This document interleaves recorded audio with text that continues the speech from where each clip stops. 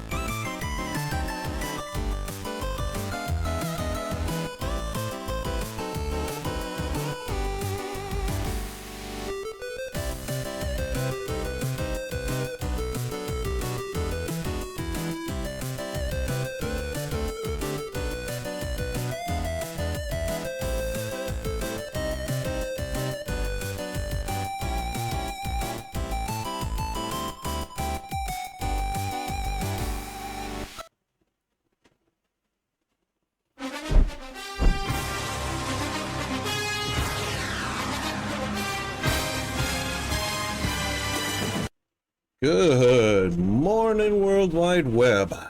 Hope everyone is doing well. Welcome to Rockawolf Studios from behind the not-so-golden microphone. We are live here from far north Queensland in Australia, the island continent. As we approach the midnight hour in the UK, Europe, and Africa on a Wednesday night, and it is still fully and truly a hump day in the US, and it is Thursday morning here, and oh my God, what a week it has been. Wow. Thank God we are on the downhill side. So yeah, just a little bit of update. We had tradies come in, do repairs on our plumbing, and the result of that was a big fail. And Wednesday, my Wednesday, really early in the morning, about 3 a.m., the water heater burst. Flooded the laundry room, the kitchen, and halfway into the living room. Right, so they were here again all day yesterday, fixing that, and we seem to be fully recovered from that finally. What craziness. Unbelievable. So here we are on a Thursday morning, Thirsty Thursday. Hope everyone is doing well, and I don't remember exactly where we left off. I think we were getting nuclear power up and running, which I believe we might have been successful at, just as a bare bones start to that. Yeah, so we'll do some more Satisfactory today, see how we can get along with that. And knock on wood, so far everything is playing nicely.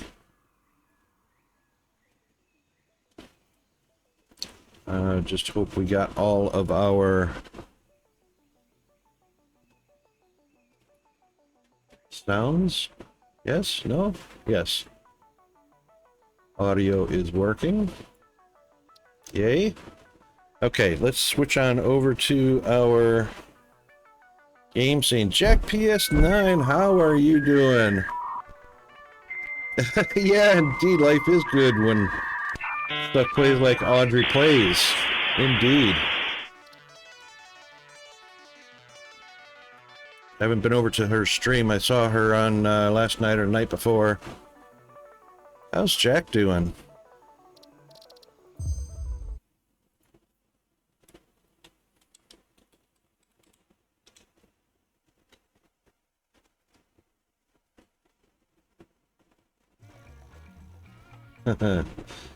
You are so right about that. Oh my gosh. I'm a cute little bunny.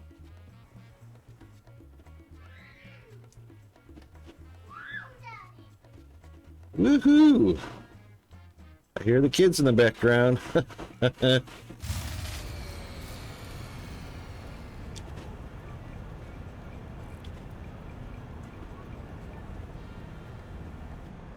That looked like that restaurant game. What was that? Played Up? Not Played Up. Maybe? Played Up? I don't know. You were playing Magic the Gathering lately, I see.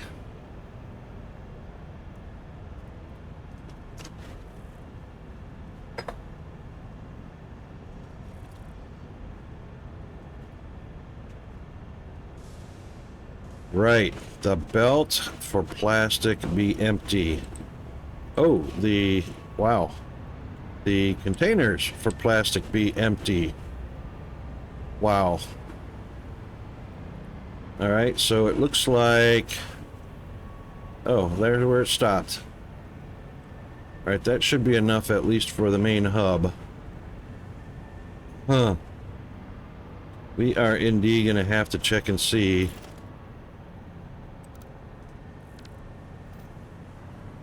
what the deal is with plastic.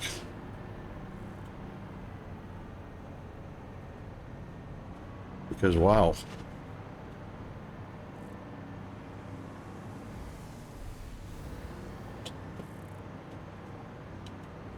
Yeah, we got a lineup here. What's just going on here? Why is everybody lined up? Train derailed. What? What is its problem?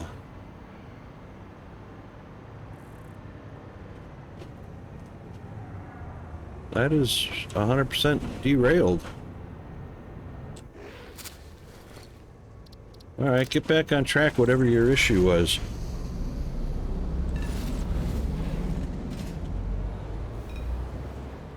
I wonder if it derailed when I booted up. Look at this. Oh.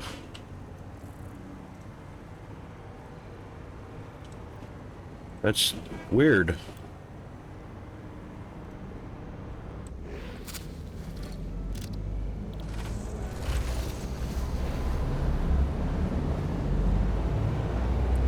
One, two. That's plenty of room for two trains. Oh, it might have been this one right here.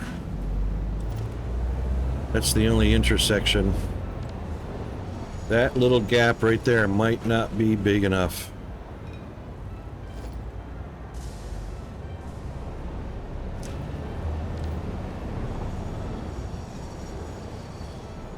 So the distance between signals should be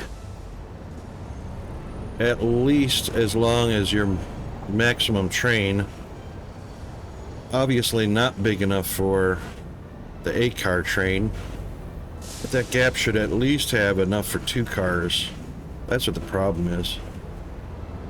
Wowzers.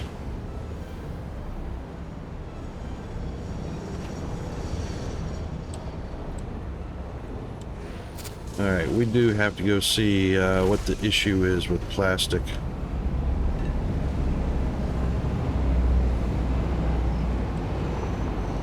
That was just in time.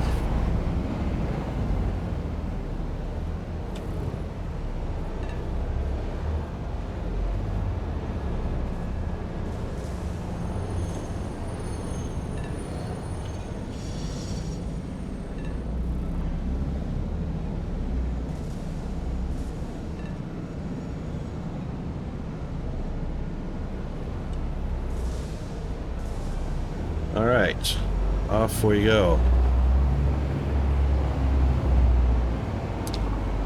And switch. Righto. So,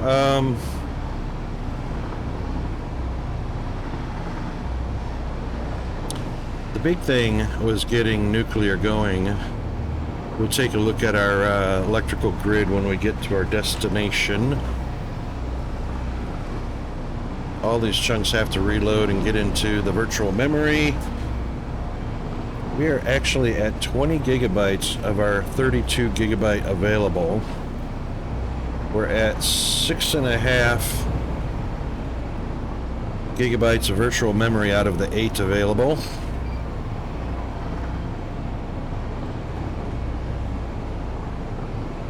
I'm glad to see we're using more than half of our RAM. Usually we're only using about half the RAM.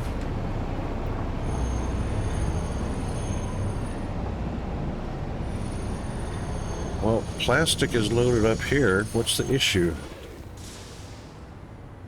There's plenty here. Well, plenty that should be loading up. We must have a broken belt. I have run into so many belts that stopped working lately.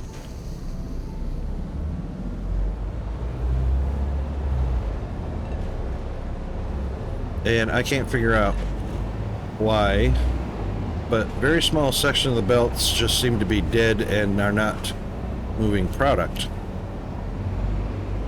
So I just delete it and replace it, and off it goes.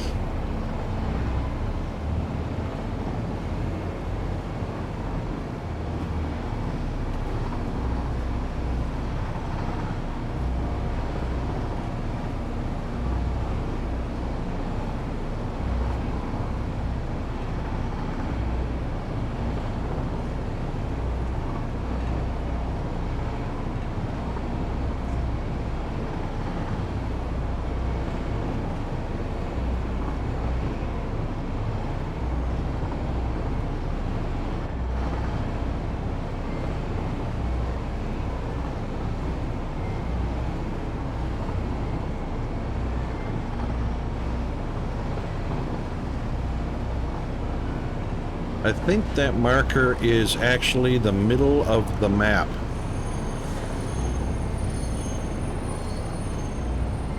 If I'm not mistaken. Speaking of which, we need to get our coordinate system up and running.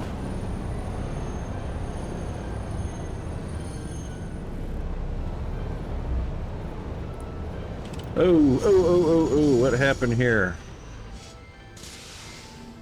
Uh-oh. That's not a derail. Is it?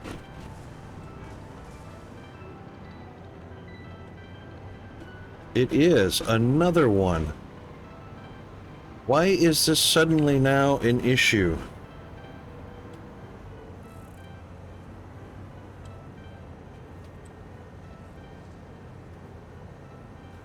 It doesn't look like... Oh, it did. It derailed this one as well. Oh, man. Right there. That's exactly where the issue is. Signal there. It is just too close to the back end of that one.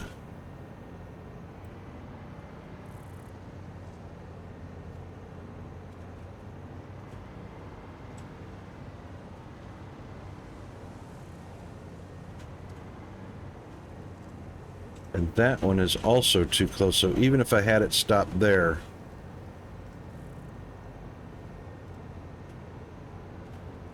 that would be a collision.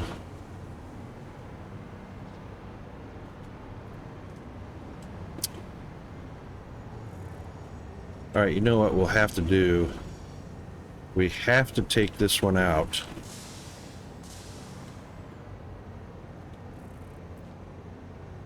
So that it stops. But even if that had a go, it's still going to collide there.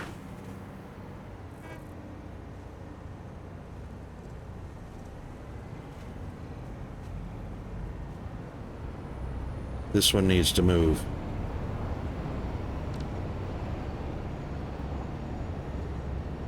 This one needs to move.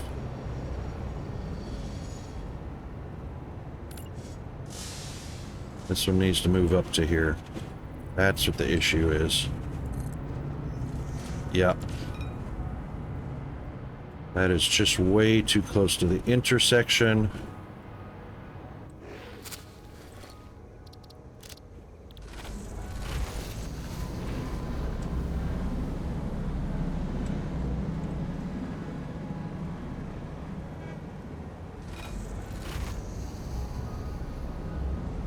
That means this one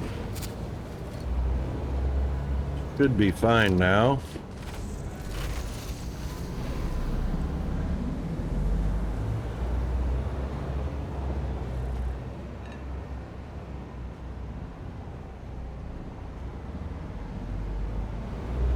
Yep, you can go.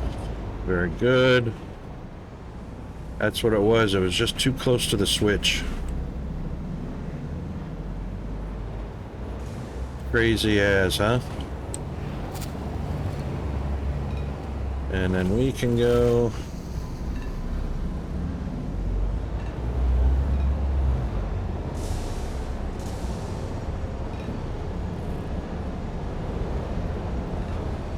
And stop sign. But we're going to stop right here anyway.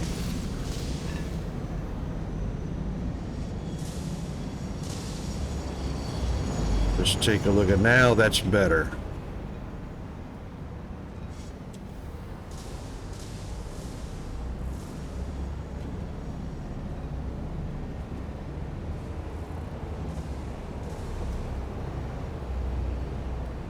Okie doke.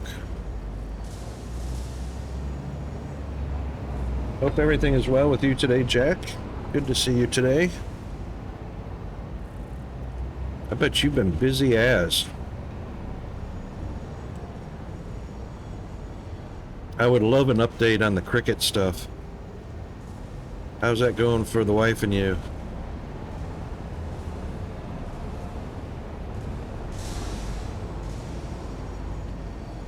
You and the wife and you and the wife, something like that. King Cam.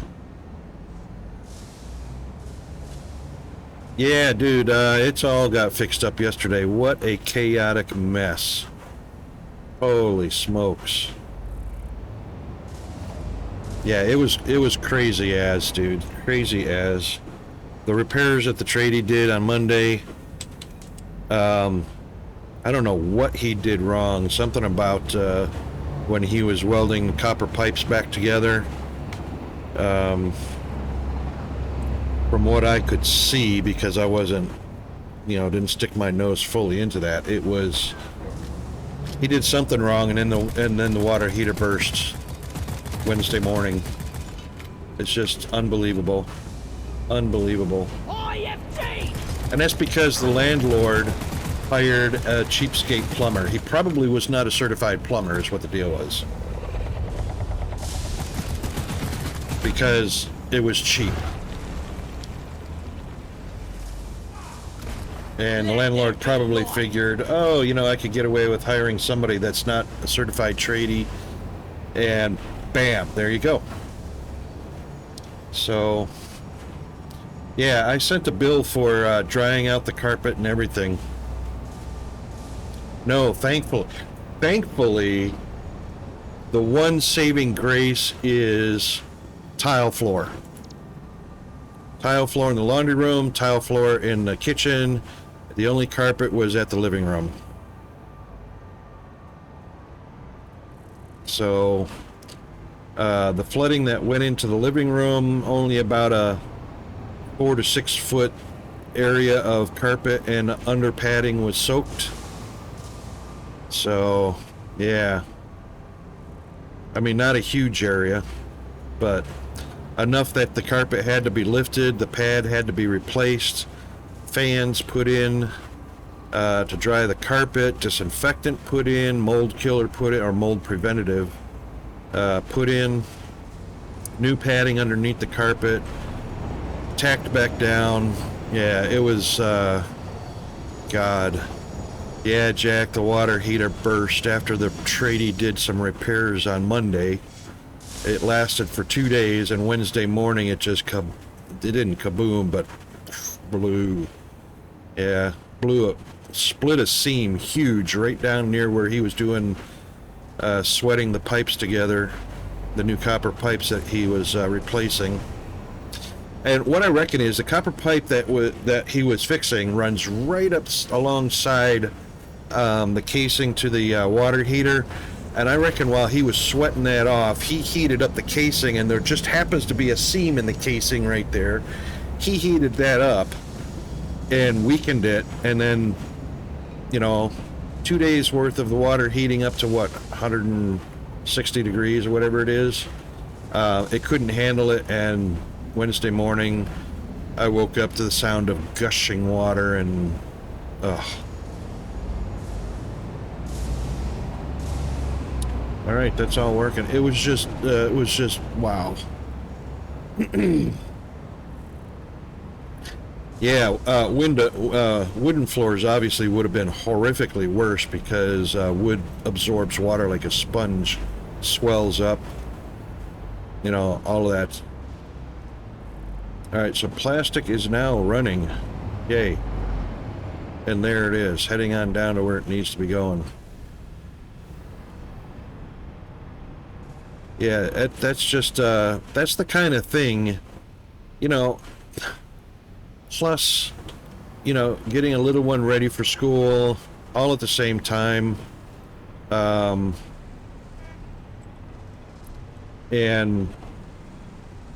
of course, I don't know what the hell I'm doing, acting like I'm trying to be a single parent or something, failing at it miserably.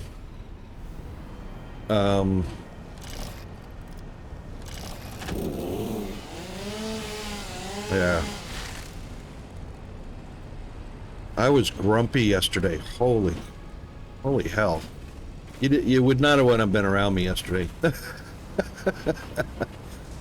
I was well and truly a grumpy old man.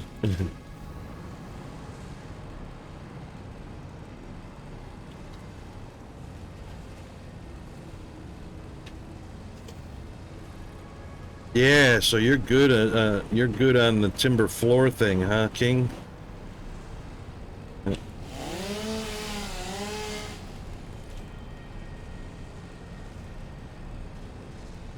Oh no! Jack, did they even tell you it was going to happen, or did they just show up and pop the meter head off and boom, no power? Odd. That sucks, dude.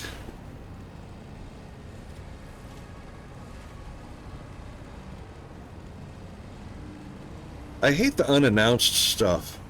You know, give me 24 hours. We're sending a, power company, we're sending a crew out to your area on such and such a day. Yeah, exactly. Yeah, it's anymore these days, interruption to utilities, water, power, natural gas, whatever, can very much be an interruption to a business because there are so many home businesses now, you know, and that downtime means lost profits. Most especially means no game time. But oh my God, what an annoyance and frustrating interruption. You know, I cannot, I can't imagine that.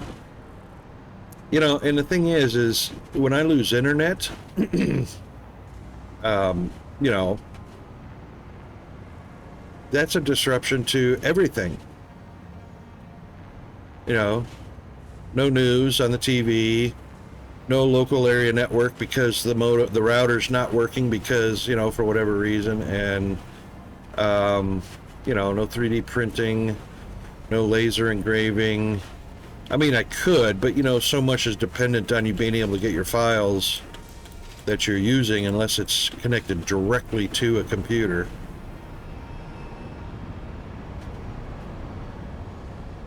So,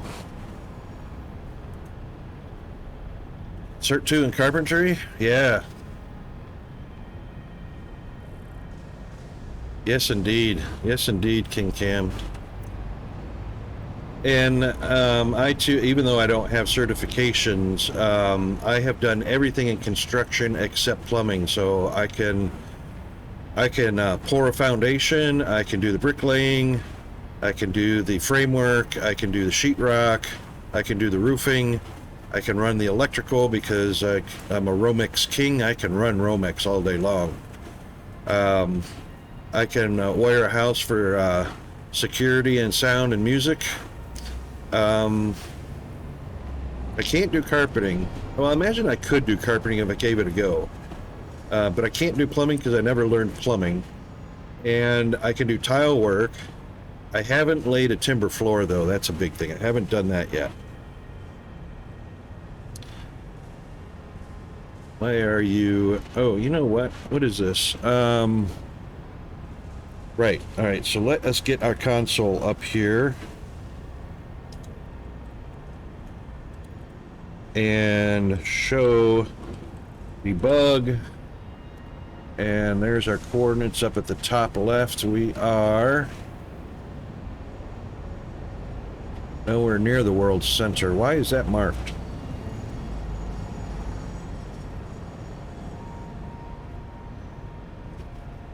That does not need to be there. I don't know why it's there.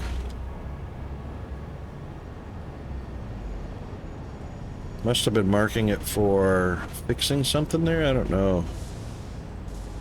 Yeah, he's out of fuel because I seriously need to set up a fuel stop for him.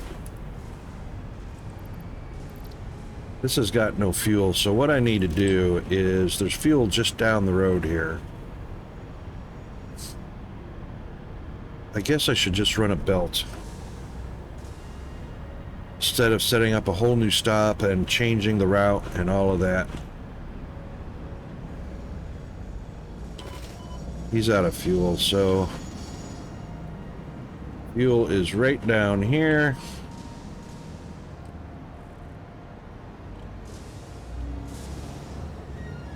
Somewhere. Right over here.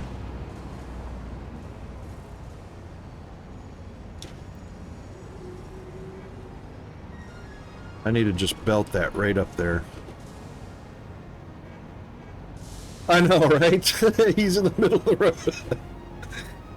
The carts bash right into him, and then they just reappear, spawn. Made an order on the 25th. Uh-oh, haven't heard from the company. Message them to find out they are currently working on processing orders from the... Oh my god.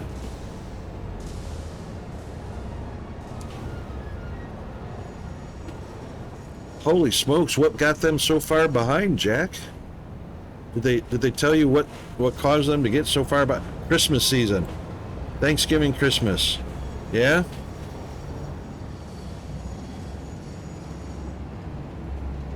Oh, yeah, I knew it. It just clicked into my head when you said that. And it's like, wow. Yeah, that's a... Unfortunately, that's a thing this time of year. Let's see what we can do. Oops.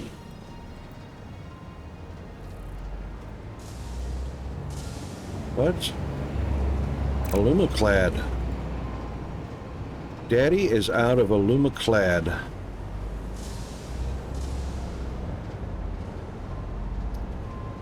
Clad aluminum. Where did I put you? Right there. Look at what I did to these signs. I'm still looking at belts, and I even put signs up here to help myself.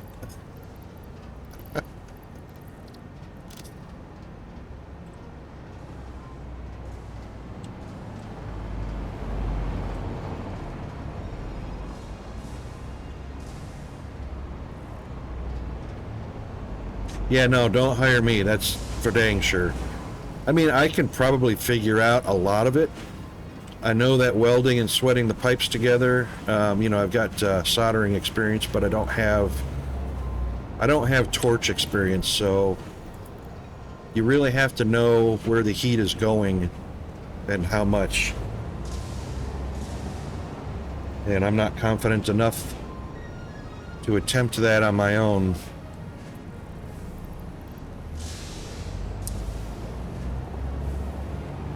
So I forgot to reconnect to this.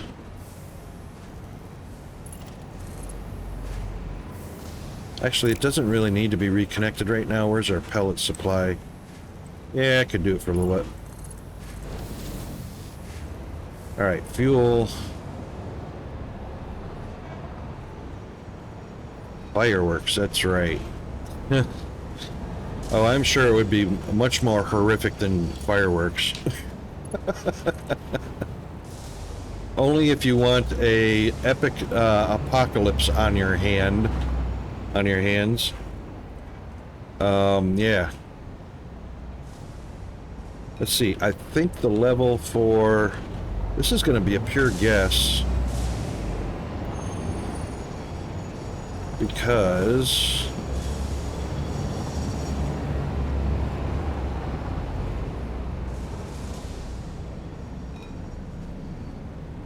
well, it's all right if it's right there. Because the ceiling hangers are going to be just barely. Just barely. All right, let's see what happens.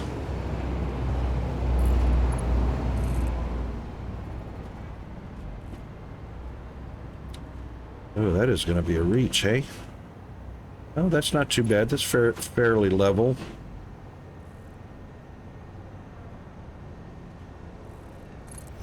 Fairly level. We're just going to make a big old mess of this because this is the original location, you know, of the space elevator, the hub, you know, the MAM, the all the stuffs. All the stuff. So I don't mind this being chaotic out here. And I'm going to try and line that up with the edge here.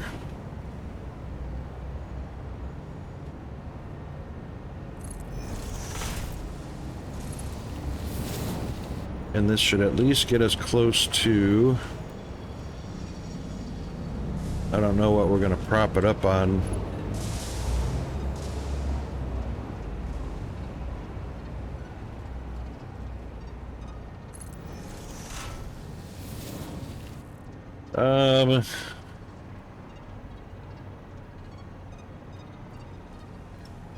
Let's see, what's the most parallel?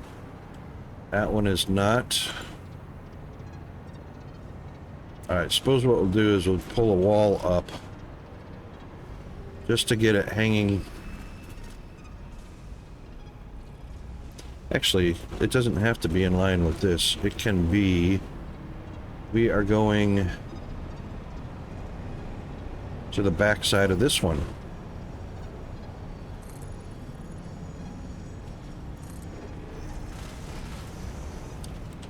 Oh, we kind of overshot that a little bit. That's alright. Oops. These are ramps. Wrong answer, Rocket.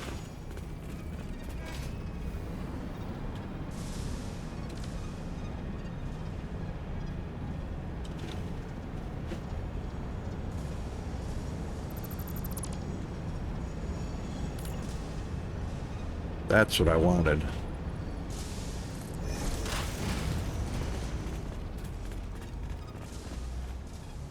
I think we can manage that right there.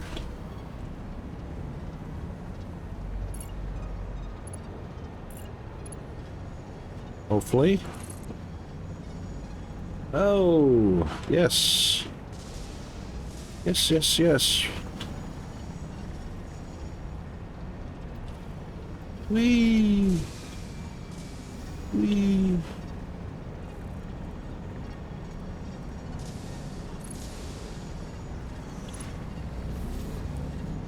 That'll work. That'll work.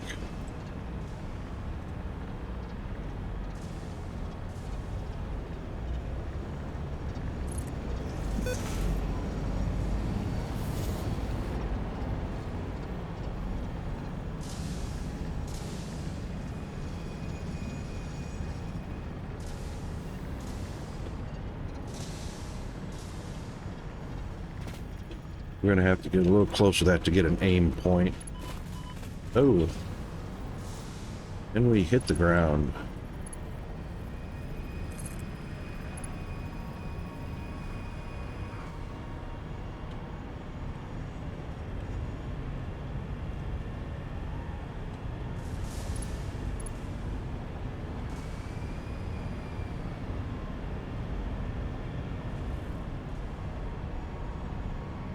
Thank you, autosave. Okay, right. There we go. We need to kind of stay in line with that block right there. Then we can drop our belt evader, which is that port right there.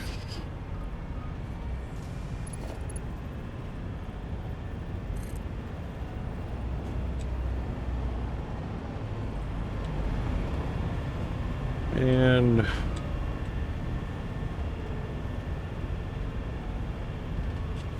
that looks like,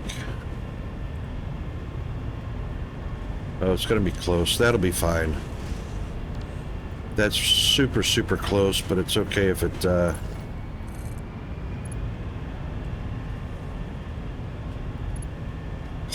look at that. Look at that. Like one belt away from connecting. No way.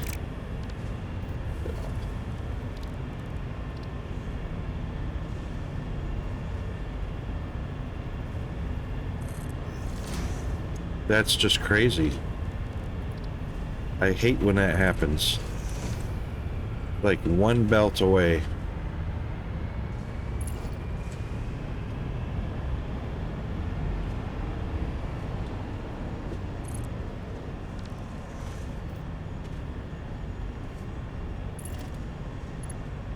No, I don't want the...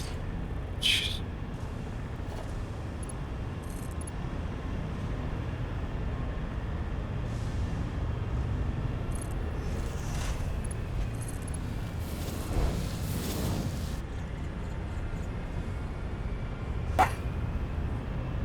Ooh, sorry about that. Rude Rocket. That'd be a new nickname, Rude Rocket. Okay.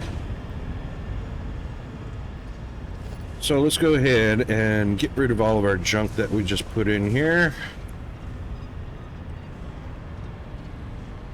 That made a crazy mess.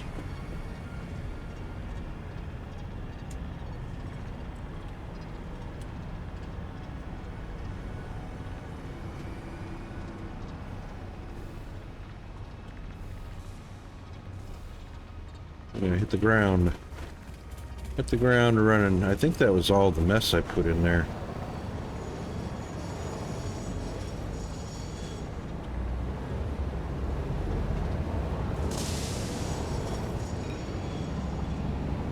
Yeah, I reckon that was it.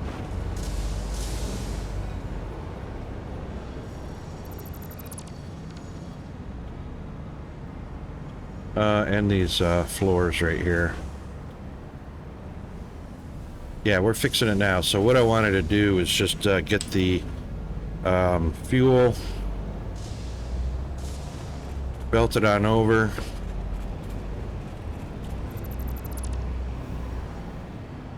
And we should now have fuel in the station. Ta-da! Excellent. And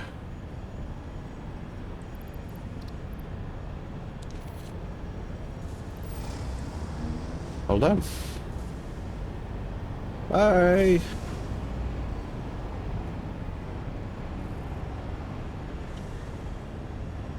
I reckon I'll take some for myself as well.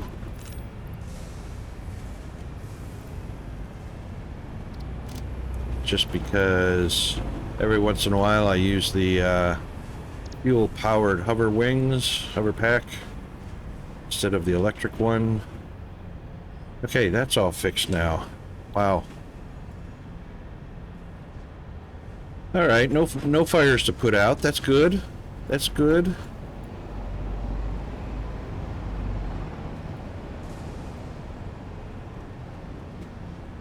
Clean my inventory out. What's wrong with my inventory?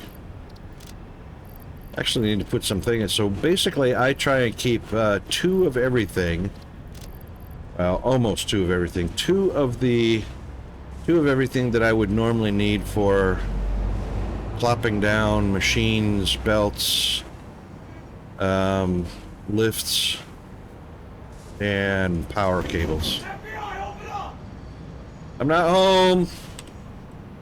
Nobody's here.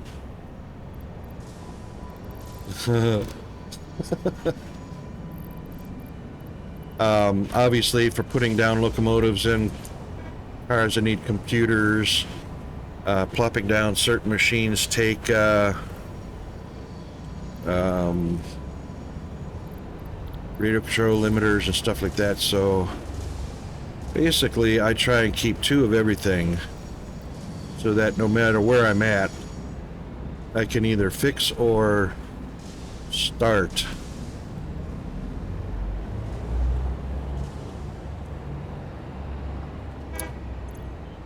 And it looks like we can drop off a few motors somewhere.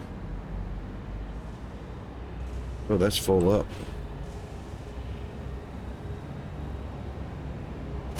The nightmare one?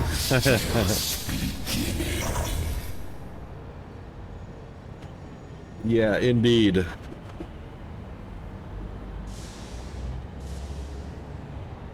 I didn't realize we got caught up that quick on motors. Yeah, indeed. Alright, well, you know what? It's only 11. Let's see. 2. Got one more filter going. Nightmare. My inventory. Inventory is not supposed to be some sort of organized trophy, dude. Inventory is just a temporary slot of things you might or need or are using. It's not a permanent storage, so it doesn't need to be organized. Alright, what did we have on computers? We had one. We can at least have a full stack of that. Oscillators. Could probably use some more concrete. AI limiters, not so much. Cables. Yeah, we can grab some cables. Cables. 2 stacks of 200 is fine. Circuit boards and connectors. A neat inventory. Alright, well, you know, I don't know how you're going to keep an inventory neat if you're using it all the time, and that's the whole point of it. But, you know. Oh my. Good thing I looked at that. It is empty. Connectors, again. You know why? Because the circuit boards are being diverted. I bet you 100%. Oops. Yep, circuit boards are being diverted. Both of them are empty. That issue needs to be picked up quite a bit.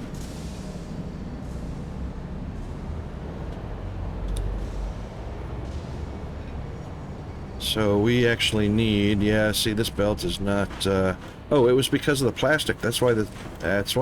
All right, so it's going to take a little bit to catch up. What do we got here? Plenty of copper. Plenty of plastic. Yeah, it's going to take a bit to catch up because we starved the plastic. Yep. All right, we'll give that a little bit to work on itself. And we've got quick wire, copper, rotors. Probably could use a few rotors. Again, as a machine item thingy. Mr. Grapefruit, satisfactory indeed. What else would there be? If not satisfactory, Dyson Sphere program. Not Dyson Sphere, probably Factorio. I don't know. I don't know what third place. Yes, it must. It must indeed.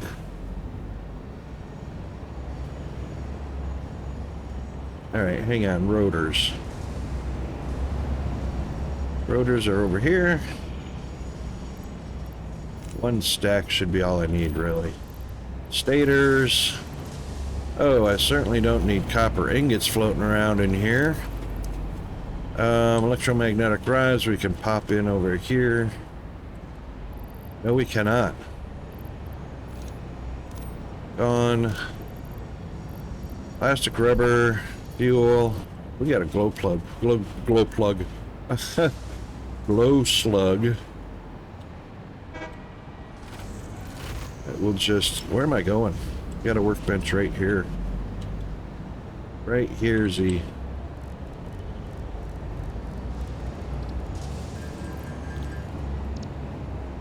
Alright, and what else? We've got probably way too many smart plates. What's our stash look like?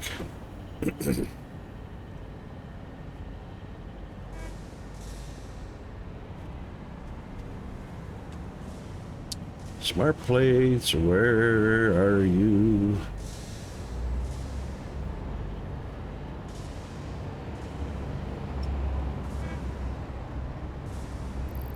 Plenty of those. I only need a stack of 2 of those in here.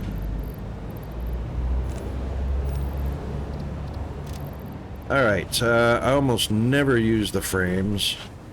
Glad I could get another stack of... Oh, definitely industrial beams. Alright.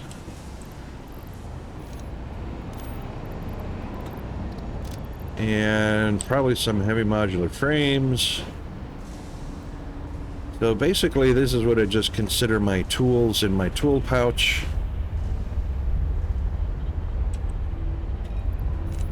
And we'll just carry 2 stacks of those.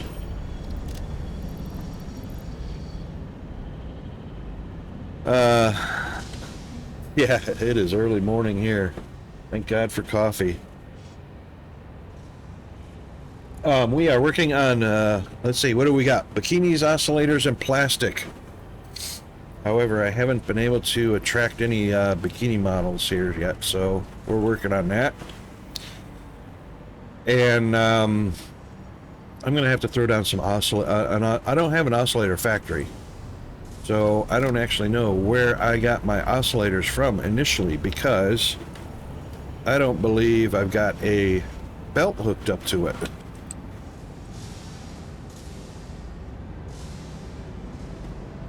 So I'm not even, see, there's no belt hooked up to it, so I'm not even sure where I got all the oscillators that I have right now.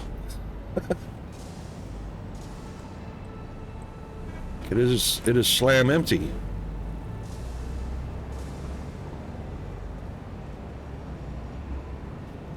So let's see, if I take a look at the ingredients, I might know.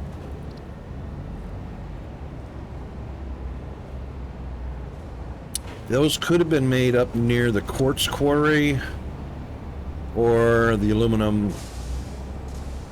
No, that's iron. That could have been the quartz quarry, or it could have been the iron mill. Yeah, I reckon that would have been the oscillator ferry. Because I don't believe I've got... I don't have an oscillator factory. So that is on the agenda for today. Excuse me a second. I can get the dang frog out of my throat today. Yo, dude, did you bring the... no, I thought you said to bring the... Did you at least bring the... no. But I brought the... Okay. Well, at least it's not the... That's true. Yeah, that's me. That is exactly me. Okay, so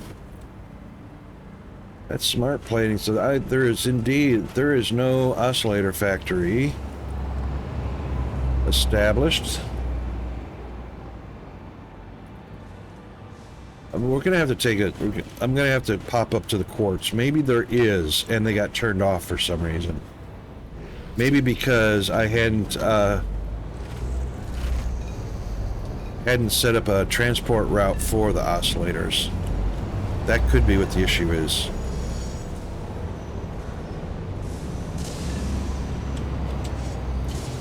Let's see. Thank you, autosave. Yep, let's take that one out.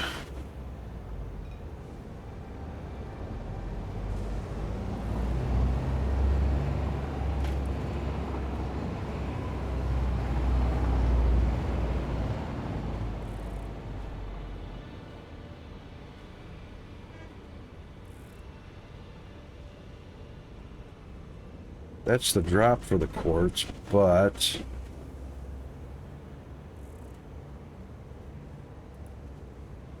all right, we'll head over there anyway.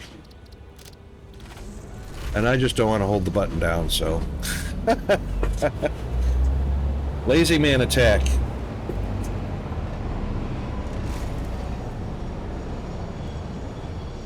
Besides, which sometimes it's nice just to be able to take a look around and pay attention to signaling and let the well, that was a quick hour. What is our time down below? It is 2 minutes away. That's more accurately about 1 minute away from our break. Oh, how about right now? Thanks, Twitch. All right, we'll be right back.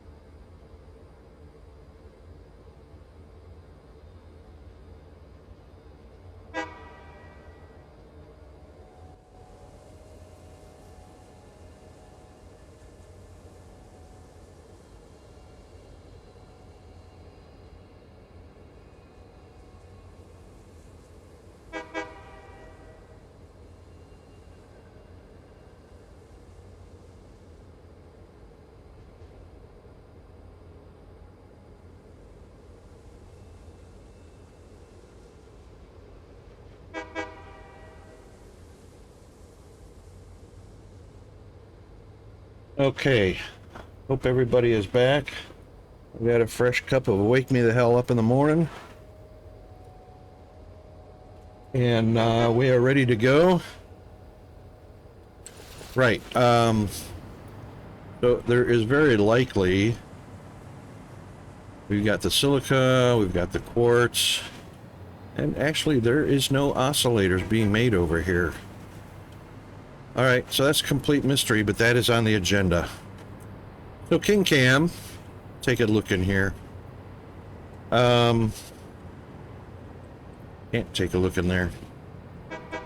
Take a look in there in just a second.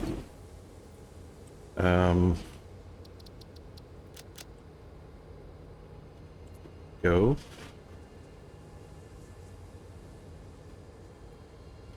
Go.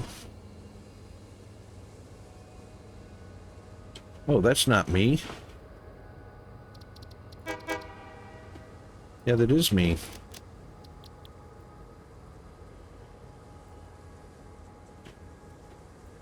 I was going to show you something, but I can't undock. Why can't I undock? There it goes. Wow. Alright, so what I was going to show you, because you... Oh, look at that. I didn't need all that, that's for sure.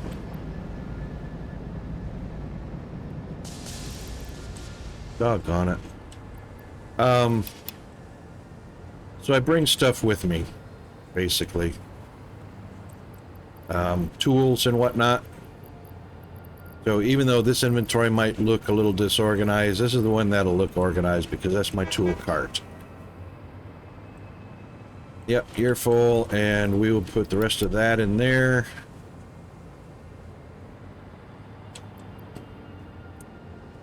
And I guess we'll carry around silica with us. Let's go drop it off at the destination. But yeah, just what I carry around in my backpack is for when I'm away from the train, floating around, fixing stuff.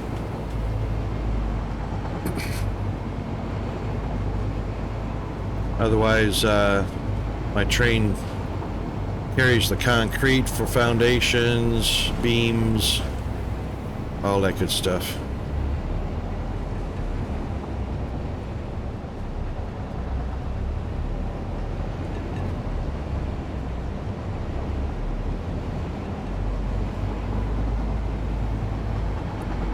Power poles, signaling, stuff like that. Just little stuff. Oh, hang on. I bet I'm in the wrong one.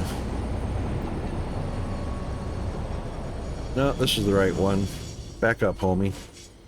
Back up. Back it up. Back it up. I can't, man. Alright. Oh, ooh, it is full up. Wow.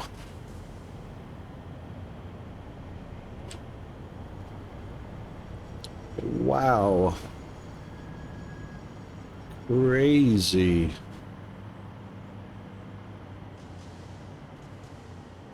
Ah, looks like our aluminum's doing quite well.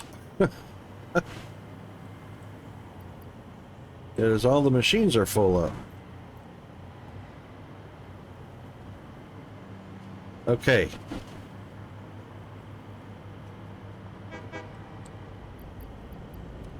So, that means I don't need those, and I don't need these. And now we can go make our oscillators. So our oscillators are going to take the iron plates, cabling, and quartz.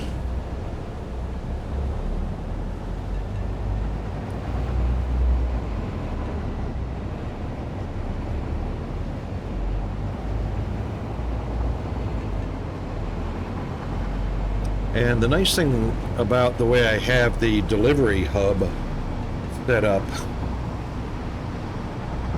is I can make it anywhere I want. Make the platform for the quartz factory anywhere.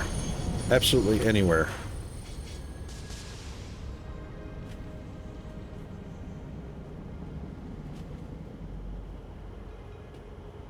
No worries, what WBG. Oh, I'm not even looking at where I'm driving. WBG, what's a good nickname for a well-bred grapefruit?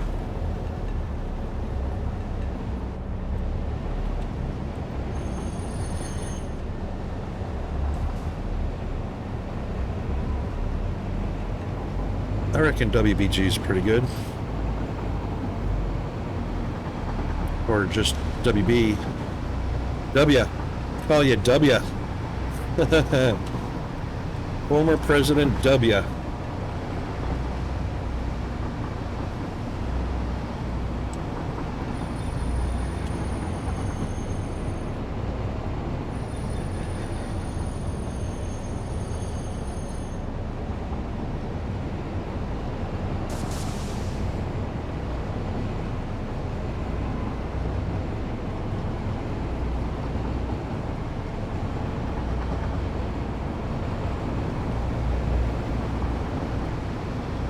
I think I missed this.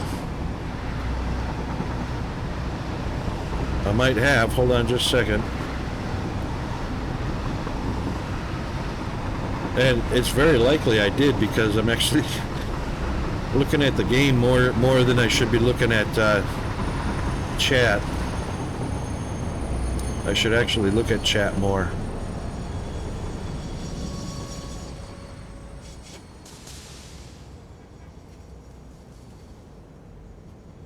Okay, yep, no worries. Let's see, oh,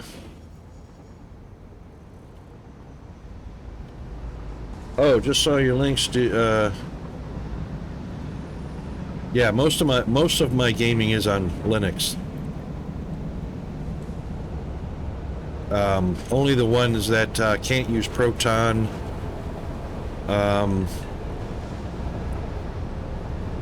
or the Steam OS protocol. I'll pop into Linux, and if Lutris can't handle it, if Lutris can't do it, Steam OS can't do it, or Proton protocol can't do it, then I'm playing the game in Windows, which is in a virtual machine, like what we're doing right now. I can actually do. I think I can actually do Satisfactory through the Steam OS in my Linux distro. Garuda has come a long way. I'm going to have to check it out and see. I'm going to have to experiment some. I got to set some time aside to experiment with all the updates and upgrades that have come along and see. I don't even remember what version of Proton we're on.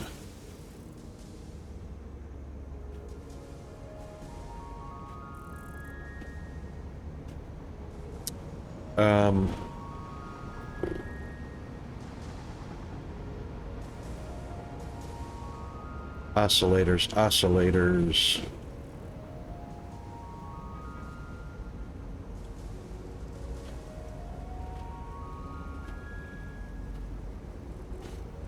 Gonna have to check and see what slots are being used by the ingredients, and that'll tell me where basically I can set up.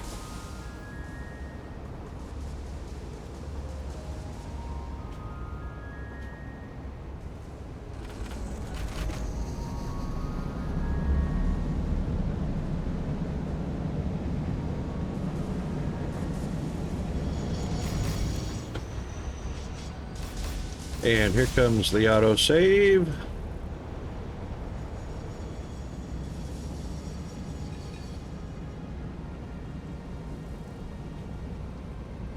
Is it really?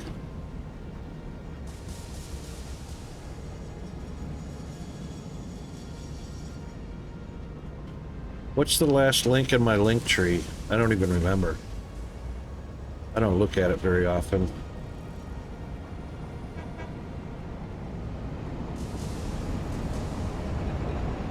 Man, where's my turn? Alright, Linktree. And Linktree is my Who link.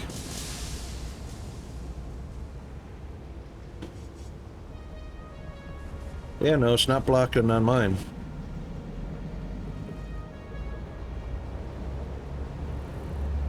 And I bet I know why, but hang on, we'll just get over to our parking spot and take a look.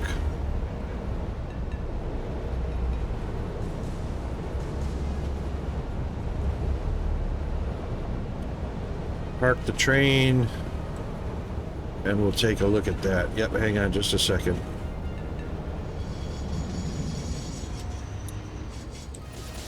Okie doke. Alright. Back with tacos. Nice. Well, Brad, I'm nicknaming you. You are officially known. I was gonna nickname you WBG, but that's too long, so I'm just gonna nickname you W after our former president. So you're W now. And to answer your question that I missed, King Cam tipped me off that that you asked a question that I missed because I was looking elsewhere. So I run all the games that run through Linux. I run through Garuda, which is on this machine. If it's a Windows game only, and Proton Protocol will administer it fine, I'll do it that way. Or if SteamOS handles it, I'll do it that way. And then if Lutris can handle it, I'll do it that way to stay on Linux. Otherwise, if it's a Windows game only that's not usable by any of those other means, doing what I'm doing right now, Windows is in a VM, fire up Windows, fire up Satisfactory, on we go. And that's where we're at this point right now. Now, King Cam.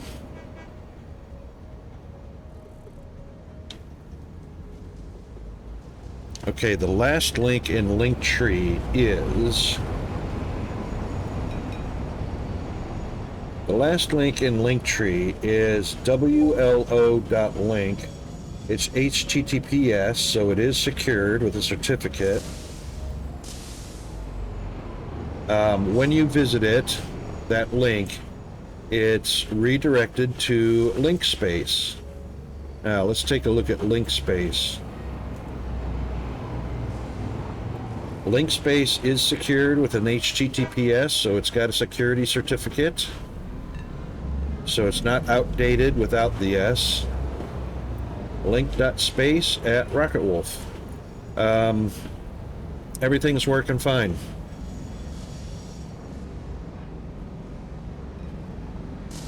All of the URLs are correct with HTTPS security.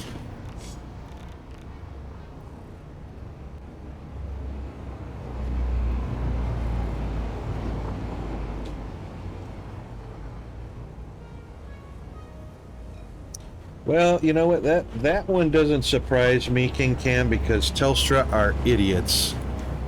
We blocked this website because it may contain malicious content and could be harmful to your devices. That's a fail, Telstra. You haven't done anything wrong. We automatically block potentially dangerous websites.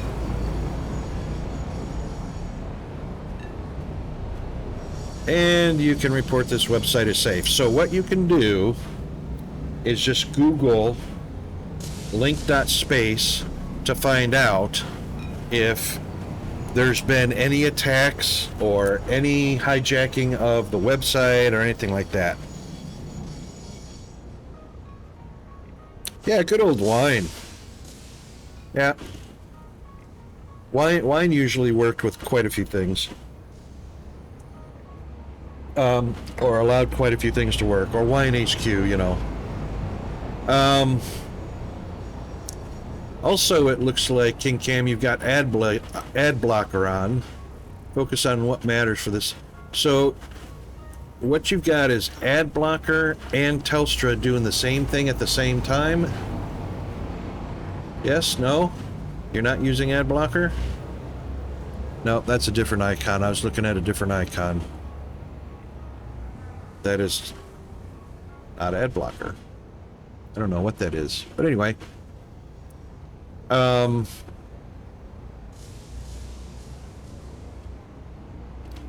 So what you can do, King Cam, is up in the URL where it says link.space/Rockerwolf, click on the address bar and add in there https://link.space,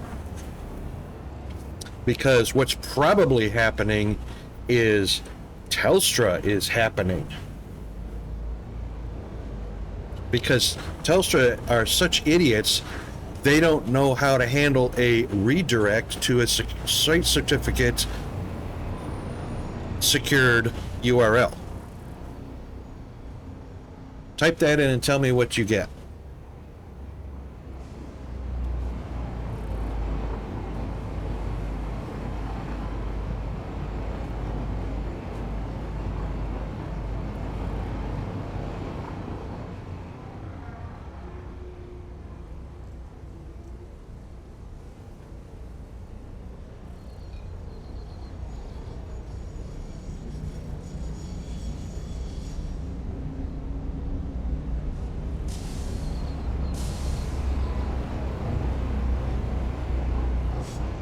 Okay. While you're doing that,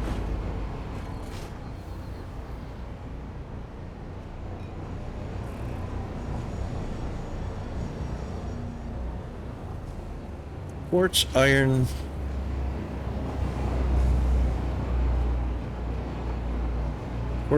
plates. All right, so we got green one is quartz. We've got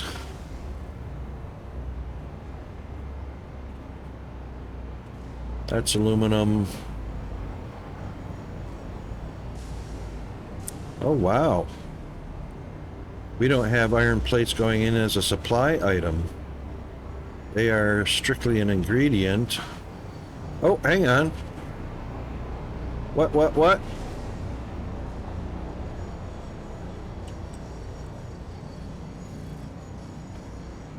Oh, never mind.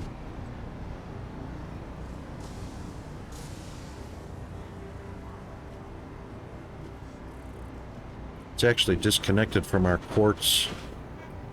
Which one's our quartz? I mean, oscillators. Right here. I've got them in two different places. That's messed up.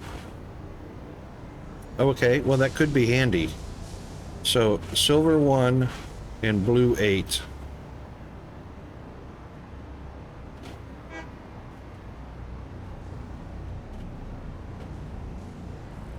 Okay, so did you follow what I was saying about the URL? King Cam, how to type in a URL?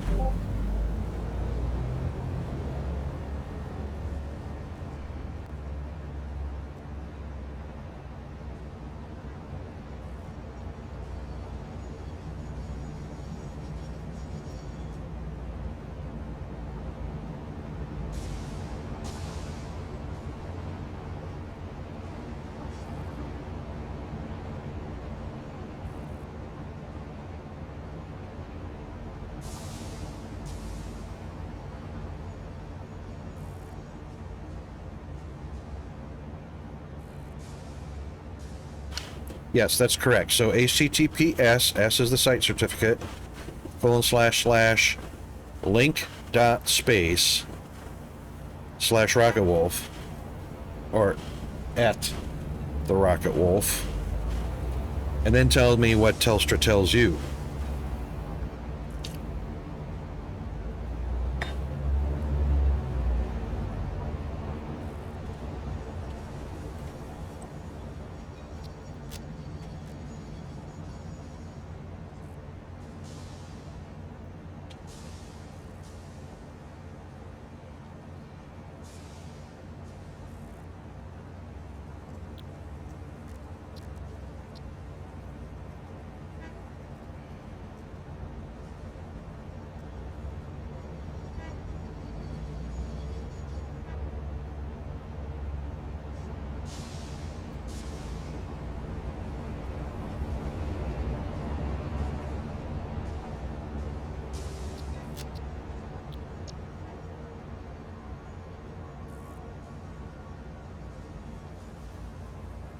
Yep, so that's Telstra.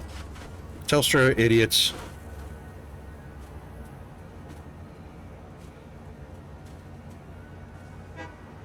So you can press the button that says market is safe.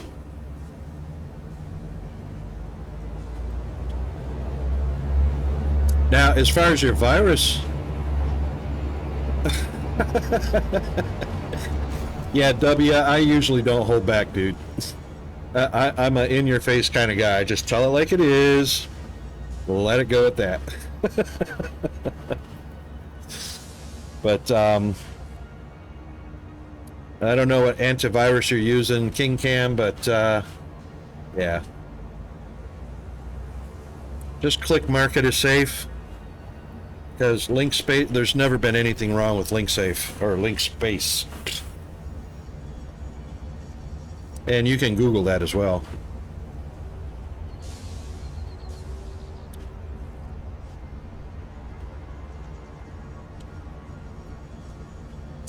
And let's see, let's just take a look at the properties here. So you can inspect a website and take a look to see if there's any unusual activity like tracking cookies or anything like that. And you can take a look at the individual elements, JavaScripting, and it's Twitter. No, not Twitter. That's my link to Twitter. Sorry.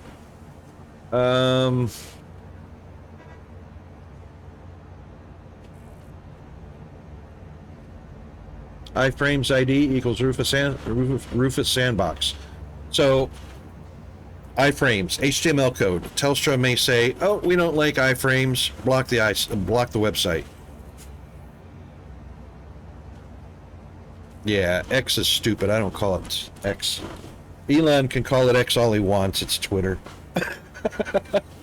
Arose by any other name.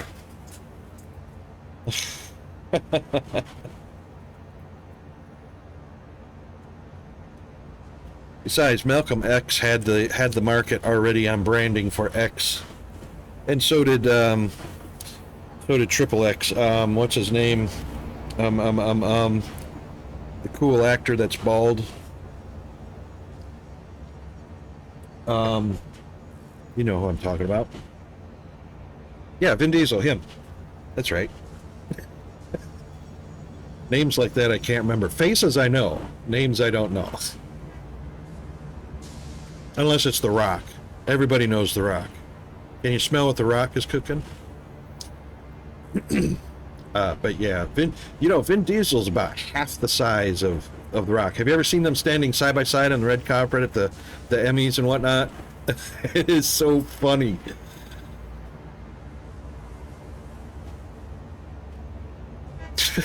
Is it really 20? I mean, if you don't count Kojak, Telly Savalas, there's Vin, there's The Rock,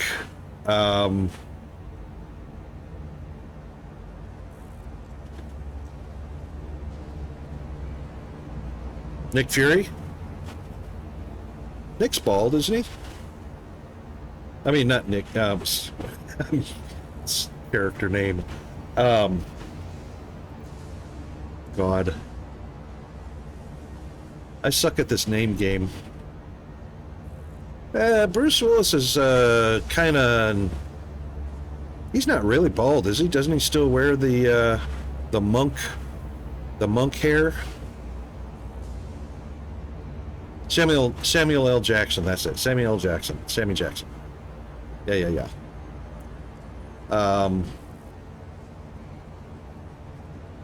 Jason Statham. What movies is he in? What characters does he play? Yeah, true. But even his bald has kind of that stubble of that monk haircut thing. Hang on a second. I got to see what did King Cam throw me here? This is Google search.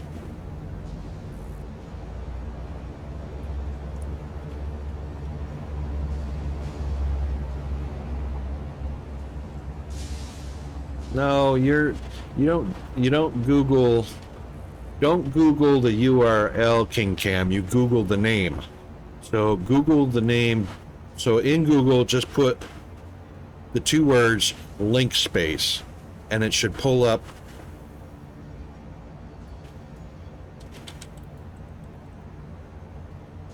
link space right there. The all-in-one link in bio for creators, brands, blah, blah, blah.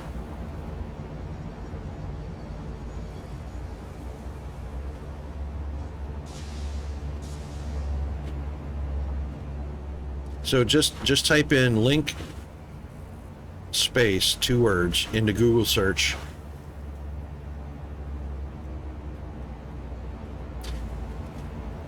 And China's got their own link space. So Willow, which redirects to link space. Willow, which is what you see on my link tree, WLO, is now called Streamlabs Link Space. There is nothing wrong with Streamlabs. Telstra shouldn't be blocking that.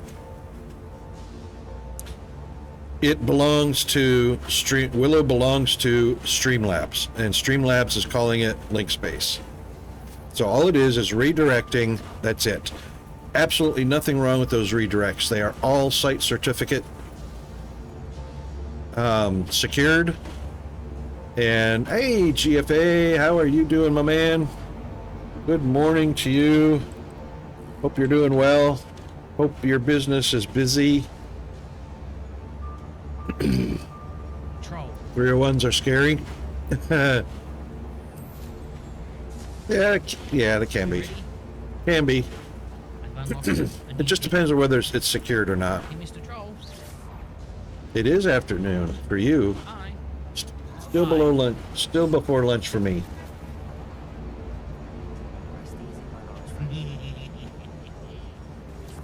Nice kill. That was a nice kill. Yeah, you know what, King Cam? So what you need to do is you need to bitch at Telstra for being idiots. Because link space belongs to Streamlabs, Streamlabs link space, which belonged to Willow, and there's absolutely nothing malicious or wrong with it, so you just need to... Not that your single voice is going to make a difference, but I am so sorry that you're on Telstra. I am so sorry for you. Yeah. This is why I'm on Aussie Broadband. Because Telstra sucks, Optus sucks. I'm telling you, it's Telstra. So, it's happening because Telstra is trying to control you and what you see. And to make you think they're offering you a safe, secure little bubble to live in.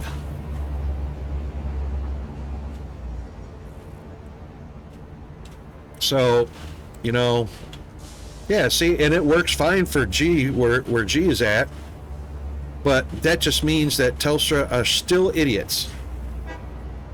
Because probably for half the population of all Australia, you're in their controlling little bubble. So, like I say, I'm sorry you're with Telstra, but, you know, to each their own, live and let live. You're more than happy to stay with them for the service that you get. Not that it's cheaper than Aussie Broadband, because it's by far not.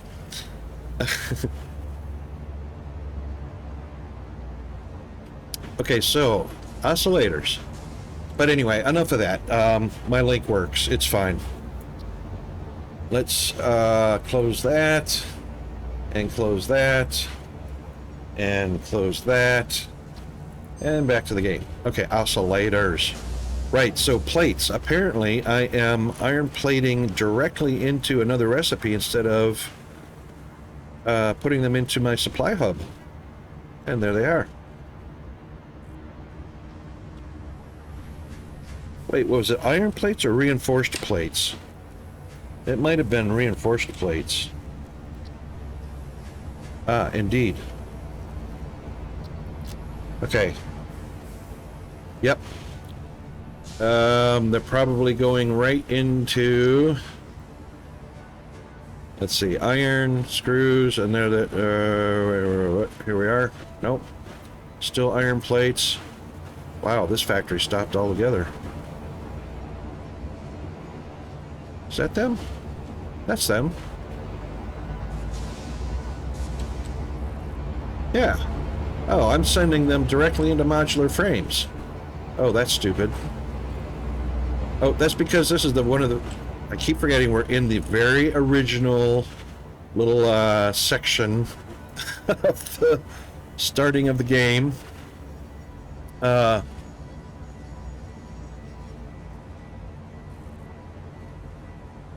Probably, it is probably very much DNS related, GFA, because it's a redirect. So Willow redirects to Linkspace, which is now owned by Streamlabs.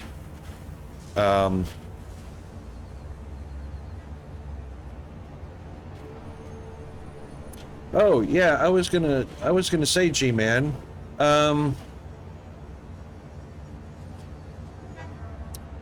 Whatever the connection is between the bot and Discord, it did not announce in Discord today.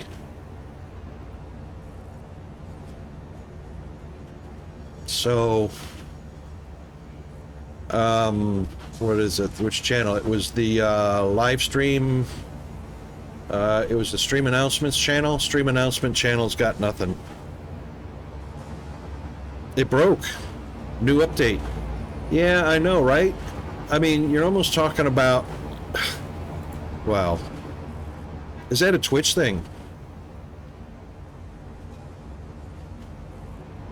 Was that a Twitch update that on the API that interfered with it? Because you know everybody's going to be dealing with that. Everybody. Yeah. That sucks because, yeah. I know. What I was thinking of is because so many people are having so many problems with Twitch right now. Everybody's jumping ship and going to Kick or over to YouTube or any other streaming service that they can find, because right now everybody wants to have a bonfire on the beach and throw their Twitch accounts on it.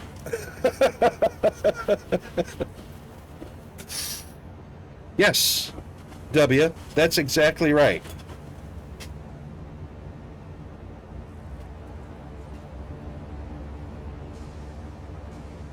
Well, and see, the thing is Cloudflare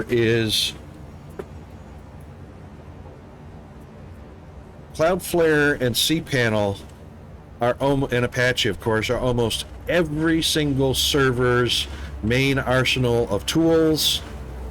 Cloudflare, and you may not know this here in Australia, G-Man, Cloudflare is behind just about every single public server connected to the internet in the US. And when Cloudflare breaks, most of the US, well, the US is broken up into 3 backbones. So in the US, you have the Eastern internet backbone, the Central, and the Western. It's not time zones, it's just internet backbones. So when Cloudflare breaks, the internet breaks because Cloudflare is used on all the public servers. And I don't know if that's because ICANN chose that or whether I'm pretty sure ICANN just decided that that's what it's going to be. So I know, right, W? Exactly. And you know what? In the beginning, when it was just us nerds on the internet, there was none of that problem. And the internet was free and open and unobscured and unintruded upon. And We could go any, visit any, URL, IP, whatever, uninterrupted, unhindered. And then the big boys got on board, and the next thing you know, here we are. Microsoft, Amazon, Twitch, all fighting to control the internet.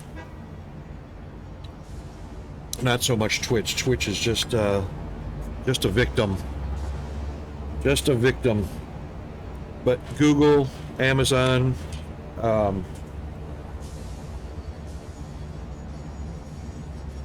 bear with me a second. We have to do conspiracy planning or contingency planning at work. Like, yes, what if Backbone 1 went down or Backbone 2? And I always think then we're fine. Everybody else is down too, and nobody gonna blame us. That's exactly right.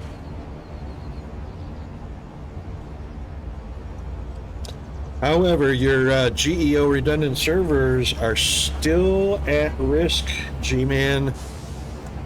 Still at risk. Because, sadly, Australia only has one internet backbone. How about that?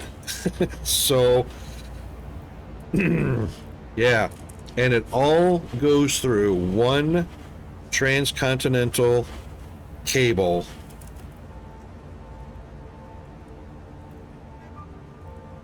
And it ain't to China, thankfully.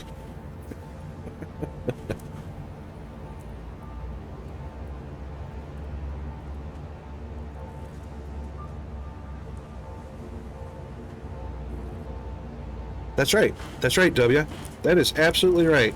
Or, you know what? A ship sinks, the hull crashes to the ocean floor in the unfortunate spot where the cable is and slices it. Or just damages it. You know?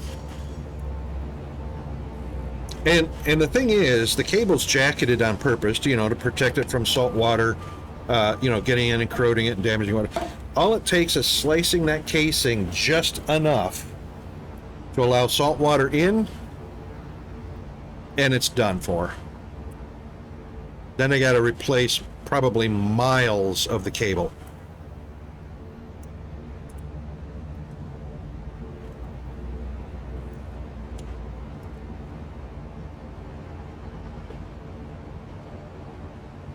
Okay, now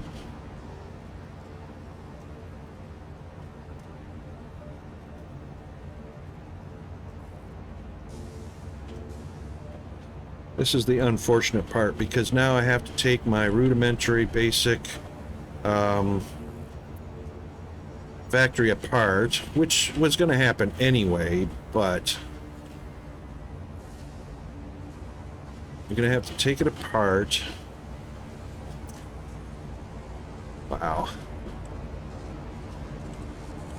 And get reinforced iron plates into... Hold on. Hang on. Yeah, that's just the plates down here.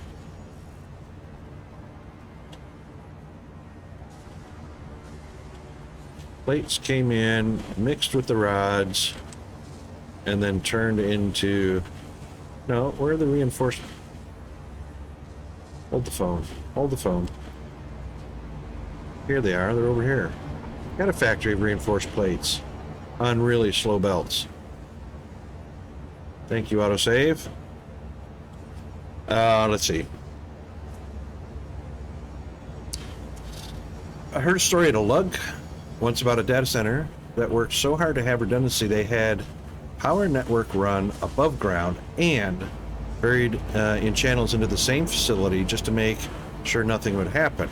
Then a fuel tanker truck ran into the pole and crashed, knocking down the above ground lines, and the fuel soaked into the buried channels when it ignited and underground cables burned too. Yes. That's correct. I mean, you can do everything. It's, you know, insurance policy is important. Have a backup, and that's what the whole, you know, whole point of having insurance is. You know, homeowners insurance against fire, theft, or whatever. It only takes one time for it to become valued. You know. Sorry, King.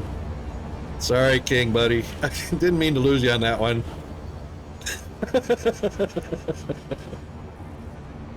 It happens. Don't worry. When that happens, just say, you know, throw me a lifeline. I fell overboard. Come get me. Come pick me up. We'll come get you. It can happen anytime, anywhere. No worries, mate. Look how slow. See, this is. Is that broke? Oh, it looked broke. Look how broke that looks. What is up with that? Oh, did that just change directions? Did that just come out of there? Oh my God, what is that all about? That's an input.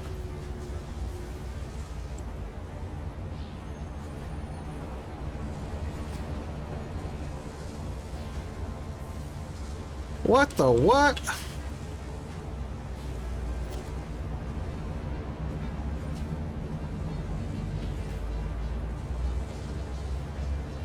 I reckon you're right, W. I reckon you're right. But it's one belt from below. It's one belt from above.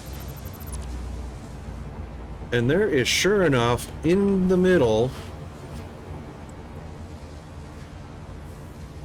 I can't highlight it to delete it.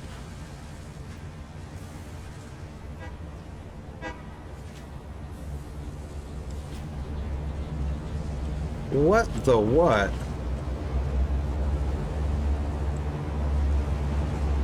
I can't select it. It's like invisible to the dismantler. It grabs the cable beneath it, the machine beneath it. What the what?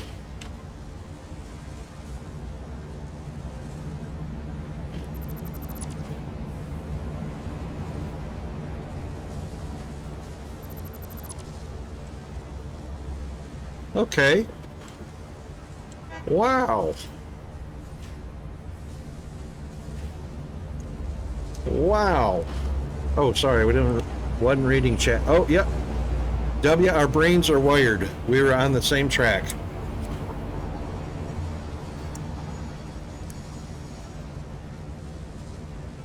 That was so weird. Okay. So let's do this. What do we got here? That's a Mark III belt anyway. That was coming from here. Because, yep, reinforced plates coming out of there. Wow, two whole machines. Yeah, see, this is what I was saying. This was the initial basic setup of the entire save. Two machines making reinforced iron plates to feed a different recipe.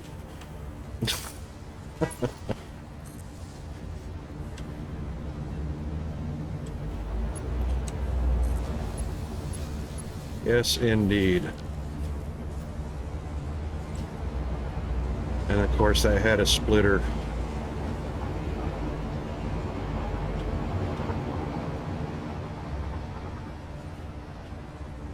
Wow.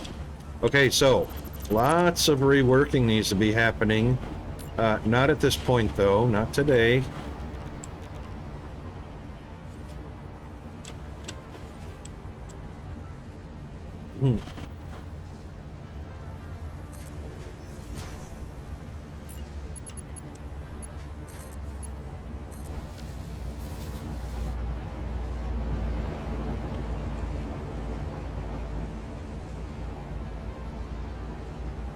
I should.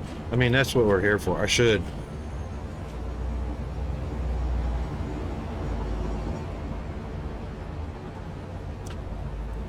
Well, yeah, I know about the splitters and whatnot, but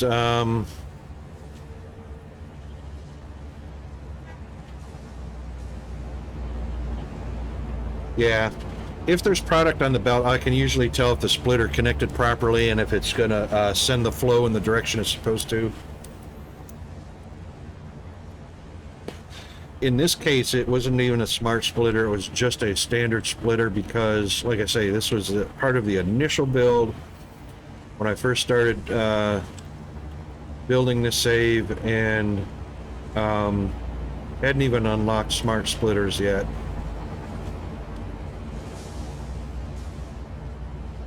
And as you can see, it's tragically underproducing because all I needed was the two machines to begin with.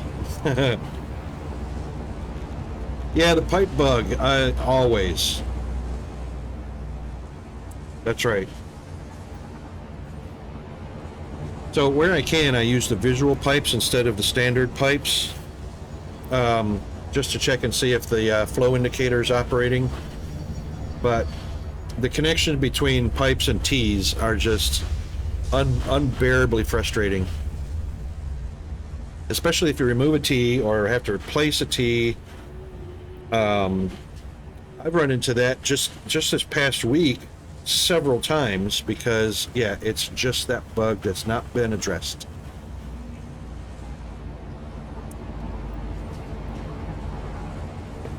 Oh yeah, you know what? I don't even use wall holes anymore. I don't even do the wall holes. Not for the hypertubes, not for the pipes. None of that. I just run pipes straight on through. And same with the the beltivators. You know what I'm talking about. These things right here. Conveyor lifts. Same thing. I don't use the floor holes or anything for those. Functionally, doesn't affect, not using them functionally doesn't affect them at all. So, you know, it's a visual. No, there's nothing wrong with the belt lifts. I just don't use the holes for them. You know, the floor holes or wall holes. They still work, just plowing right through, like say this one right here. Nope, not that one.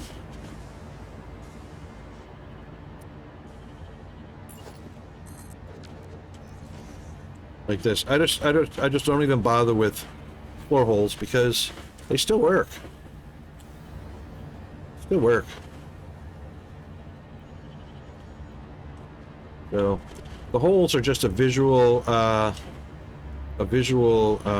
aesthetic. And I don't need a whole lot of prettiness when I'm working with getting something functional. This might have a hole. This one's actually got a floor hole. Now, there's one place where floor holes are useful.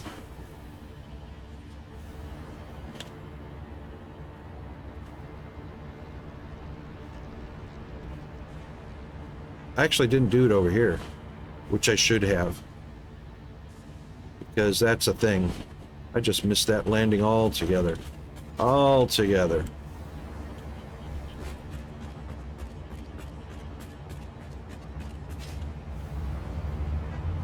This is where I should have used a floor hole and I didn't. Right there. So you can connect.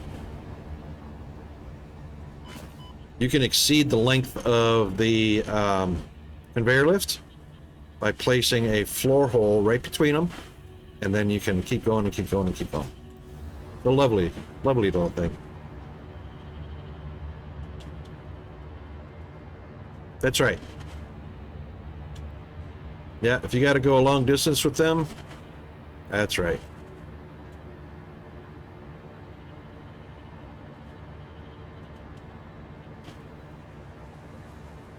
Yep, still infinite. That's correct. Yeah, so what I basically do is, and this is what I'm doing right now, so all you see is a whole bunch of flat foundations right here. So what I'm doing is I am 80% throwing in functional platforms and factories, and I will be coming back. All this foundation is going to be removed because I'm going to be putting in really nice, I'm going to design some really nice truss and support work on the blueprinter, on the painfully inadequately small blueprinter, and I will be placing them in, and they will have probably a single concrete foot onto the truss, and you won't see any of this foundation. Stuff like this, like the supply hub, will be encased in a really nice building. Same with the fluids, same with the resources warehouse over there, the ingots warehouse. All that stuff's going to be encased in super pretty stuff because I like designing.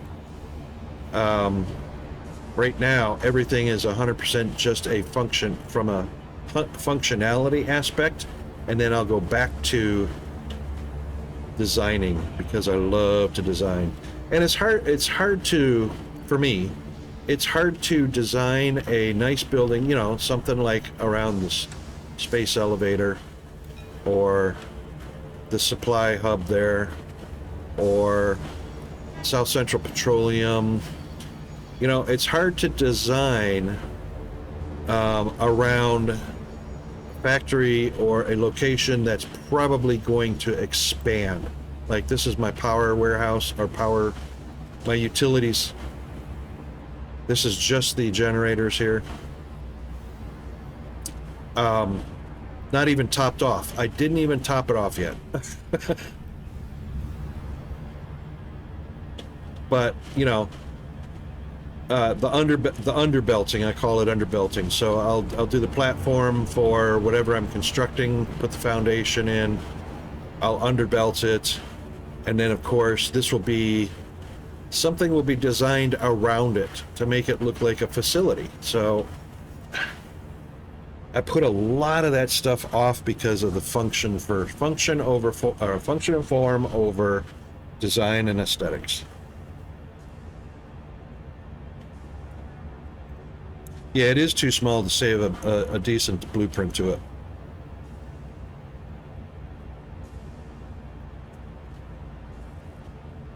Yep, go vertical.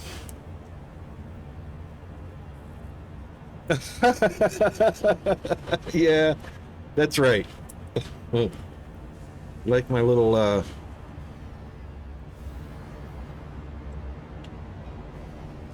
whoa, no power here, really?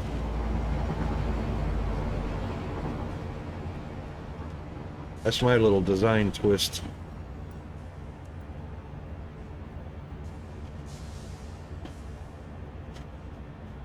But yeah, and we actually need to I need to step up the battery, the Duracell tower.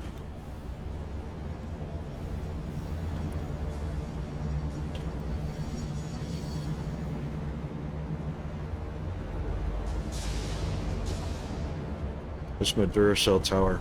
What are we up to, by the way? I think we're up to battery storage of about 14 gigawatts. 17 gigawatts.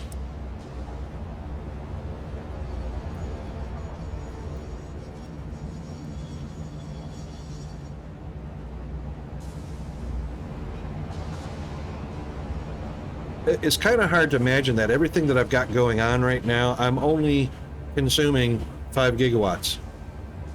You know? That kind of blows my mind a bit. Because I would expect that I probably should be using close to, you know, 10 or 12 gigawatts at the moment.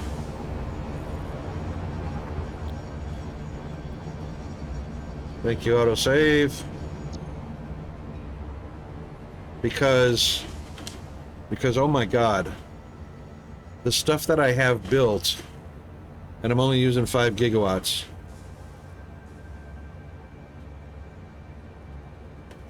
No, I'm a vanilla type guy, and that's kind of from a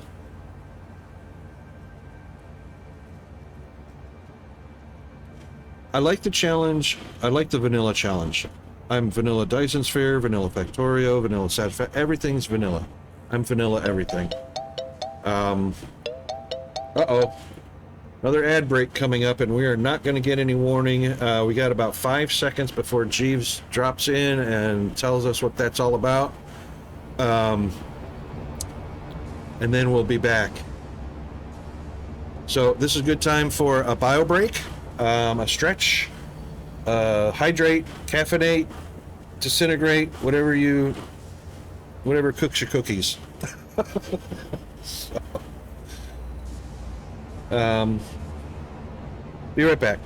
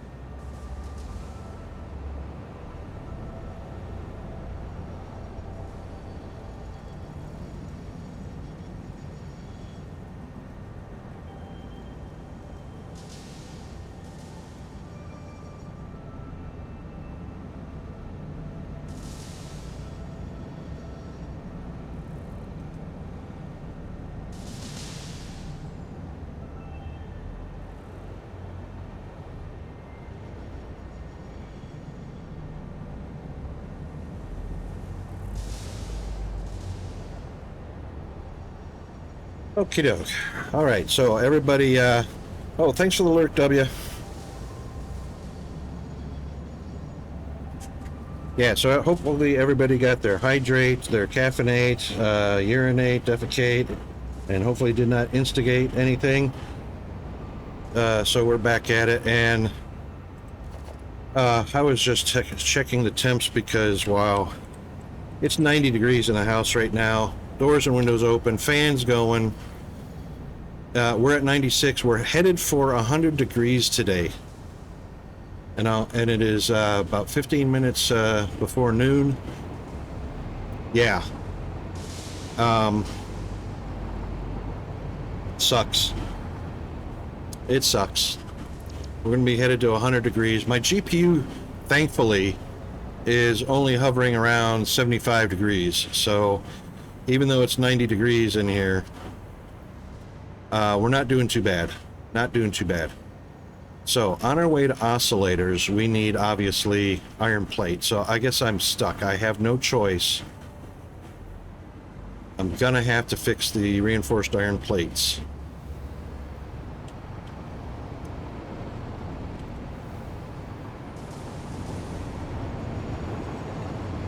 Sadly, I have no choice in that matter at this point, because, wow.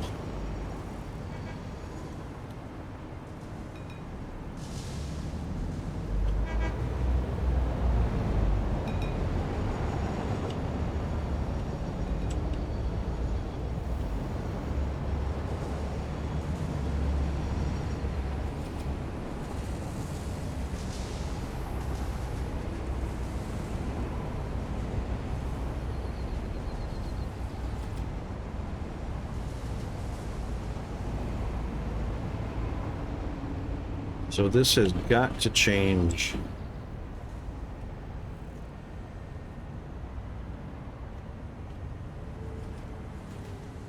Right here.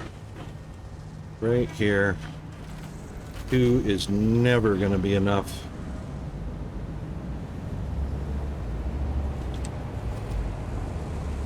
Especially at 5 a minute. 10 a minute total. 10 a minute. Yeah, that might be enough for the rotors, but not for anything else, that's for sure.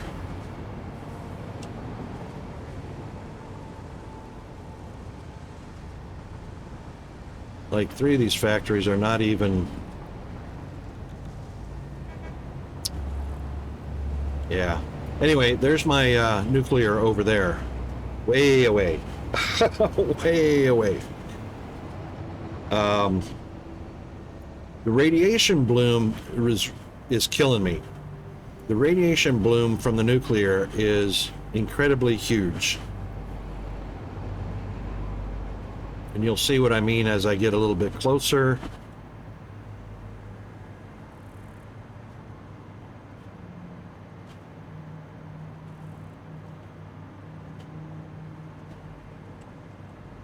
So it's way, the radiation bloom is actually right here, way outside the foundation.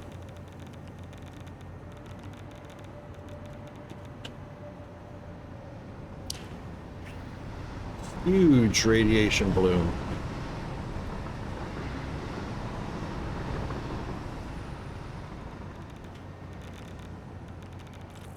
So that's why I put it out there.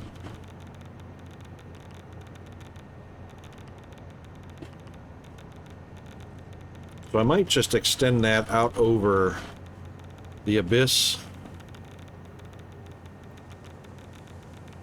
and get it way away until we run into wherever the actual edge of the map is. It's not going to be out here. It's going to be far shorter than that. But yeah, Firehammer. That's correct. Decoration later. How is Firehammer doing today? Good to see you, mate. I'm going to shout you out because I know you don't want to. It's kind of silly to shout yourself out. It'll be elongated, so it'll probably be quite long. There's a DSP clip. How big it is. But that's my goal. Good to see you, mate. The gang is all here. Wow. How about that? And you'll fire every time you do a shout out on my stream, it has that funky music going on. I used to always play that stuff when I was streaming, so I added it to my starting soon. Good one, Tholen. Good one. Good on you, mate. You called that one. Hope everyone's doing well. Good to see everybody.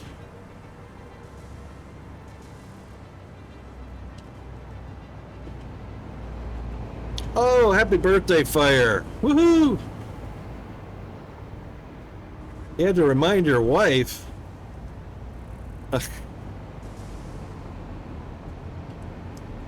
That's grounds for divorce.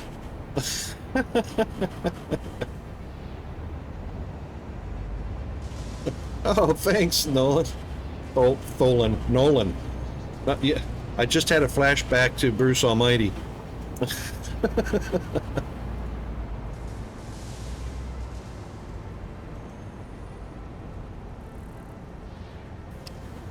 Right. So, as Fire was saying, it's all about function. So, right. So I have the resource. So I have a resource hub here. So the first thing is I have the warehouse over there. That's the ingots warehouse. Everything ingots: iron, steel, copper, aluminum, caterium, you name it. All of that is over there.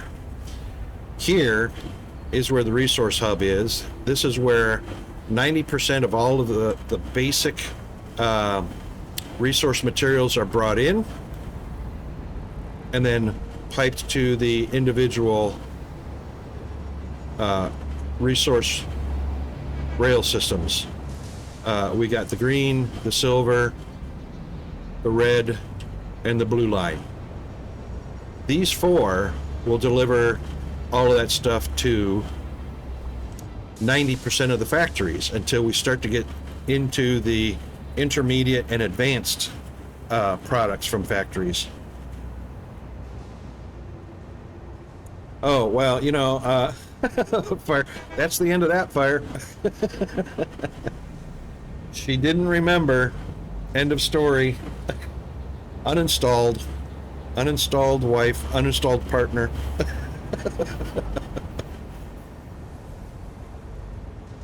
But there is a lot to be said for living in sin for so long, but you know. No, there's actually no research. Well, research. There is research. It's not endless. So, thankfully, it's not endless. So what you end up doing is eventually you're just hunting for additional recipes. So I've got my entire research tree completed for all the different things. Now when you go into hard drives and hunt down all the hard drives, you can scan the hard drives and get alternate recipes that actually help to increase your productivity. But the ultimate goal is, as you see the objectives at the top right, complete phase 4.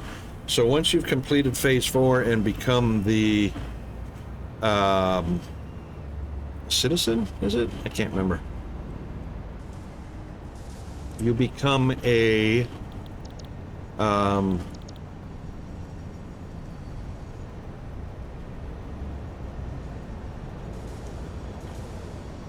where is it?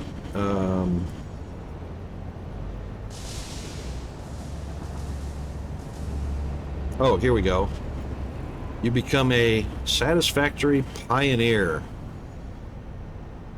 And you know, you're syncing enough products, which is basically throwing away enough products, to generate tickets that you can use to purchase these goodies. So I've got a few saved up, but I'm not syncing a lot of stuff either. 113 tickets. So once I get up to 2,000 or whatnot, this is your sync. I think I'm about, thank you, autosave. I think I'm about, when this resets, when another coupon is generated, I think I'm at somewhere in the neighborhood of 1.2. No, hang on. I'm at. I think I'm at either 11 or 12 million points to the next ticket.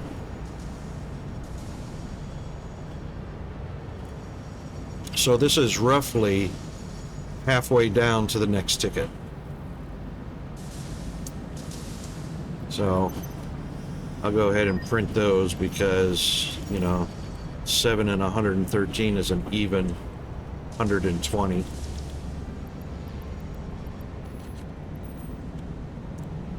But yeah, you can eventually, once you've reached that point, you can remove your space elevator. You know, I've got to research these things. These are the advanced, which we're getting there. We're getting there. I've got my copper powder set up, ready to go. No, down, down, rocket down. Thank you. So, copper powder is ready to go to do the nuclear pasta. But we are working toward the pressure conversion cubes, which are going to require the fused modular frames and the radio control units. So these are all like, these are all the intermediate items that require the standard products. Heat sinks, connectors, oscillators, computers, all that stuff. So as you research hard drives, you can see alternate recipe number 1 produces 2 radio control units versus the standard recipe that produces 1 radio control unit. Oh no, did you do an astro colony? Oh man, well, you know what, I'll pop after my stream today. I'm going to pop your VOD, or pop into your VODs and check that out. I am so wanting to see how that went.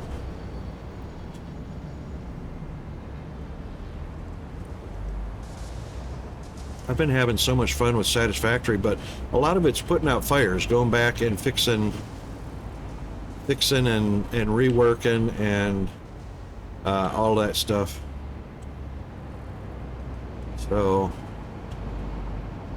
just like this right here. So basically I have to figure out we got screws coming in and we got iron plates coming. Iron plates. I don't even think, yeah, I do. I have a supply of iron plates. Pretty sure iron plates are on the menu. Oh, hang on. Oh, hang on. We've got reinforced iron plates. How did I manage that with only 2 machines?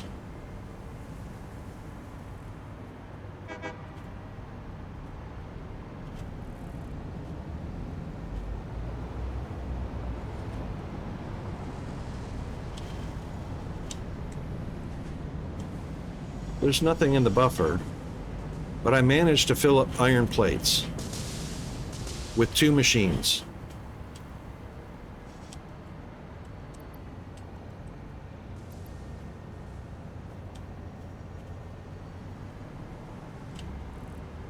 I cannot imagine how I managed to do that.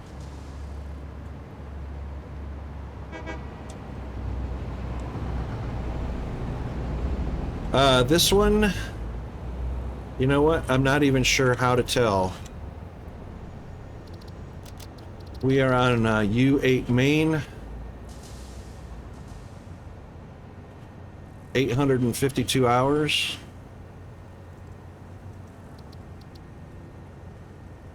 $832, so there is 120 hours on this new save. Oh, a couple hours, yeah. Higher. A couple hours. 120 hours on this save.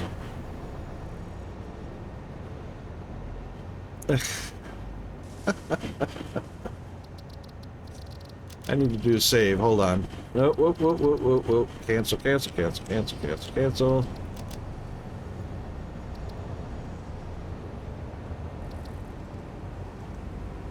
Almost a year. Yeah, 120 hours. So real close to a year. That's right. 854 from 730. So about 120, 122 hours.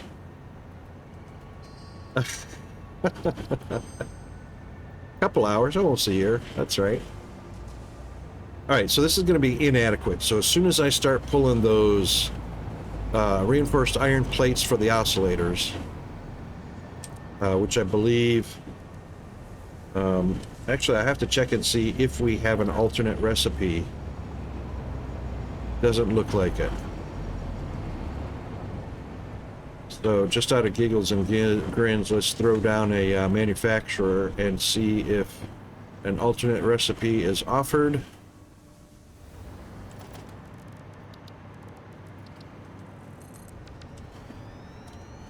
Or, ouch, I didn't mean to do that. Oscillators. Oh, no alternate.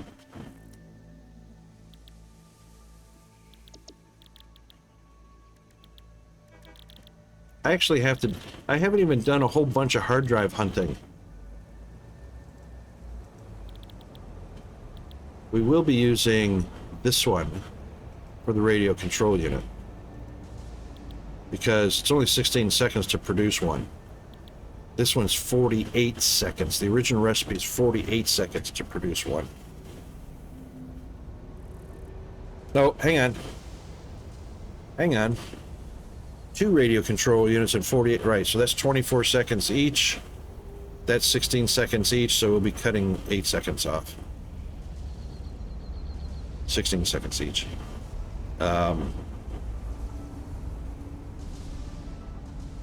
Yes, that's correct, Fire. That is correct. This, I love the fact that there is so much to do in this game. It's like Dyson Sphere. There is so much to do that, you know, I'm sinking hours and hours into this game just having too much fun. Too much fun. You like my little, this is my drone pad setup. I've only got one right now, but this is going to be four stations. This is my drone pad. And at night it looks really cool because everything's green light, or blue light, or green. I can't remember. My Alzheimer's. Alright, so my reinforced plates, I've got a supply of them. Not going to make a whole lot of oscillators out of them, but we're just going to have to start separating these factories into individual supplies and stop making, you know, sending them into my supply hub rather than directly into another factory, which is really counterproductive.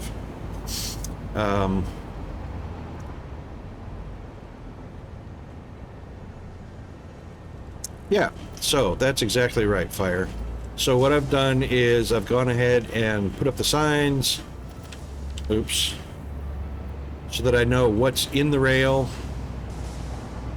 I'm probably going to end up with a yellow. So we've got green, blue, and silver.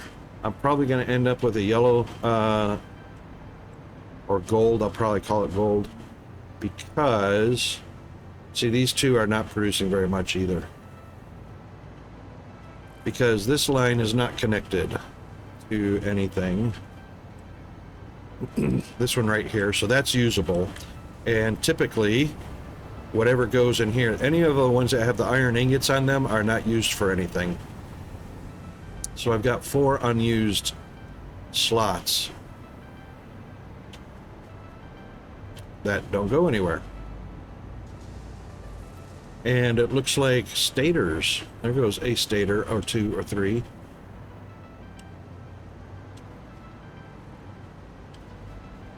So stators, pretty sad that I have to look at the keys in order to tell what I'm doing.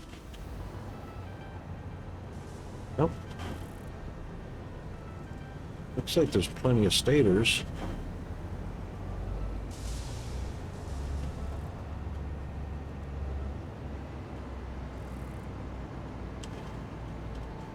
Oh, that's just feeding this machine, making motors. And this is why this is all inside. Because you can't see the garbage mess in there. Look at that. That line's empty because stators are not doing anything. And that's probably due to a lack of...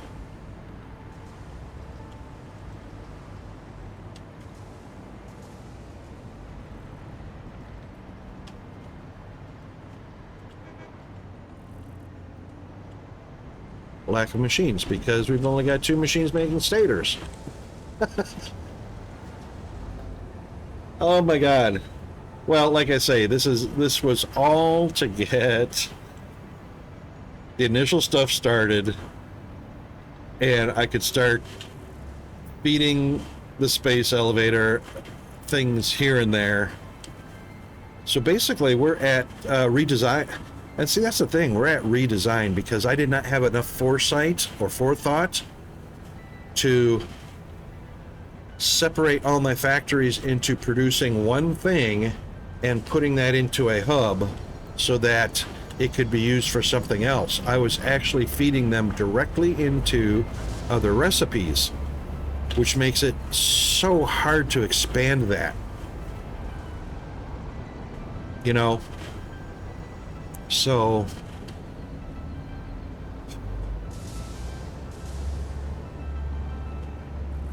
And this is where it puts me at.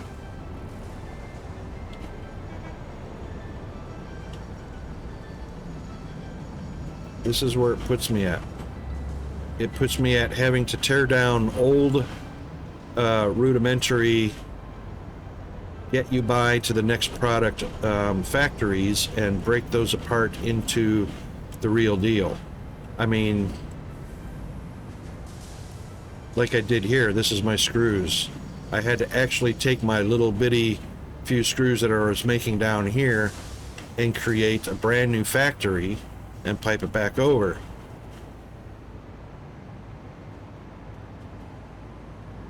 So the screws are now in the supply hub, and I've got plenty of them so that when I call the train to bring me screws for another recipe, there's plenty of them on demand. And this is small. This is small right here. Like I say, most everything was just the recipe. So if I needed, you know, brought the ore in, the ore is producing, this is not producing anything. What the hell? Wow. Hang on, that's copper. Is it copper? Iron ore. No power. No power, no recipe. Wow.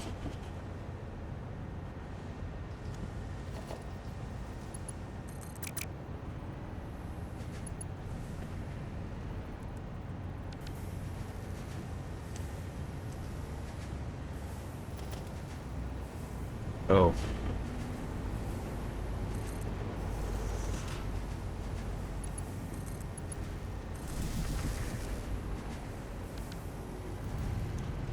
So basically 30 per minute ingots,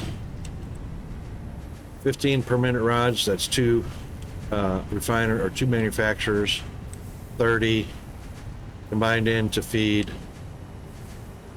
screws, which are 10 per minute, so 10, 20, 30. So basically I did a balanced ratio of ore coming in to screws going out. That was the initial one. And the screws went directly into whatever the next one was. Bad setup.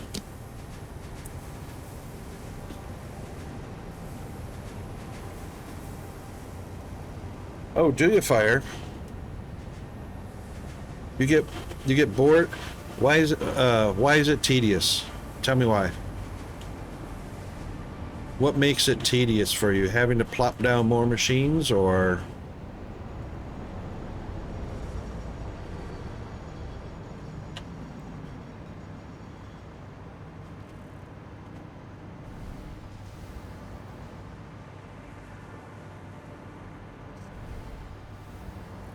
This is my alumina solution, sulfuric acid. That's the aluminum casings drop. This is the all ingots drop right here. And once they drop all the ingots, those are all filtered out to these stations right here.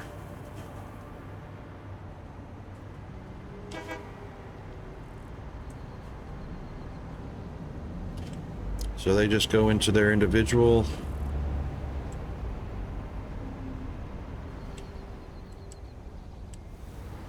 So we have iron, copper, ingots, steel, ingots, aluminum, ingots. I haven't set up Monroe Falls yet. And Caterium. Monroe Falls, I think, is going to be just ingots anyway for iron. I'm not sure. I put it in as a stopgap. Where are the blueprints? Yeah, exactly. It is a big time sink. So this is the blueprint maker, which is a 4x4. So you've got 32 meters by 32 meters. Uh-oh, hold on. Hope that's not the school.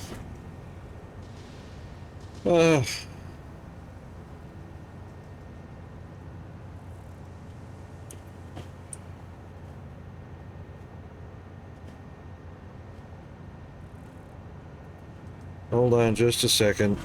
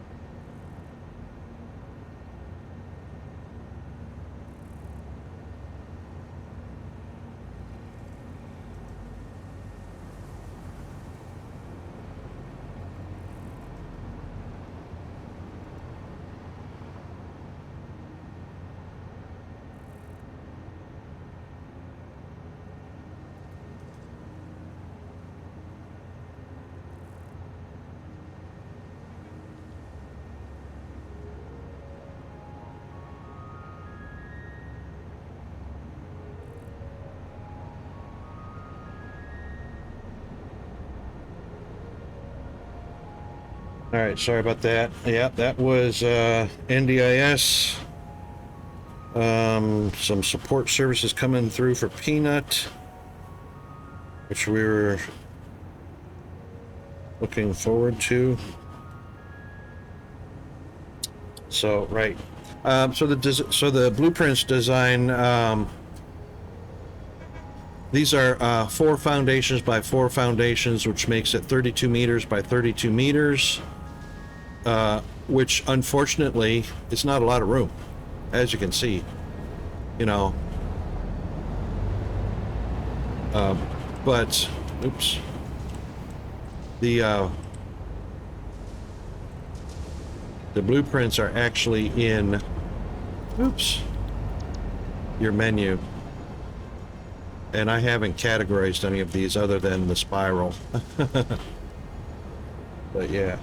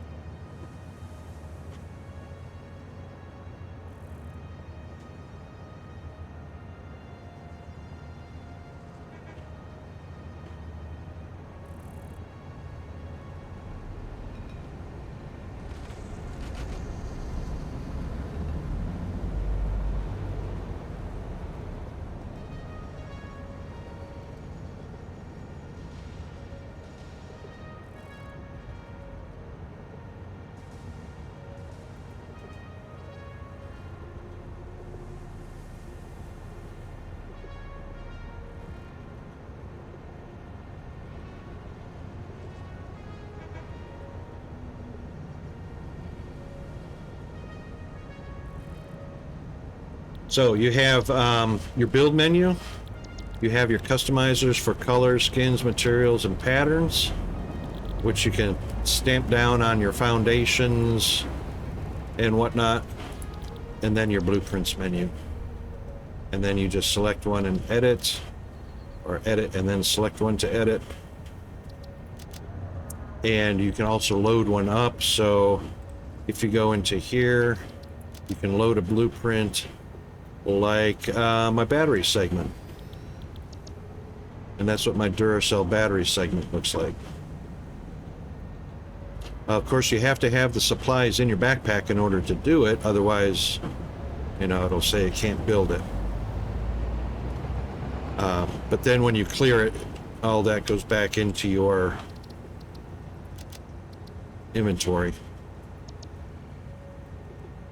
So that's how the blueprint is. But it's, you know, 32 meters. That's nothing. That is nothing. It's so small. So if you're going to build a factory and, you know, blueprint segments of your factory, you're going to be having, you know, could variably have hundreds of small segments of factory to blueprint. And then you're going to be going in here and selecting, you know, like, you know, you got to keep that all in your head.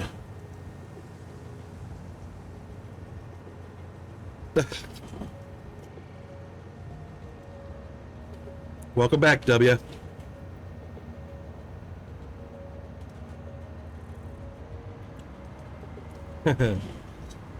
Yeah, so copper is getting filtered out at the moment.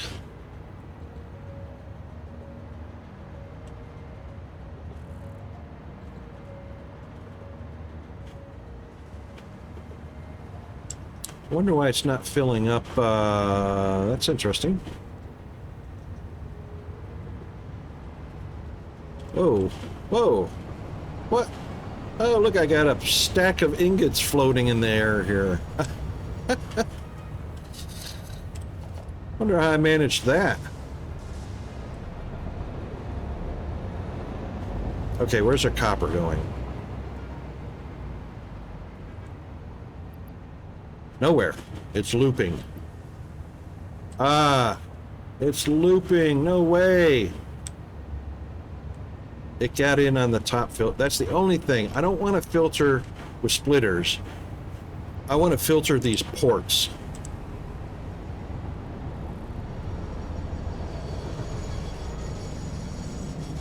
Okay, so the only way to fix this is to replace the high-speed belt is too high speed, so it needs to slow down. That should do the trick. That's going to stop anyway right now. So the bottom one is the copper coming straight out. Something's blocked it. And it looks like steel's in there. Nothing should be blocked because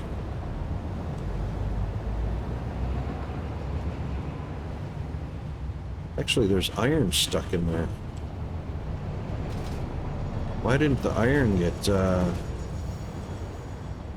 rockets getting derped all over the place? Because iron's on the top splitter.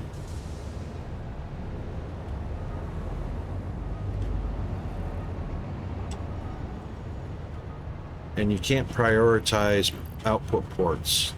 So that's kind of a sad thing.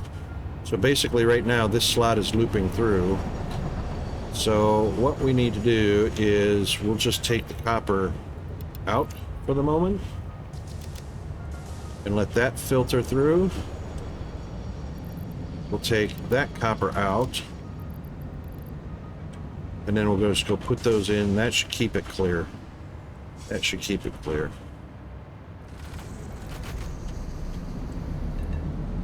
Um, 48. So it's easy enough just to clear the slot.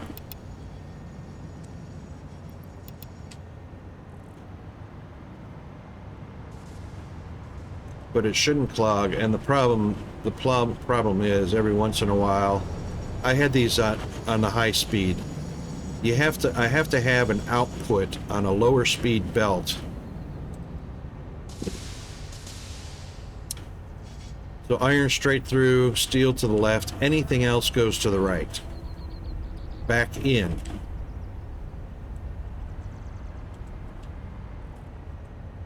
And all four are set up that way. They go back in because they get a second chance to come through and get filtered to the correct port.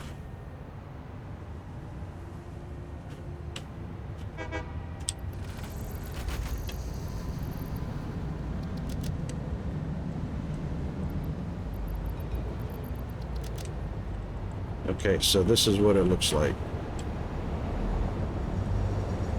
Steel is going through right now. Whatever's in the bottom right is what's going to get filtered out first. What is this? Aluminum. Wow. And of course, while it's loading, it stops.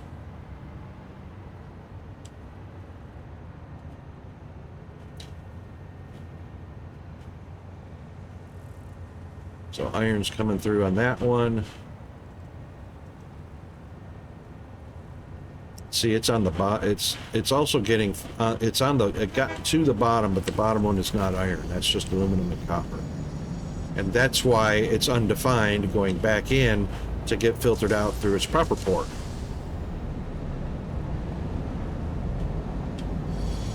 But it can be very frustrating.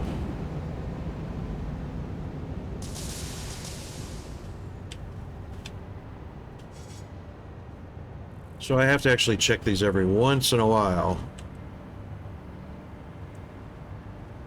because the belts are only Mark V's. You know, they only go so fast. Steel is slam full. So because steel is slam full, each one of these belts have a diverter, splitter, smart splitter, to send it over to the sink.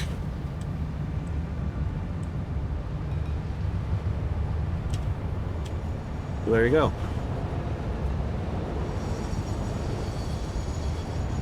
Yeah, they're only Mark V's. I mean, they don't look. I mean, they're not hugely fast, but you know.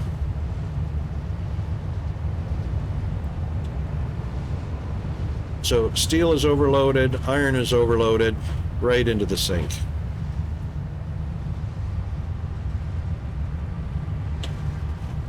This is iron. That's iron. That's iron ingots. I'm not going to run out.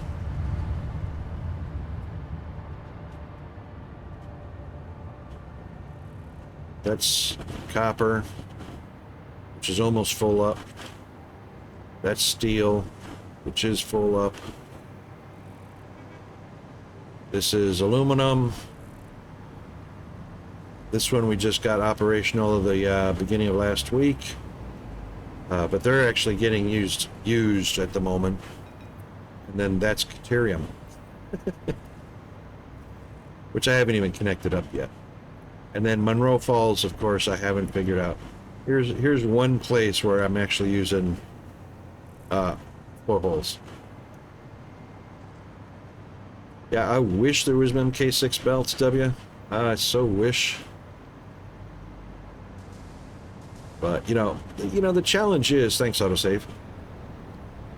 That's the thing. The challenges are the limitations. So, you know, limitations. No filtering here.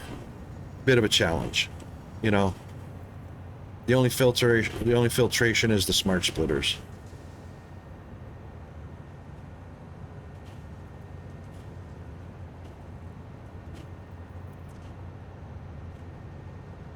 Now, I could do this a different way. I could send all 4 of these ports into a production line of smart splitters that go into containers, and then conveyor lifts down to where they need to go. But the same No, maybe the same thing wouldn't happen. Yeah, the same thing would happen is eventually these get held up.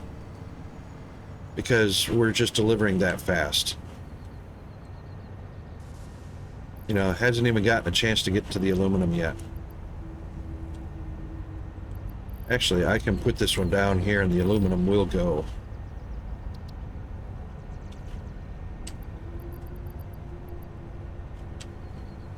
But, you know.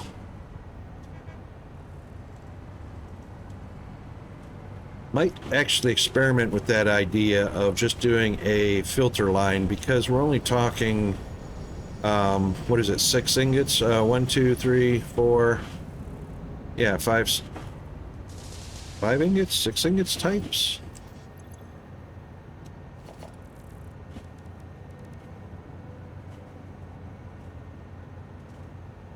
Iron, copper, aluminum, steel, barium.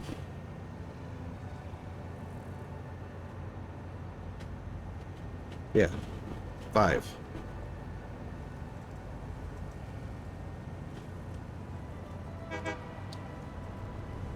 Yeah, well, I'm not actually doing a sushi belt, so what it would look like is taking a smart splitter, just as an example.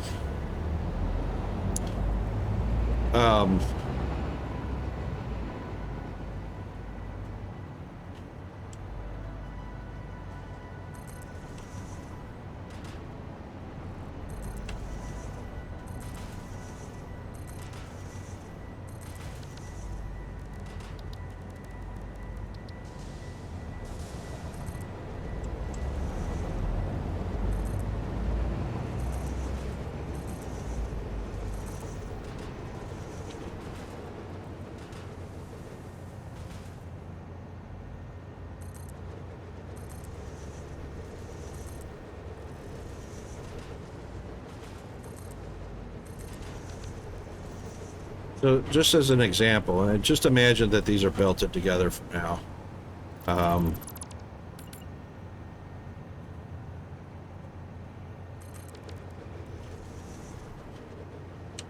All of the incoming ingots, obviously, would come in, and any undefined would would pass through immediately. So the first one might be iron.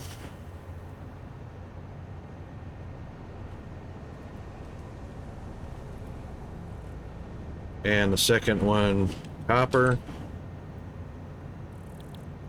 All right, so whatever comes in on the line, iron split off, copper split off. Everything else gets passed through. Any undefined, and you do like aluminum,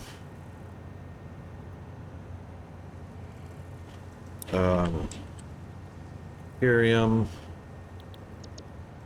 and then this one is any undefined. And then you'd have steel, and I think that's it.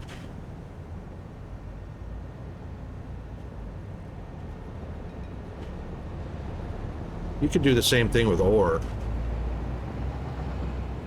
Deuterium.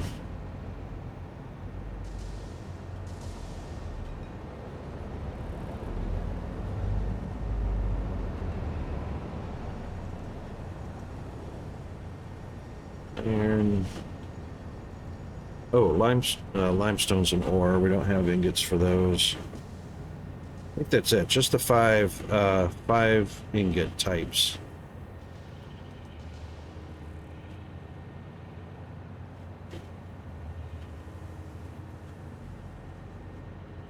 Steel. Yeah. So that would be it right there.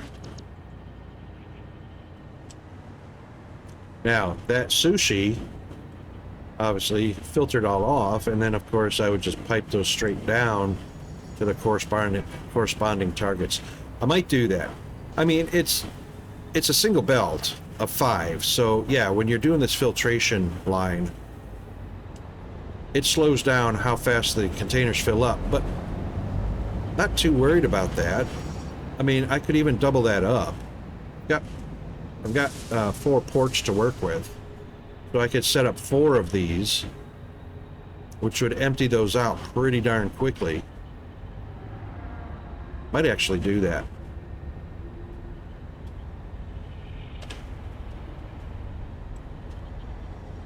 Instead of this. I might actually do that. Because I've got 4 different...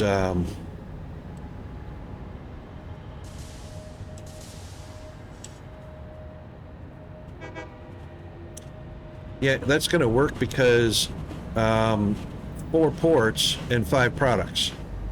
That's the problem. 1, 2, 3, 4. That's the problem, and that's the trade-off.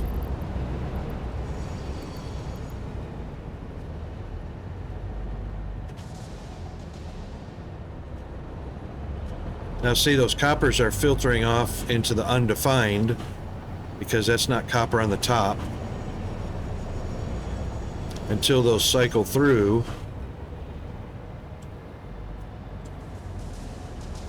down to the copper when the steel is done.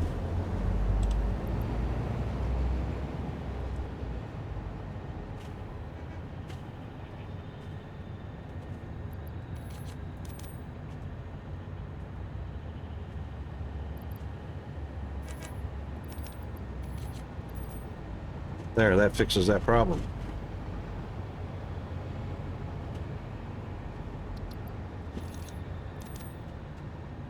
So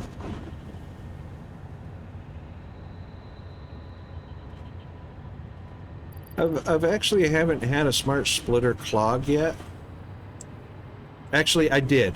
I'll tell you what the problem was. This right here. So any doesn't work as any undefined. Well, it works differently. Any works differently than any undefined. So even though iron might be going out to the left and copper is going out to the right and everything else passing through to the next stage, if you're on any, and this is not supposed to happen, especially with Mark V belts, some iron might get passed through and some copper might get passed through. If you've got it on any undefined, then neither of these 2 defined items should ever go down through the center. And I've had that successful like this. But when I had it on any, I had problems. And same thing with overflow. Any and overflow are basically the same thing.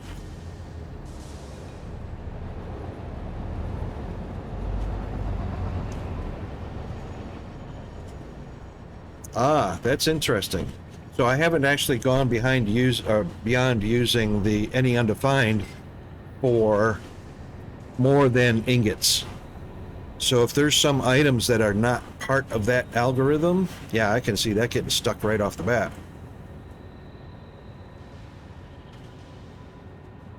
Yep, exactly. So, I mean, the list, there is a list here, so I assume that there's everything in the game is in the list. But what you're saying is some of these items that you can choose don't actually work.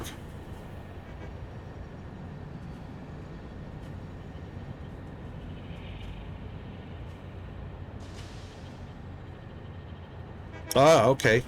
There you go. Yep, so if you're not choosing from the list... Oh, well. Yeah, that's right. So... yeah, if you send those things through the sorter, obviously, and they're not on the list. Yeah.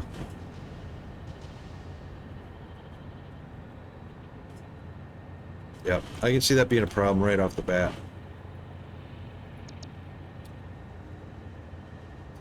Yeah, you know what? That kind of makes sense that they're not on the list because there are no alien artifacts, anything to do with the indigenous life. There's no plants. There's hang on a second. Is there vegetation?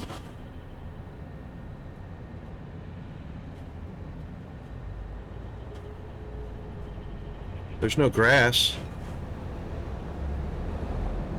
Oh, leaves. Leaves are there. Hang on. So we do have some vegetation, but not indigenous life. And wood is there. Yeah. So no indigenous life, no Sam ore. Yeah. Maybe that'll get added in an update, but you know, update 8, we're not at a full release yet. We're not at 1.0, so things to look forward to, I think. Just like Dyson Spheres in early access, you know. All the games that are in early access before, you know, full 1.0 release generally suggest there's active development going on and we got things to look forward to, which is a yay moment. I'm going to leave that there because that's for another time. I have to get the iron plates sorted out before I plop down the oscillator factory, which is not going to be a plop down because I don't have any blueprint for it because, yeah. So we got screws separated away from the main cluster of help get me through the very first beginnings of the game setup. So now I have to separate out the reinforced iron plates, which is also going to mean at some point separating out iron plates.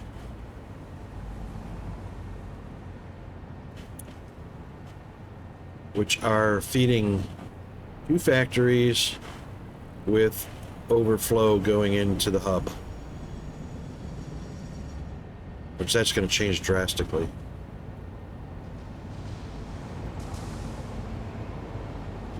Alright, since we have iron plates in the hub, we don't have to worry about the output side of that. So it's just a matter of screws and iron plates coming in. You don't think it's going to make 1.0? It's slow development. They should. Depends on what's on the roadmap. I don't recall Snut or Jace. No, I take that back. There was a roadmap published, I believe. Oh, don't hold me to that. I believe it was published. If they didn't publish it, I think they did mention it in one of their devlogs.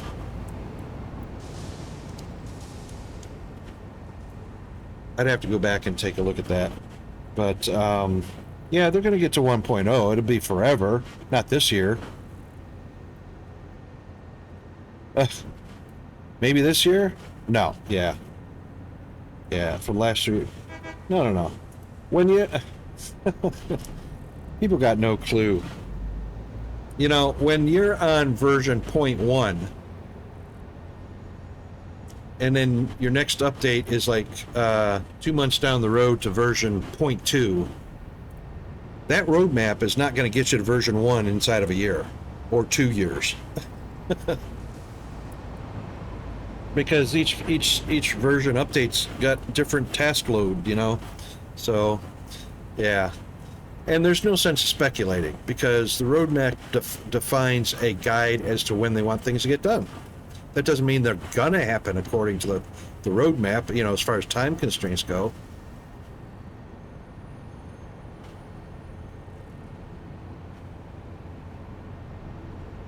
Well, what Coffee Stain is doing is we're on update 8, which means we're on version 0.8. That's how they did that. Update 7 was version 0.7. Oh, really? Oh, hang on. All right, ads are coming up. I needed to do a save anyway because I haven't done that in a little bit. But I'll show you something here real quick, hopefully before the break pops in, which is only a few seconds away, dang it. Go. And main screen, go. And I'll just show you this real quick because it doesn't take long to load up a game. So we're on update 8, and you will be able to see right Oh, it's not on this screen, dang it. Oh, yeah, here it is, right here. 0.8. So update 8 is 0.8, update 9 is going to be 0.9, and update 1.0 will be update 10, according to what's going on. So you can see here, update 8.8.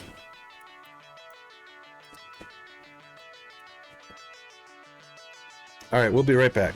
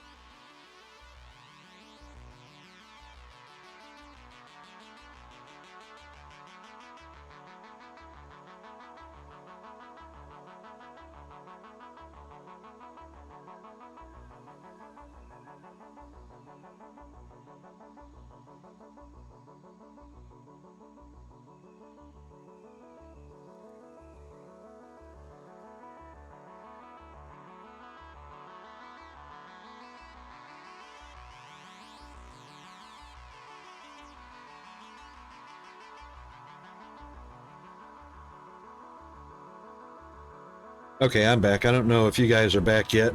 They're still showing another minute of ads going on. I'm not sure who's getting the full complement of 3 minutes of ads. A lot of people get lucky and never see full 3 minutes of ads. I don't even know if you can hear me, W, because of the ad breaks. Who knows if they're accurate or not.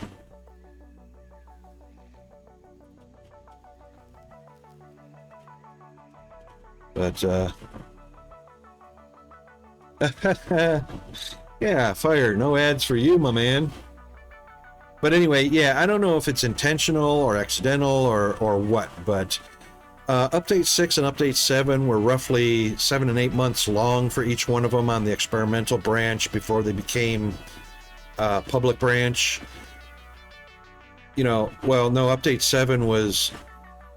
or update 8 was on experimental branch. I don't think it was a full year it was on experimental branch, but it's darn close. Intentional or not, their update number has always matched their 0.8, their very first 0.8 versioning. So update 6 was 0.6, update 7 was 0.7, and update 8 is 0.8 and whatnot. The build number changes, obviously. There's no correspondence between the update number or the version number with the build number, so, you know.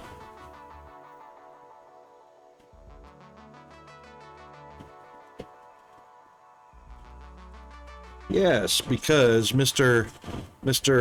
Turbo, Twitch Turbo Extraordinaire, plus you're a subby, aren't you? But since you're a moderator, I think that overrides your subby tag.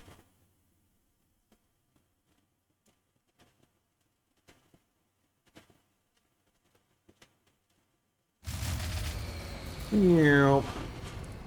Always a fuse broken, but not really. I don't know why it does that. It always alerts me or alarms me that there's a fuse broken when there's not really a fuse broken. So, right, planning stage. Get this reinforced iron broken away from this pathetic little production line. So this looks like the only...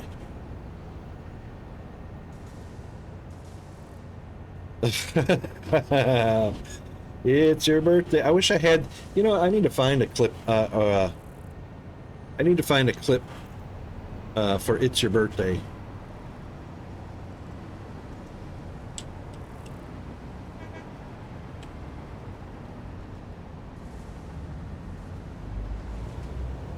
That's the feed out.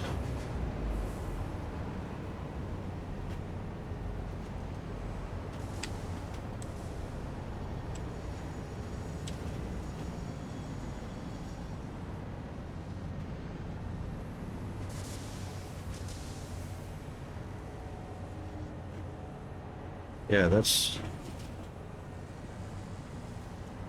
Oh, down here. This is our iron plate production down here.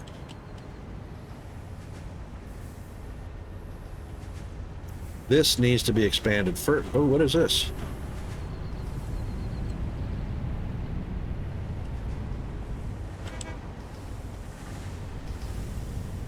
Somebody's hanging out in stream here. Was that you, Fire? No, you couldn't because... Oh, this is GFA. Ah, GFA's having a coffee break. Fire, I don't think you can connect because of region.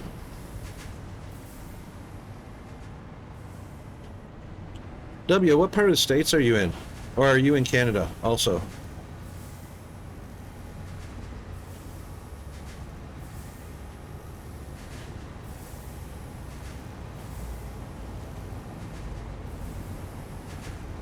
South Carolina? Ooh, beautiful area. Beautiful area of the U.S.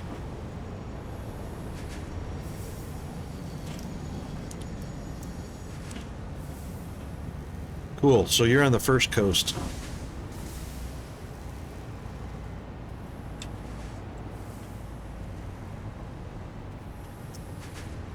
Alright, that's rods and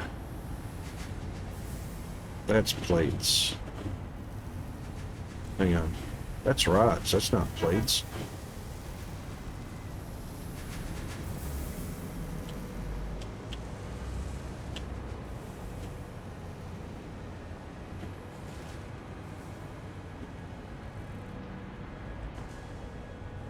I was looking at rods production just a minute ago.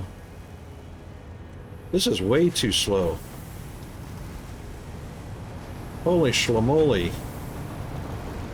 There goes the uranium. Good thing I had filters in.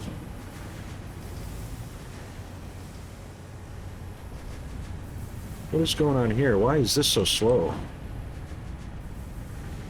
compared to these?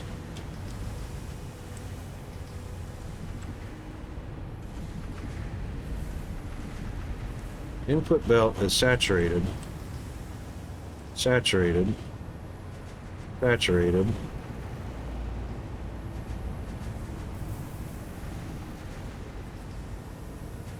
Huh.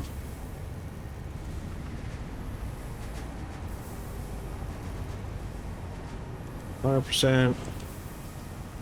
100%. 100. 100. All right, so they're taking 30 per minute, 30, 60, 90, 180 per minute. That's 90 each. Oh. 30, 60. 30, 60, 90. Why is that?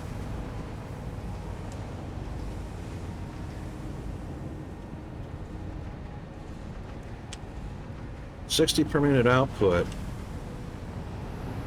but requires 90 input. That's out of balance altogether. What the what? Thanks for the alert, Fire. Oh, did you? Yeah. Late start to the day, hey? Well, for me it is. It's almost 1 p.m.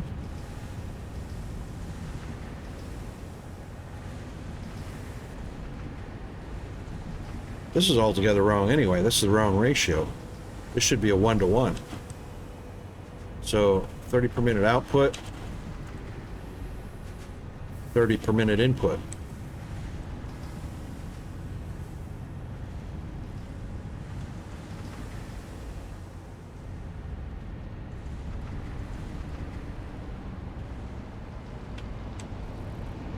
$120 output. So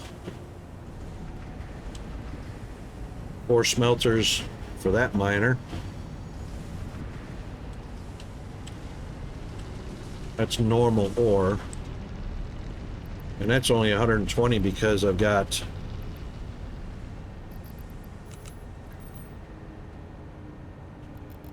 all right, that should be 150 per minute. So that should be 5 smelters.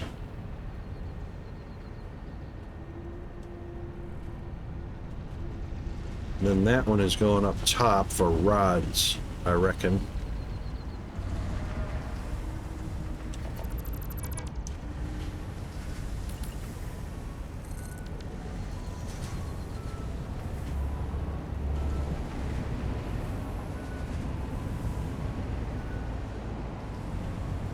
So 5 smelters at 2 assemblers per smelter. So this should be 10 assemblers. Didn't like update 8 adding so much new foliage and rocks and stuff like that.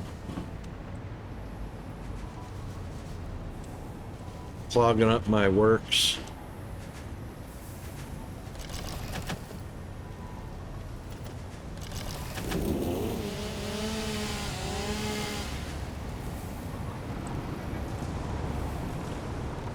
Thankfully, it doesn't affect production, but, you know.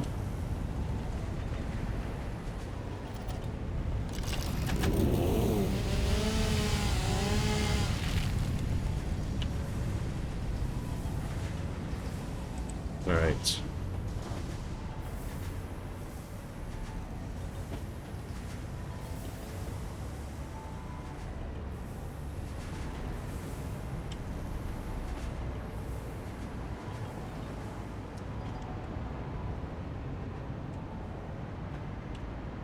What's going into this sink? Anything? Nothing.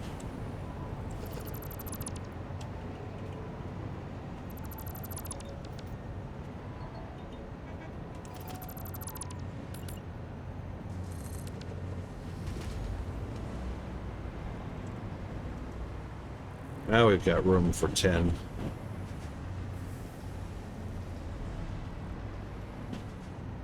And of course we're going to have to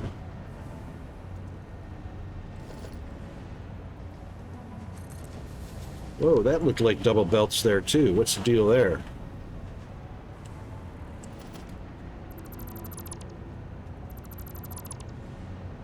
No, I guess not. Okay.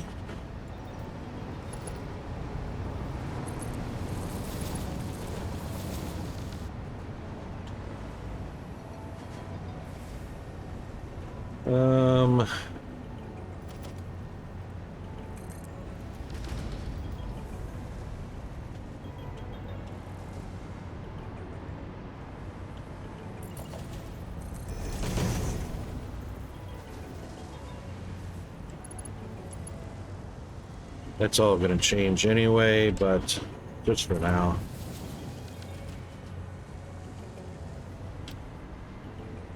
At least it's there when we change that up.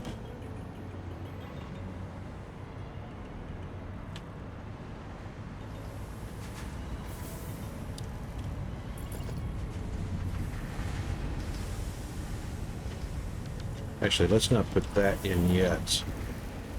Sorry, G-Man. You kind of plopped yourself down. It looks like you're safe. All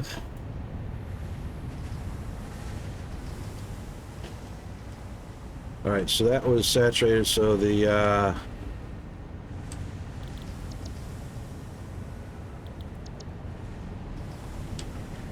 conveyors are going to be enough. Should be.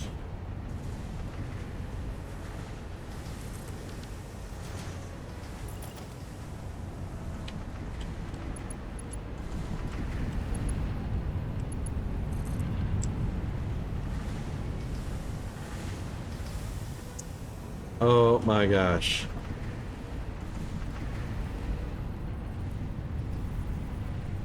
Well, how about that?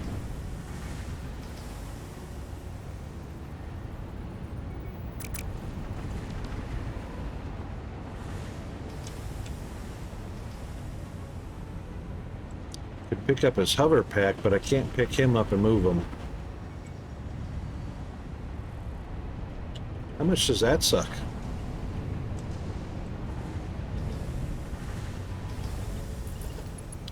Let's see if it's actually talking about the player. Yeah, it's him.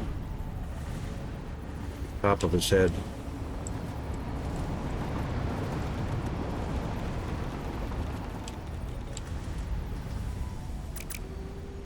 Yeah, that's the top of his head. Darn it. Yeah, but how?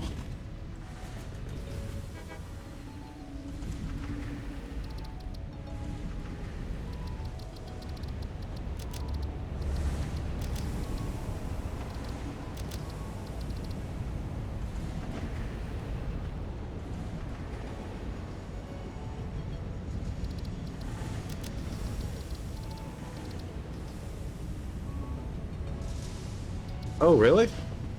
I didn't know we could do that.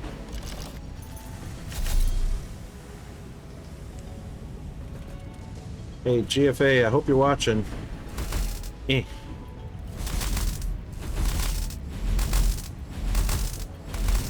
It's not like... There we go. Oh my goodness. Look at all these parachutes he's got. Alright, we'll leave that there. I didn't know we could do that. Sorry, G-Man, you'll have to collect that stuff up later, but... There he is, he's dead.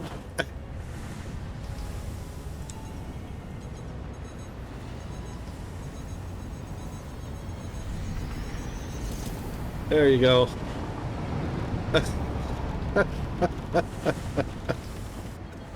I should have left him there dead.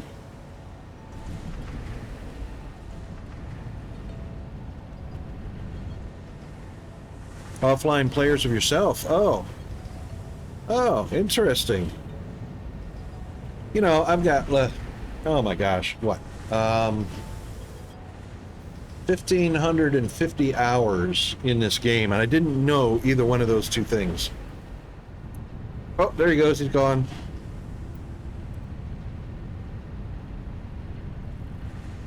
Wonder where he went to. Wonder if he respawned over at the,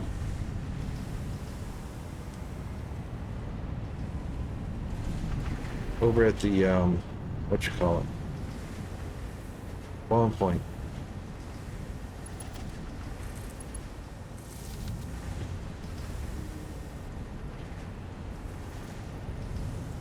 The hub, yeah, that's it. The hub.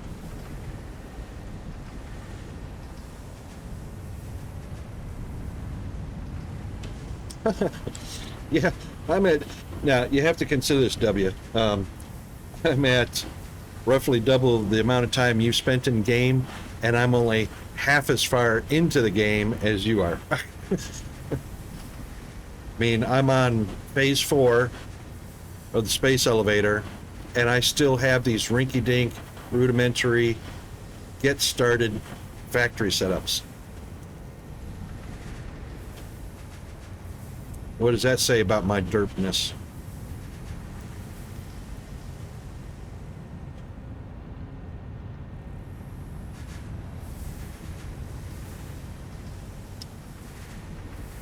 You know what I mean, Joey? That's exactly it. Are you having fun? And you know what? These games are just my therapy. You know, it's just to address my ADD. Well, two things. Addressing my ADD and anxiety of being a single parent with no parenting book, with an ASD child that I'm raising on my own. So certain stresses, yeah, so this is gaming is just therapy for me because, well, there's no way I could turn this into a profitable enterprise, which is why I have the 3D printer and the engraver. And, you know, being retired helps a lot, since I've retired twice, once from the military and once from civilian life. I've got the time to waste, which I spend most of it on therapy. Okay, so layouts. So it's going to be a 5, it's going to be a 2-to-2 or a 1-to-1 ratio. Right? No, it's a 2-to-1 ratio. So what we're going to do, that can stay. That one's coming out. This one's coming out. And actually 2-to-1, these are coming out also.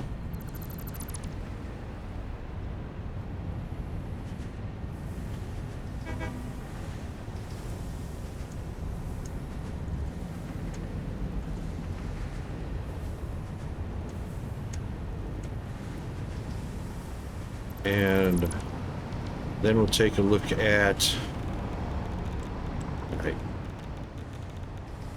this may be spaced too close together. It might be.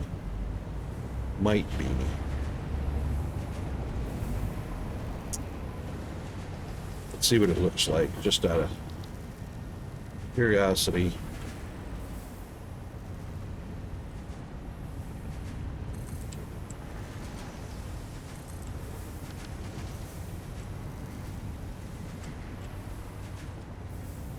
Yeah, they're too close together.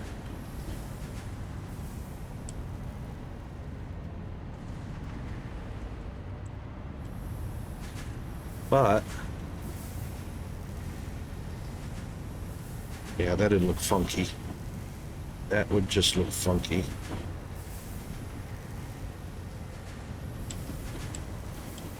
This one is lined up in the right spot.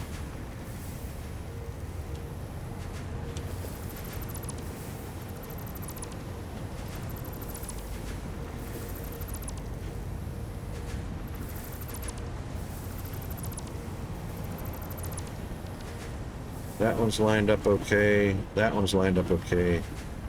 And then that one is lined up okay. So we'll just be expanding those out in that direction, which is probably not going to work either because belt line. What am I using this ramp for? Nothing?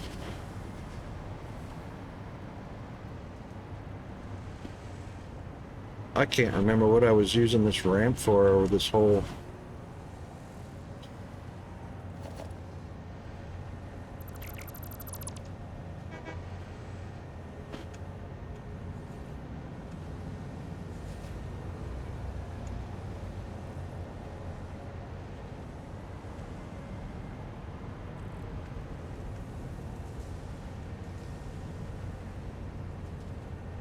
Uh-oh, I got medication kicking in. Oh. I have medication that's going to make me puke.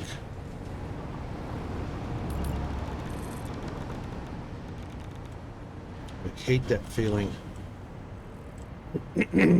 Okay.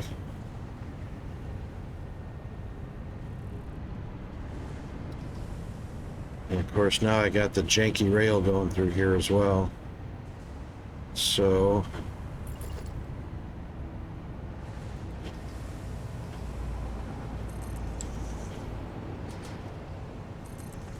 that's 4 smelters.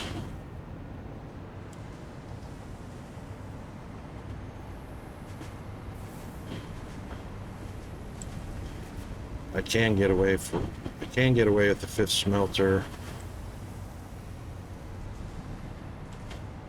Just gonna make that look funky. Wow.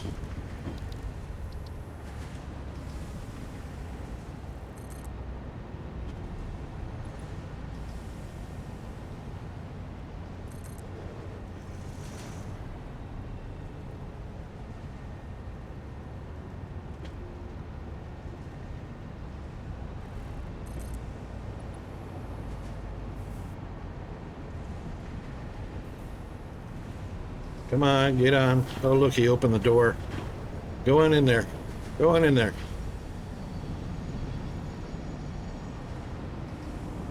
Oh, come on.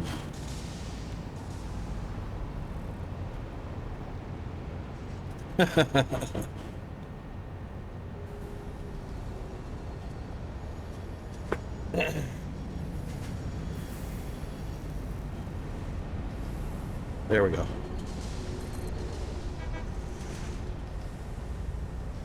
Yeah, it could be ASD. I mean, the spectrum is there are like 30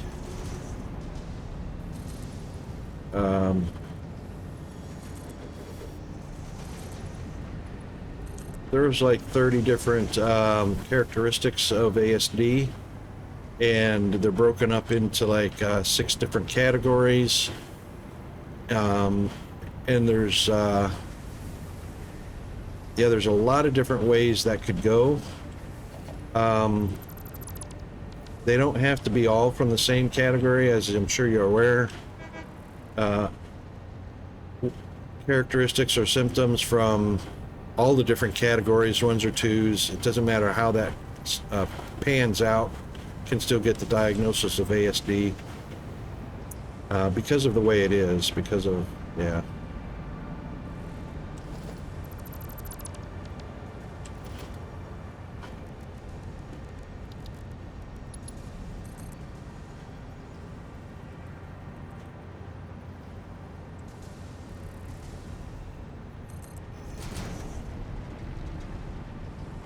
You've had the ADOS assessments and all that?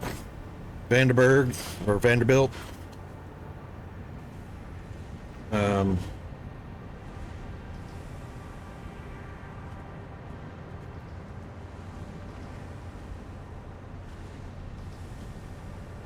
Yeah. Yeah. There's so much involved in the different supports that are needed. But definitely, just because of the way you describe it, that would be a 100% diagnosis. ASD, 100%.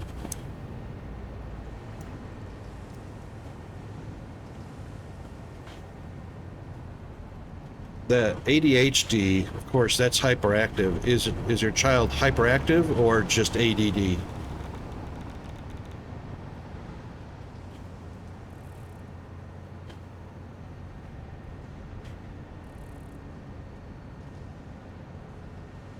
Yeah, indeed. That's the trouble I'm running into with Peanut, is because this identifying the supports that are needed for his symptoms is really difficult. Really difficult. Because he's pretty much all over the map. He doesn't have enough symptoms in one specific category to help with support services, so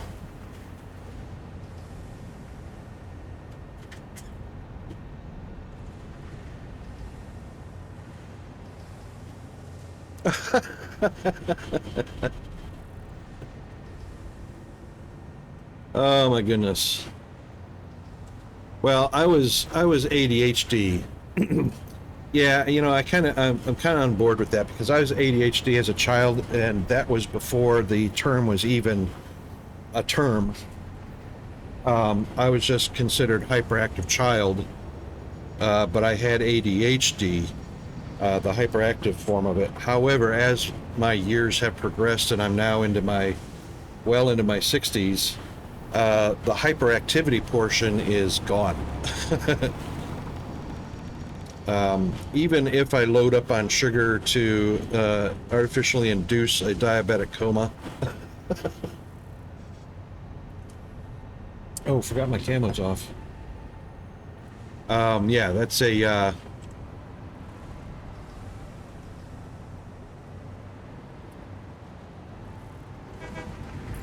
this is gonna suck, I think. I think this is gonna suck.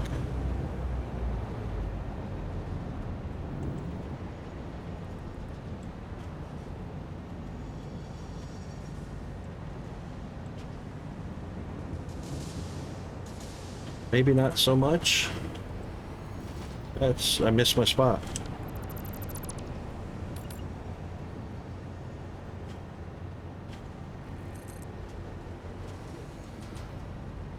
This might suck with the train going by this close to this corner.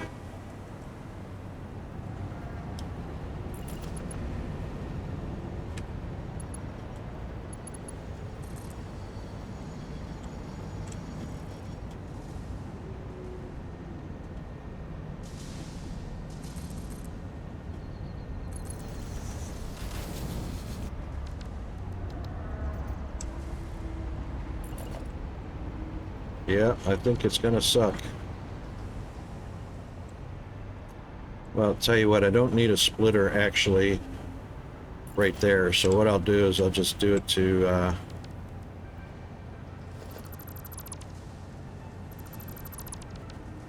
that's close, but it's not so close that it's gonna be an issue, so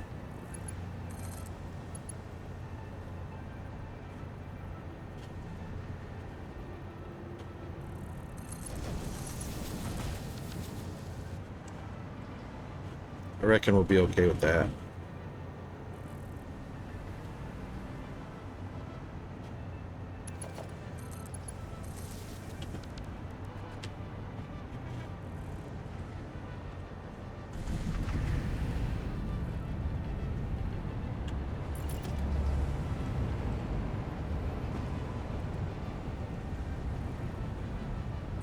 Ooh, I wonder if that's... Oh, that one's correct. That one's correct. That one's correct. Yay! We might be okay.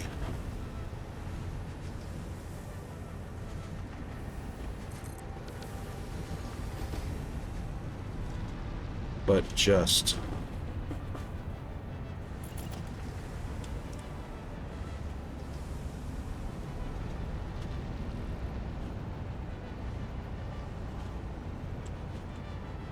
going on here? Oh, because of the angle. That may still connect. It may still connect. We'll have to see.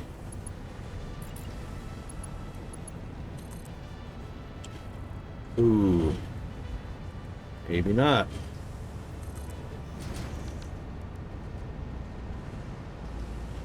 The ore went in.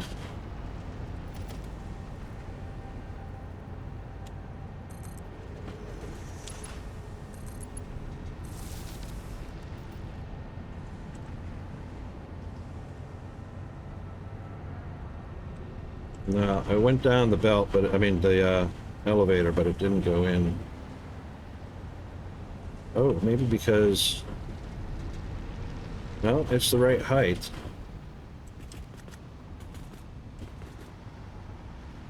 Nope, it's too low. Oh, it's just too low. Just barely. Otherwise, it might have connected. Same height. That's the same height. So that was me. There we go. Right? Yes. No, still didn't connect. Dang it. That's actually at the same... Thank you, autosave. That's actually the same spot it was at before. Alright, you know what? That doesn't have to be a thing. Not gonna look pretty.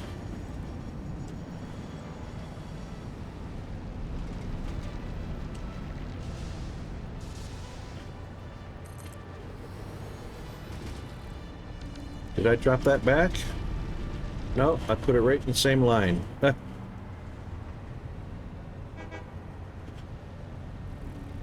Out of ore?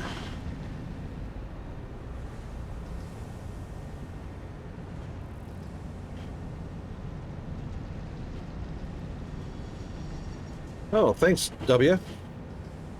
No, my train works. My train works a pile of scrap. I mean, this is the only... Actually, this is the only one that's just a joke. Because this line right here is a single train running back and forth on the same line down to the uranium deposit inside the tunnel and back out. That's all that is. And that was just merely a straight line shot. It's ugly as hell. Everything else I put some serious thought into. What is out of ore, King Cam?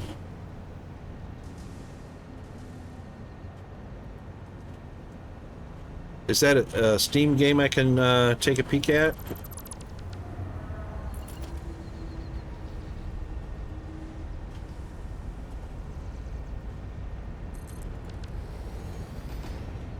Casual heavy equipment experience? Okay.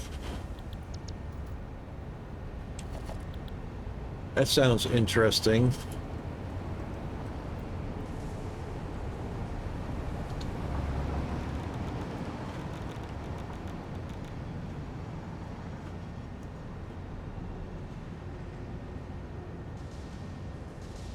Ooh, $24. Any more these days, games are usually up around the $20 to $25 mark. That's a lot of cool heavy equipment. Do we get to drive those, or are those automated? Oh, thanks, mate. Yeah, I was on it.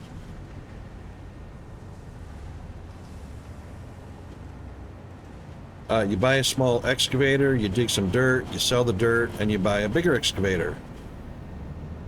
Oh. And we get to drive them.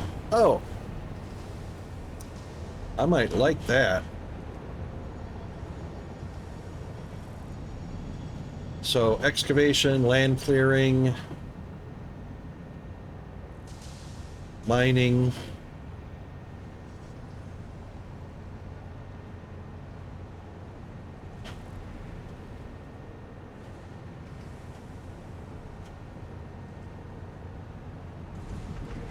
Yeah.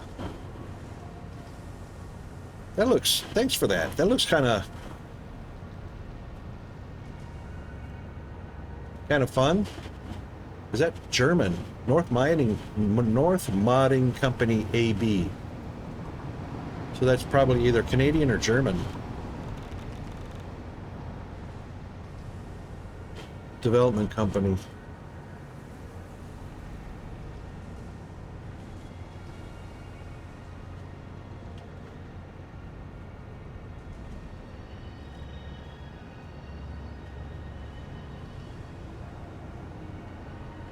That looks like fun. So that's the kind of therapy I need.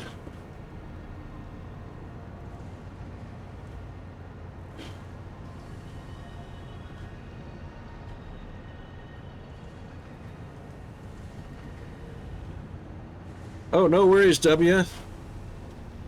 Thank you very much for the lurk, and have a great rest.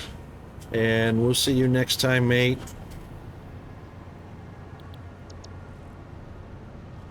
Yeah, see, ADD, I'm all kinds of distracted. Because I have so many interests, because I have so much fun. Ooh. That might have to be a jostle to the... Oh, I did get that lined up wrong. Holy smokes.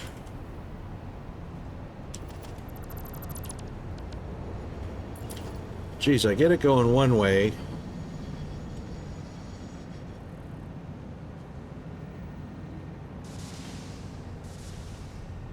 There we go. Okay, finally. One step back, but on the same center line. Okay. Each rocket.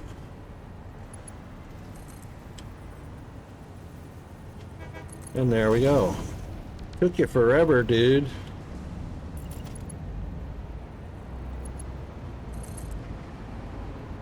And of course, invalid shape. And I can't noodle that or anything. Bummer. Alright, so it's going to have to be off center one more. So one step back and one step to the side. So instead of there, It'll have to be there. That's probably not going to connect either.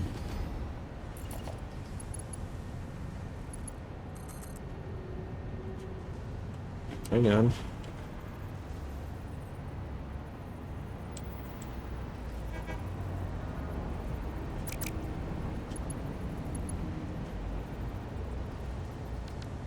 And now Derp Rocket strikes again and got his machine backwards, even though it was lined up.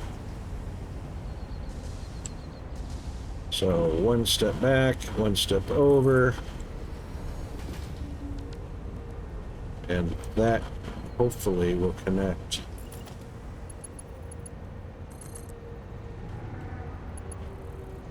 No, still in valid shape. Doesn't matter which side I'm on.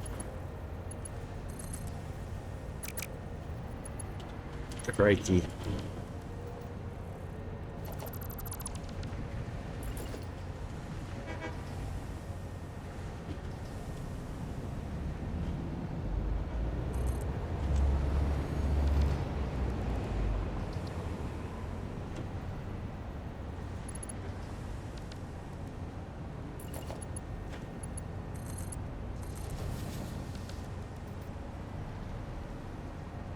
It is what it is.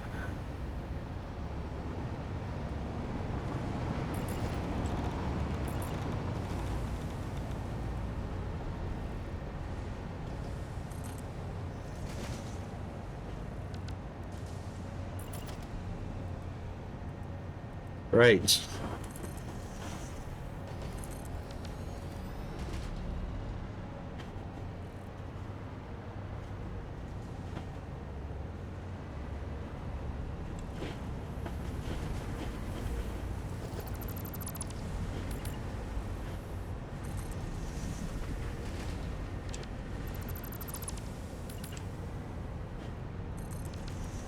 That's more better.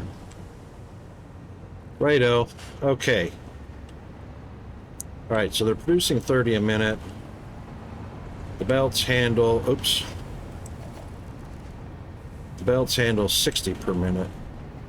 So it's an even split between two.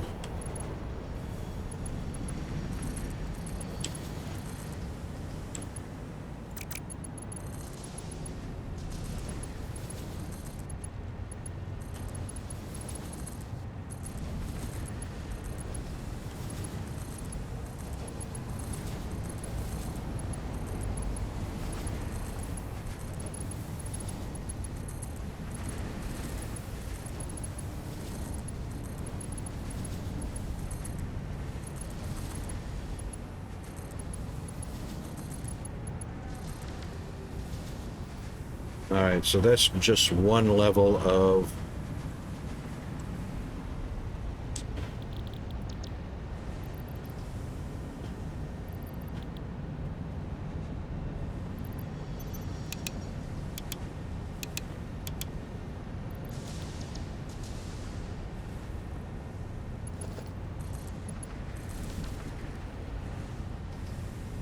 there we go. Okay.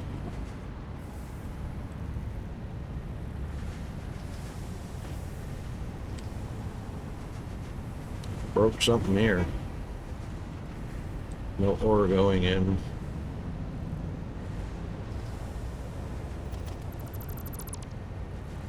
Still didn't like it. It connected, but it still didn't like it.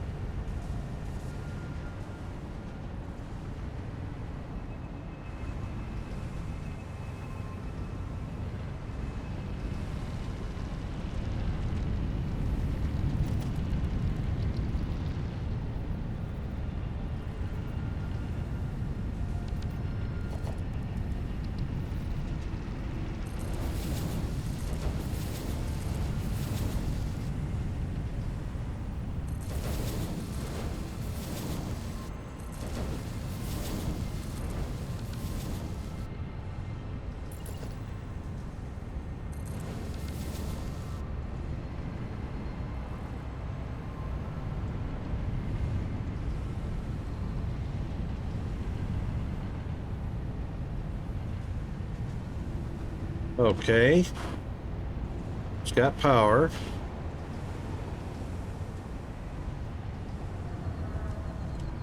It's got ore on the conveyor lift, but it's not going into the machine.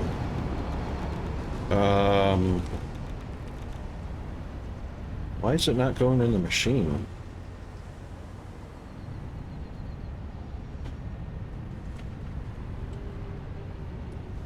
I might have to actually put a belt in there, because it doesn't look like it didn't.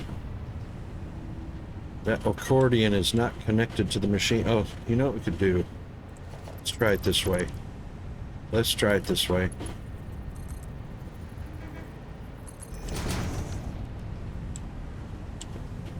That connected. No, it didn't. What the what? Now the top didn't connect.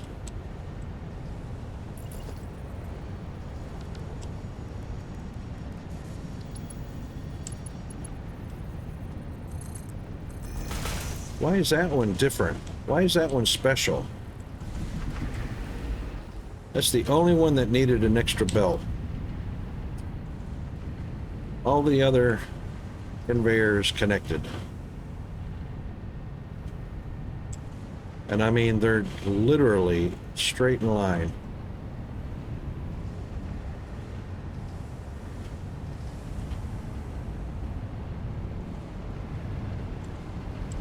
Huh. Well, quirk of the game. You can tell when a lift doesn't connect. So this is a compressed accordion connector, and this one is stretched out connected. Compressed, connected. So it either didn't connect at the top or it didn't connect at the bottom. When that happens, you gotta throw a belt in there.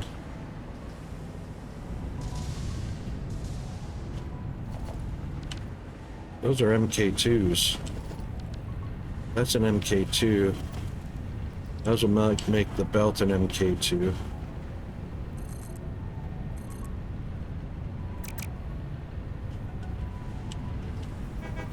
If I can get a... Yep. Oh. There we go. Upgraded. I mean, it doesn't have to be an MK2.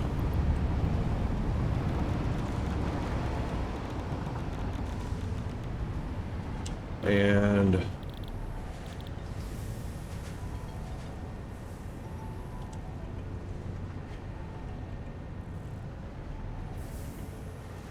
pasted. And...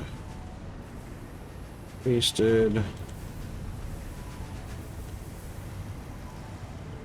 And power. Oop. Number 7. Thank you, autosave.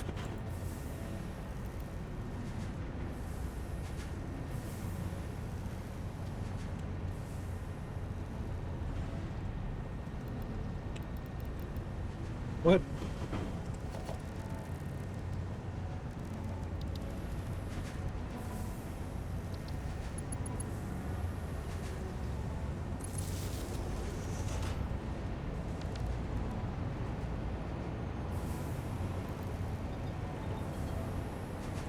What's going on? None of my hotkeys are working.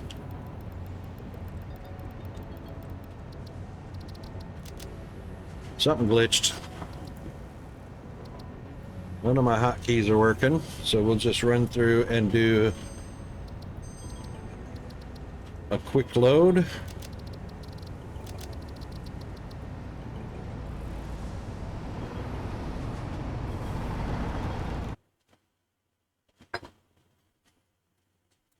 And that's probably what affected the conveyor lift.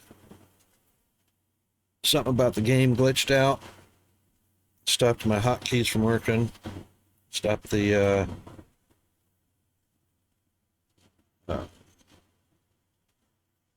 lift from connecting properly. All right, now let's see if Yep, there we go.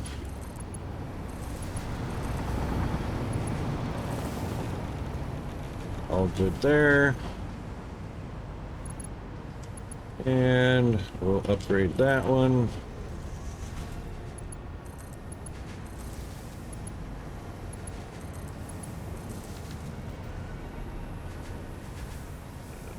Okay.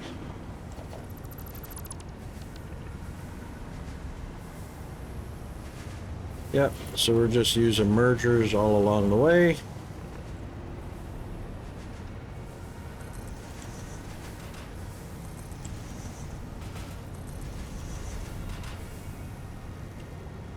That in line? Nope, that's not. Hello, Oinker.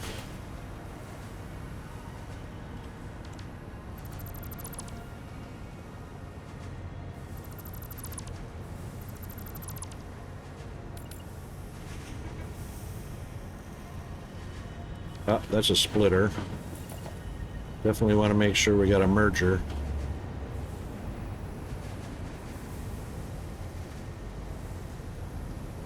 There we go. Facing in the right direction as well.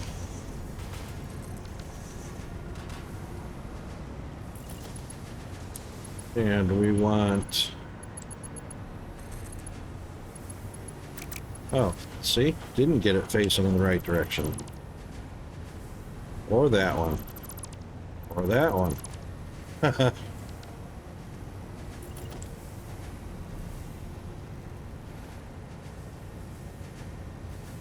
Go.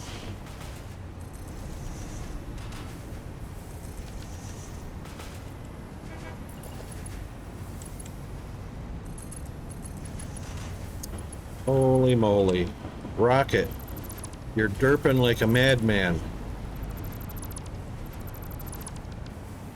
Can you not line things up? I mean, you see that green line lined up with something. Oh, those are in the wrong spot. That's why. I was matching up the green lines. Huh. Now, are we facing the right way? Yes.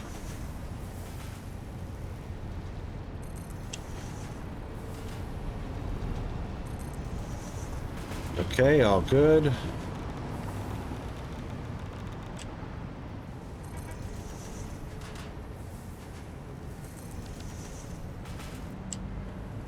Thankfully.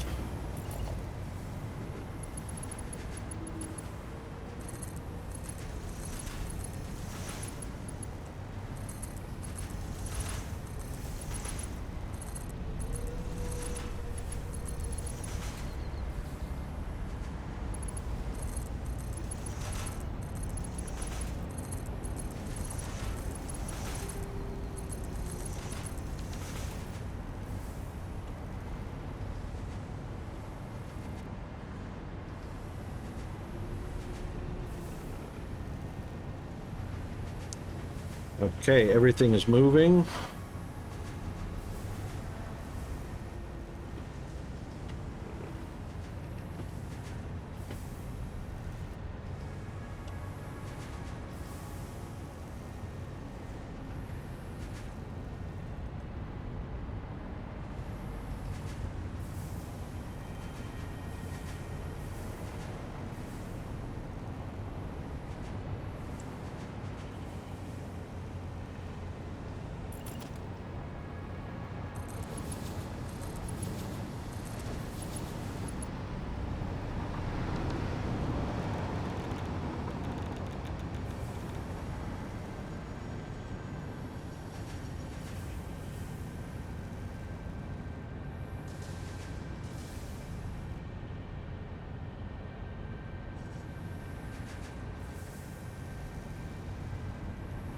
This shouldn't be waiting at all.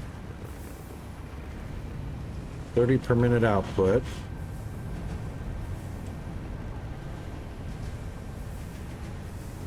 Oh, hang on. They're 1-to-1.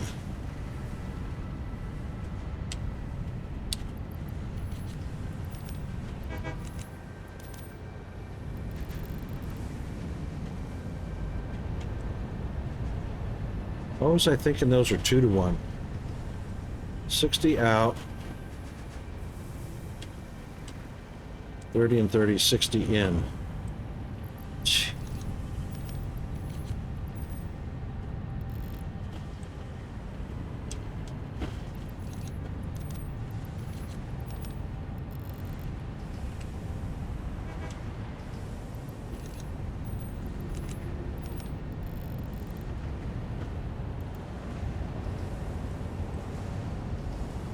So those are 60 per minute in, and MK3 belts are plenty.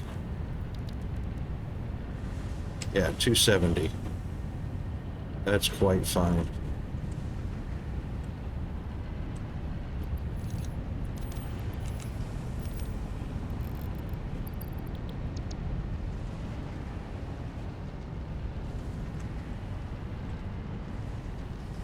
There we go. Now we should end up with all green.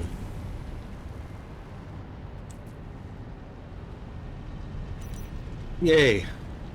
Okay, so now the output is 20 per minute.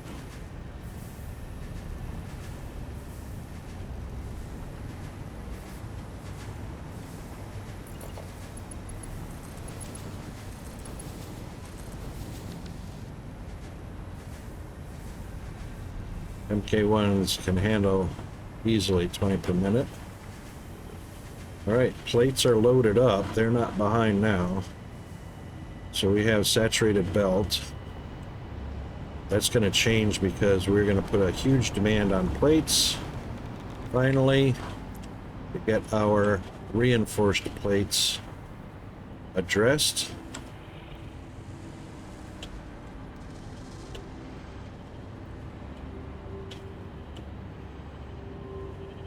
Which are those guys down there?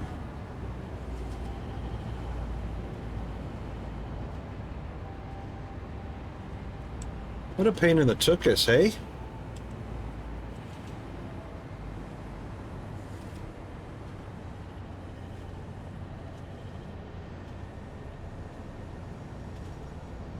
We've got iron plates on the menu.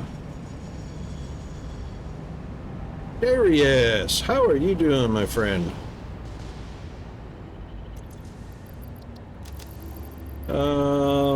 Right, we've got iron in here. How has the Master of Disaster been going? The Eclipse also isn't agile enough. Like, No, it's not very agile at all. It's not, you're right. Oh, shit! there goes the thruster. Nope, Oh, it didn't destroy you. I don't have any thrusters installed in the back yet. Oh, it's just a look-alike. Oh, fuck. That was Imperium, I take it.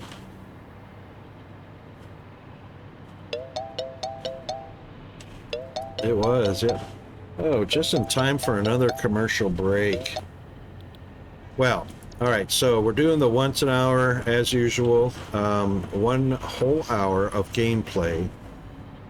And forcing Twitch to do a 3-minute ad, which it can rarely provide 3 minutes worth of commercials to our viewers' benefits. I don't see plates up here at all. So that will start in a mere few seconds, and then we'll be right back. So I'm going to do a bio break, hydrate, caffeinate, urinate, defecate, instigate, any 8 I can think of. There's plates right there. They're on the list, and we'll be right back. Right after this.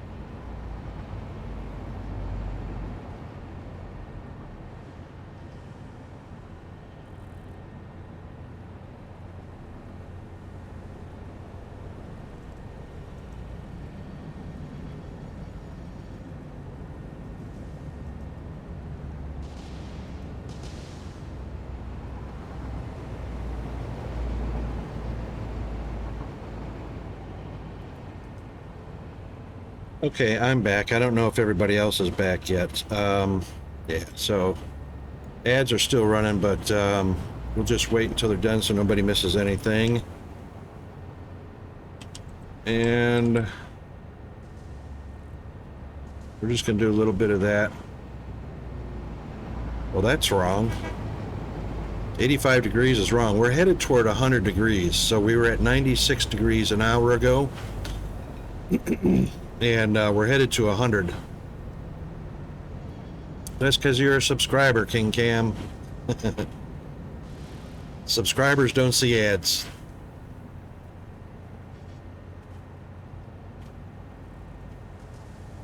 So SpaceX has taken delivery of 5 large lay-down style tanks in the last 3 days. Oh, that's excellent, replacing those tall ones. How about that? Great news, Mr. Darius.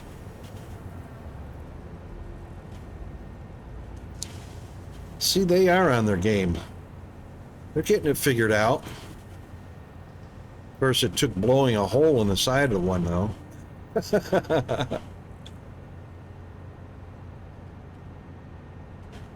80-foot long. Nice. So those are probably... Let's see, I'm just trying to think. When I was a firefighter, our engines had a tank that held 5,000 gallons. They were 6 feet tall, well, 6-foot diameters, and they were 12 feet long. So an 18-foot diameter, 3 times that, and 80 foot long, which is almost 6 times that.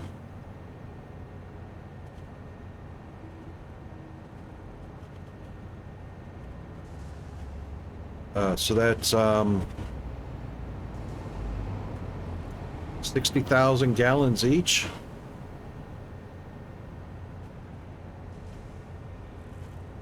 Seems reasonable. Seems reasonable. If they were flooding the pad with 300 gallons a second, and those are 100 each, and they ordered 5, they're probably stepping that up to 500 gallons per second, 500,000 gallons per second. Yeah.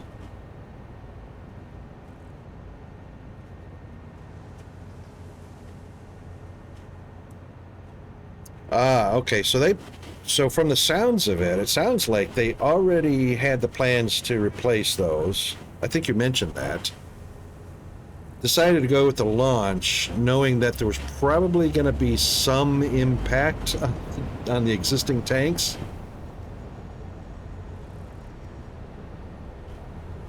Yeah, okay, yep, that makes sense. Indeed.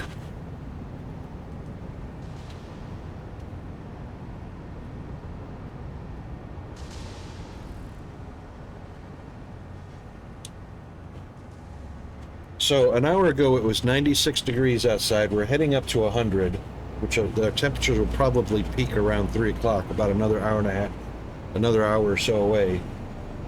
My indoor temperature is saying 91, and off to the side there I have a portable air conditioner that is a 30,000 BTU portable air conditioner with a vent that goes out the window. But it's still 91 degrees in there. That's how much heat is radiating down from the ceiling throughout the entire house. 91 degrees in here. And of course the rest of the house is no air conditioning because the landlord's too cheap. There's no insulation in the ceiling, no insulation in the walls, there's no air conditioning. He's a cheap bastard. That's all there is to it. So when it gets hot, it's hot. So 100 degrees outside, in the attic, in the roof, it's easily 150 degrees, easily, and that's radiating down. So it's actually hotter than the actual ambient air temperature. It's an oven up there. brainless. Brainless. And you know what that does for electricity. Because, you know, all the ceiling fans are running throughout the house. Portable air conditioner running. Poor Peanut couldn't sleep last night. He was so uncomfortable. He couldn't sleep last night. He literally laid on the floor. You know, we have tile floor. He laid on the floor and tried to sleep on the floor. On the concrete tile. That's how freaking hot it is here. And that was at midnight. It was still 90 degrees at midnight inside the house. Cooler outside, but we couldn't get that air flowing through because the heat radiating down from the attic. That 150 degrees up there stays until almost 3 o'clock in the morning. You know, radiating downward. It's absolutely horrifically, brainlessly, hopelessly stupid. Okay, I'm off my soapbox.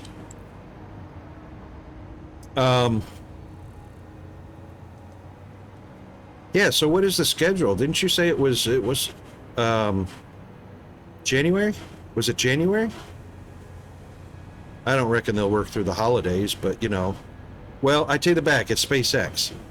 NASA, being Davis-Bacon wages, government wages, would take them months to get that done.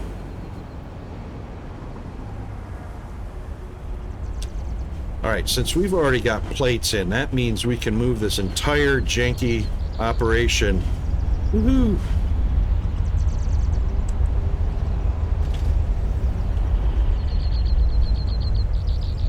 We're going for a ride.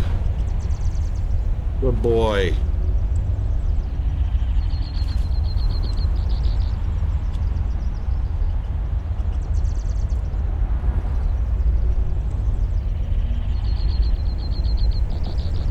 January or something? Yeah, I reckon. See, yeah.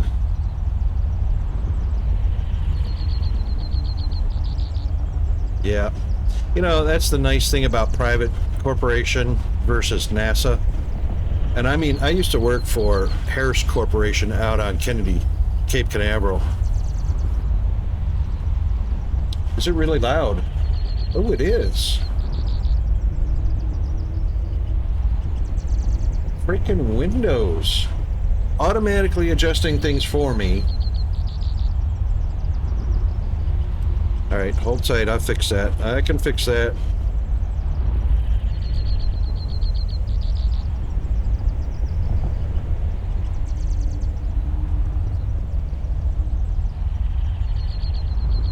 Testing 1, 2, 3. Testing 1, 2, 3.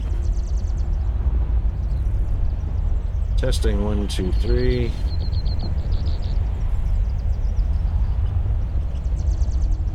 All right, we are now down below 10 dB on all the audio channels that are generating audio. How now?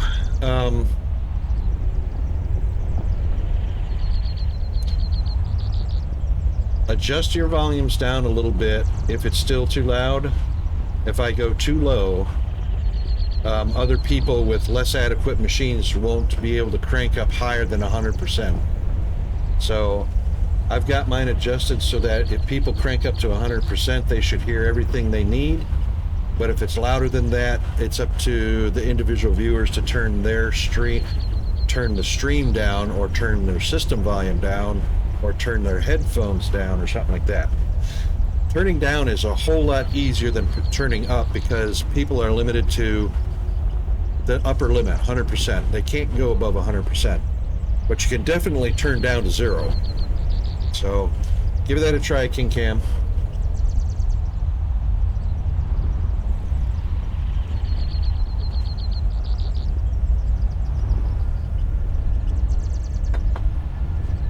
So actually we have the microphone is hovering right at 15 dB. The game is at 15 dB. Desktop audio is actually at 20 dB, so everything is quite nominal. Quite nominal there.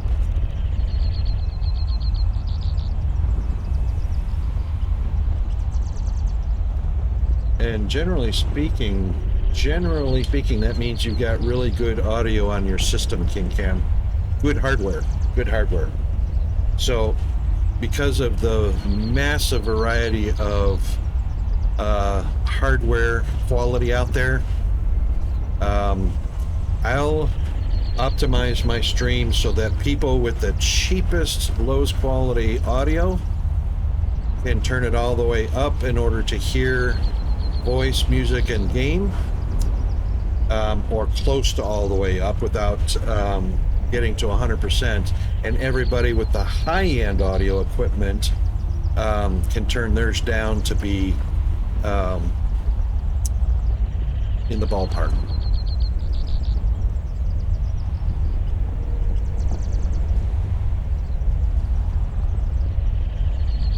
Basically, the basic way that I look at that is people with the money, people with the good equipment, good quality hardware, it's easier to tune down than it is for people on the low quality stuff to go up past a maximum, which they can't do.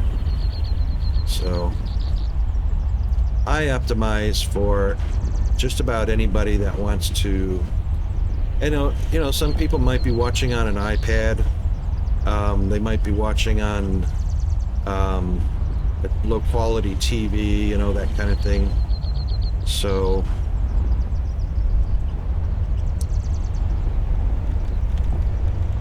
oop, I got stuck. Uh-oh. That's not good.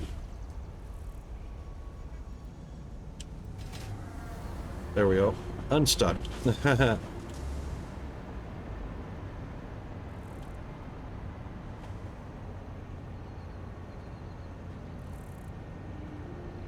Oh yeah, no worries, mate. No worries.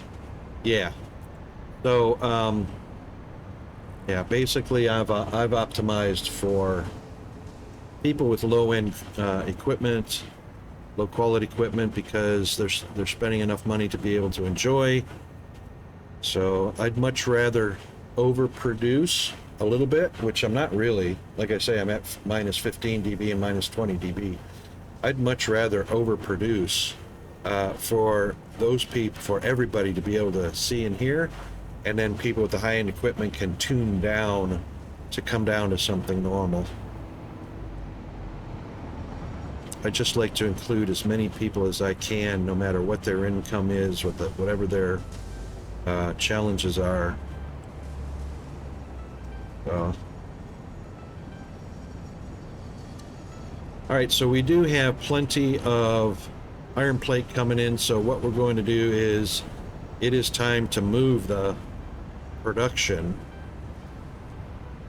since there's plenty of iron plate being fed to. Thanks for the alert, Darius. Appreciate it, buddy.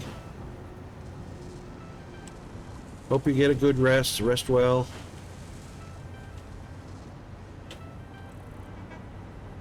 Okay, so we've got an MK. We actually don't need the MK5 belt feeding, so what this can be doing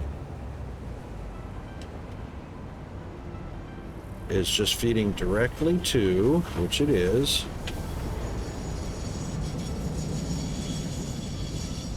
directly to. How do we want to do this? Let's change this up a little bit. Let's make this a little more convenient. So we're going to clear the top of the machine. Yes?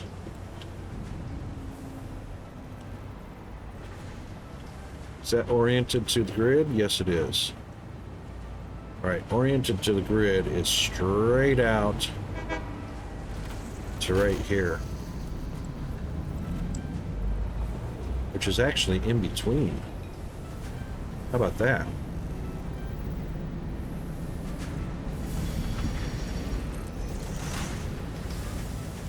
I reckon it's right to there.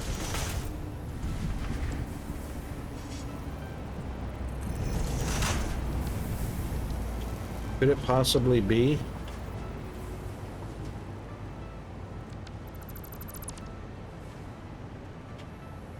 Could it possibly be? Let's find out. Oop, what happened there? Ooh. Ooh. Yep, that looks like it's oriented to right there.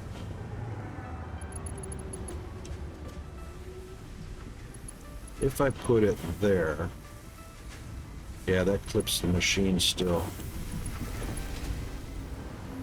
Just barely. Just barely clips that power pole.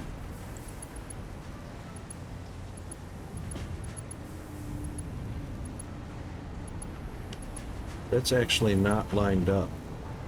Is it? Oriented properly?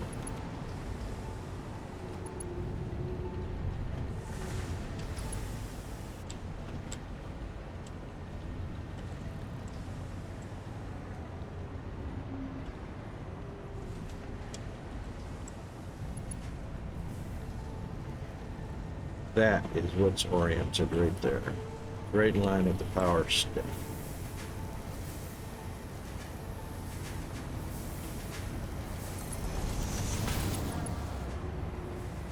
Nope, that's not it either. Pretty close. It is pretty close, but that's not it. I reckon,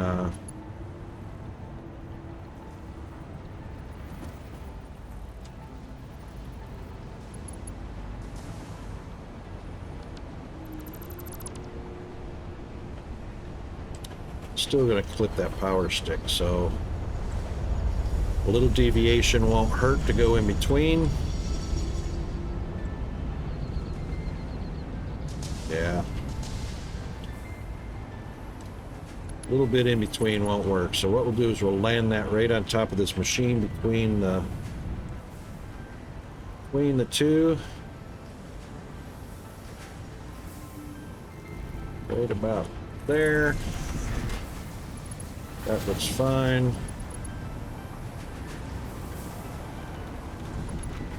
So we'll get rid of this mess. And we'll get rid of that.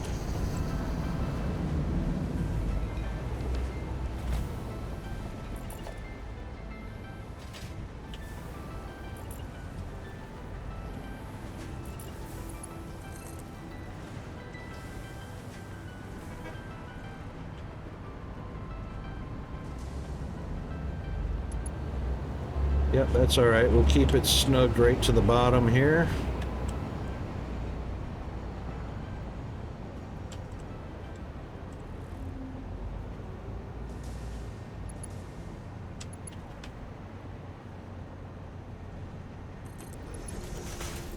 And we'll get rid of that.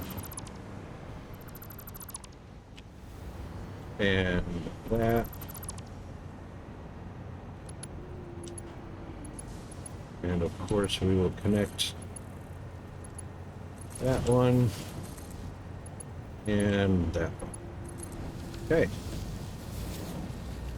If you auto save. All right.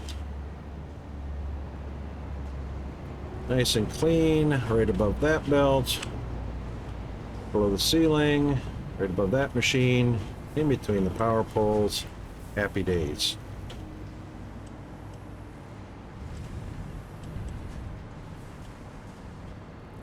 Yay!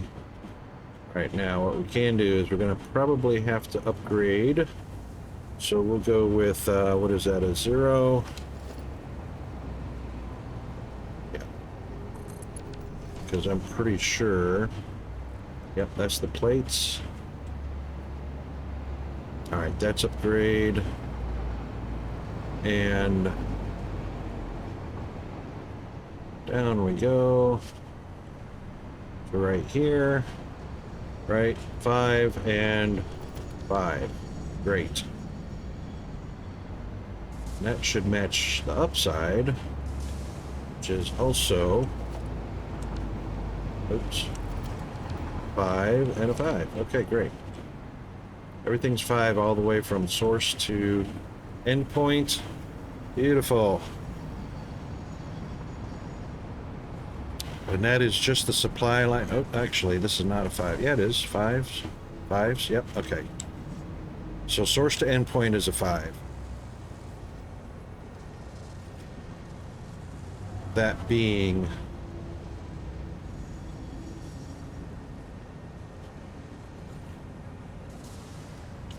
said,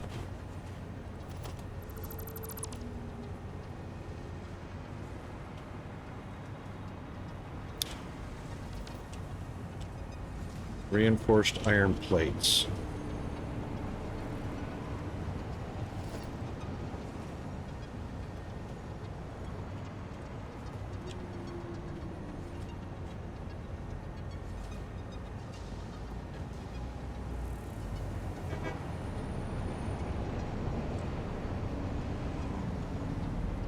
Make sure I don't accidentally select that power pole.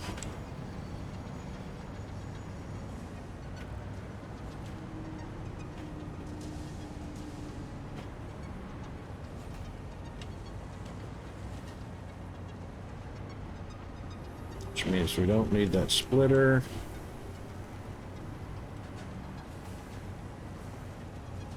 Ooh.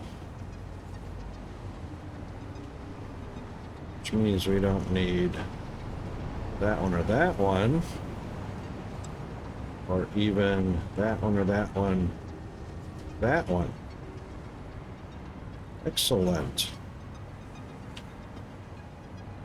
Because those are just feeding those factories. Beautiful.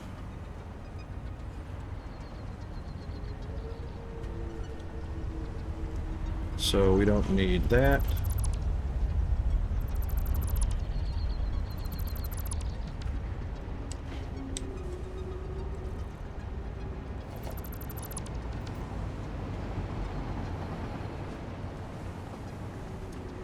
And these are going to be piped from a different location. Or belted from a different location.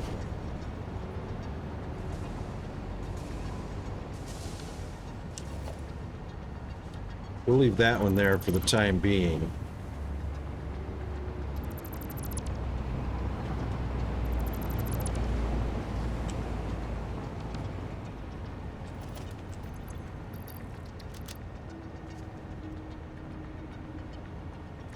Let's drop off these ingots. Why am I carrying ingots around? Are those iron or aluminum? Those are iron.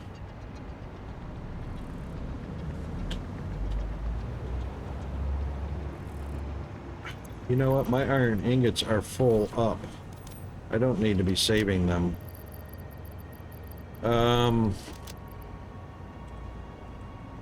Let's also dump off the foliage. We certainly don't need that.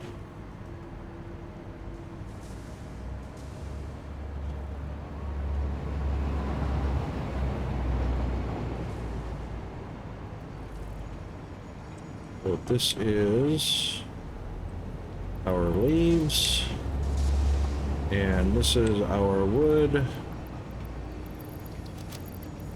and no other foliage, no other alien artifacts, no other guts. Good. Back to business.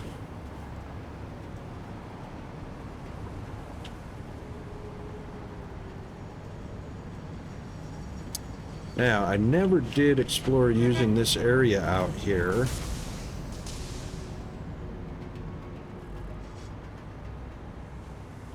Which we could very well use.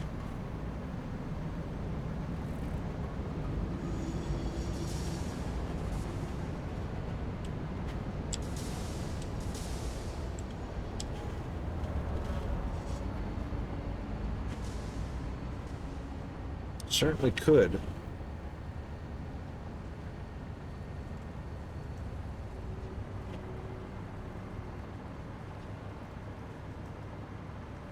There's no pathing involved over here because pathing stops right there for the tractor.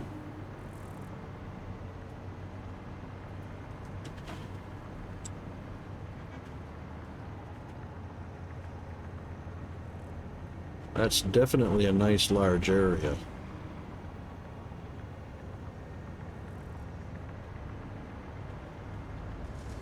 We also still have all this room over here.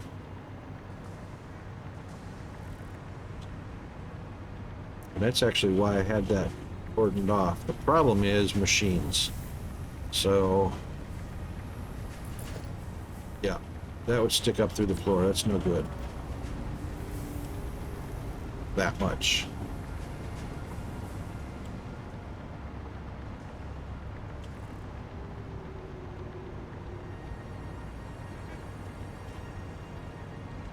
We're going to leave this expansion room for the screws, because that's always going to change.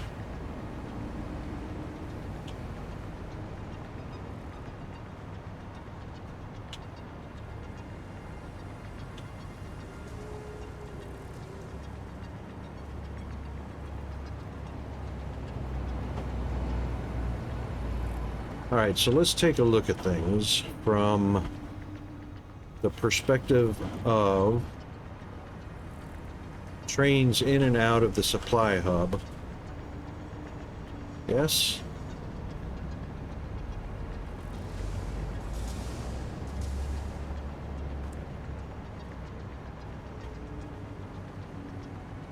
So we'll take a look at it from a routing standpoint.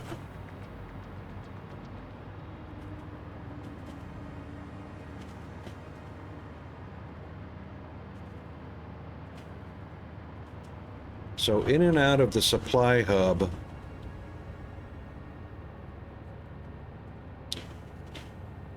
are the four main trains, which are on this squarish roundabout.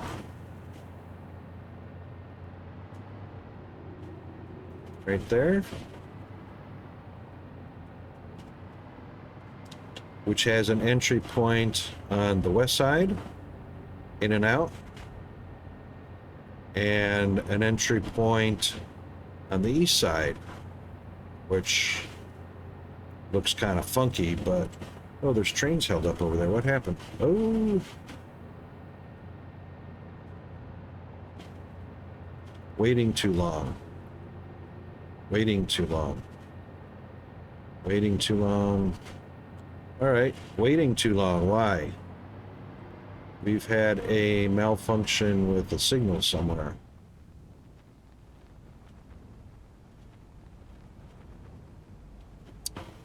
What? How did a train get on the wrong side of the track?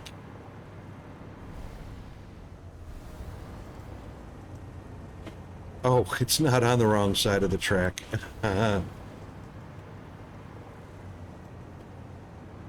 Did they collide?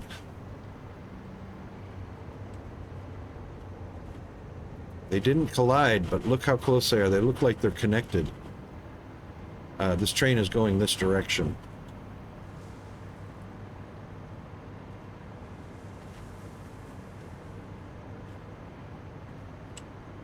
I don't have my signals far enough apart, that's why. So blue is occupying the... Blue is occupying, so green can't move.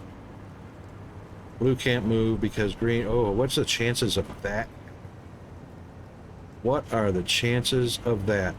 Green's actually got a green light on the opposite side, but can't get through the block. Can't get through the green block because it's blocked right there, even though he's going straight. So what we need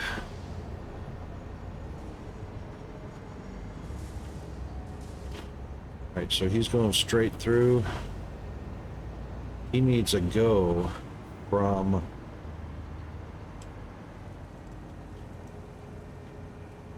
that's still occupied.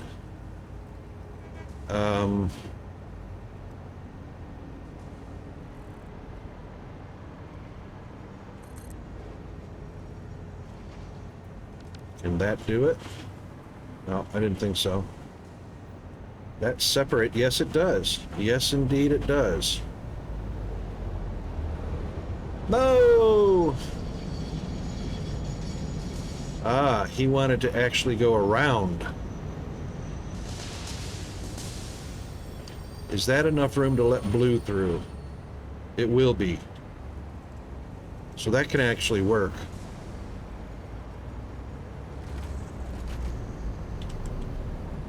Yep, that can work. I don't know why the signal is complaining. That can definitely work. Okay, go green, go. But you're not going to because the signal's complaining. Yep, okay, so can this be... Will that solve it? Yes, it will.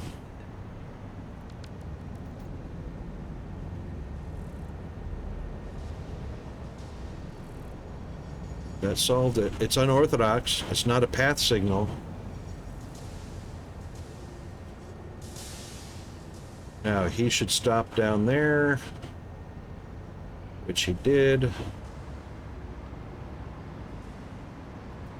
He's got the green light, so he can go.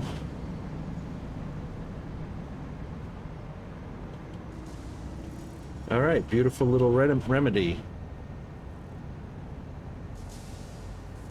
The big thing is whether or not changing this from a path signal to just a block signal, that may or not be an issue when it comes to the trains. You know, I reckon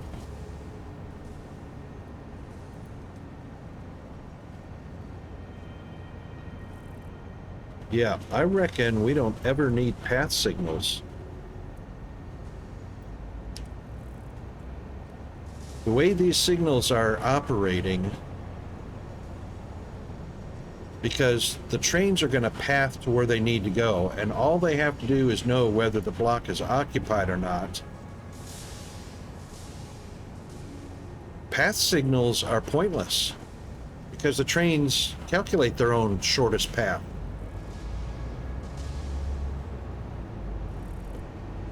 I just realized that. Path signals are going to be a worthless...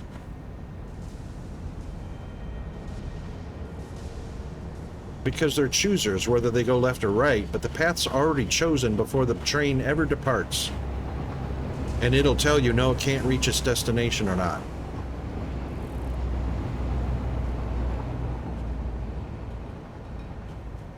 Signal system's broken. All you need is block signals. You don't need any path signals.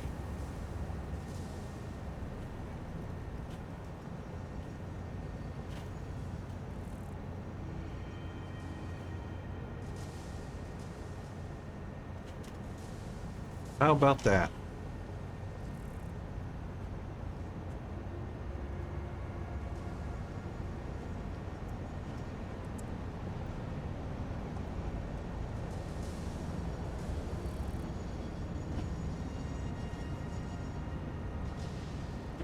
The path signal only reserves a block ahead.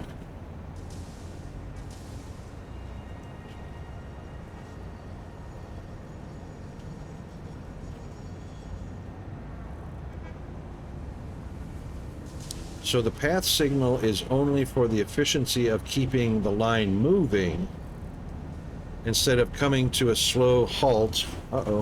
Coming to a slow halt and checking the signal status and then proceeding. So block signals introduce a little bit of a delay or a slowdown, which can be resolved by spacing them far enough apart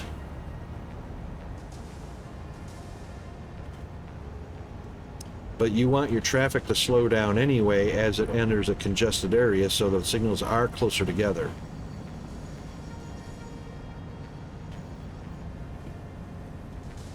Yeah, I reckon path signals are pretty much pointless.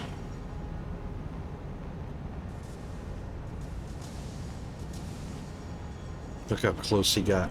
This is why signaling being further apart than your longest train because look at how close they got.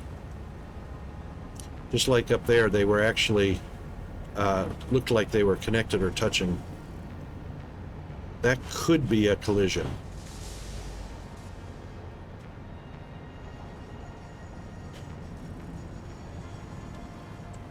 Because he typically would pull right up to the stop sign right there.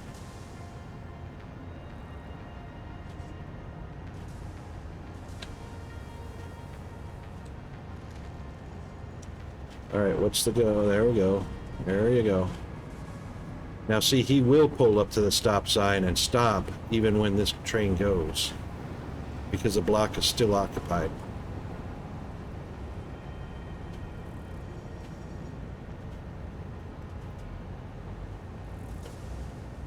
So as soon as he gets a green, not yet, because that one reserved the block first. That's what the pathing does. It reserves the block in front.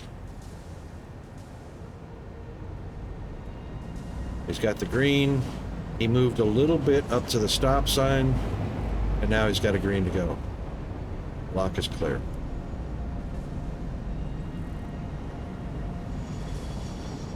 And see, he doesn't have to. He reserved his path, so that turned him red. That's the point of the path signals.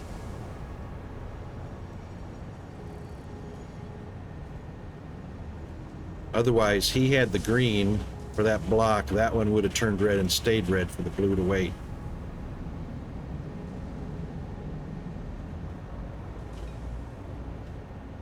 Okay, well, there we go. So all we need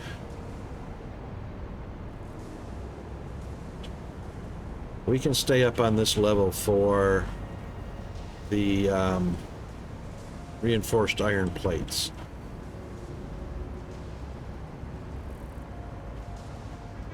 So we can come up on hub level, or yeah, supply hub level.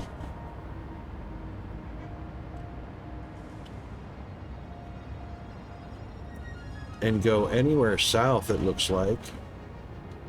Got room to go south. We've got room on the north and south side of this line right here, but I don't want to go toward the nuclear. So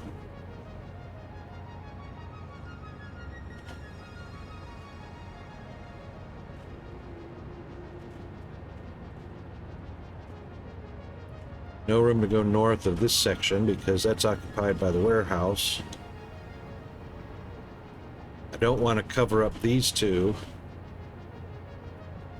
So the best place is north of that line right there.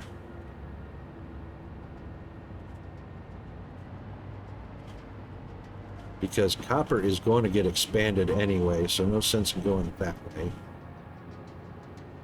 Yep, that's our target. That's our target.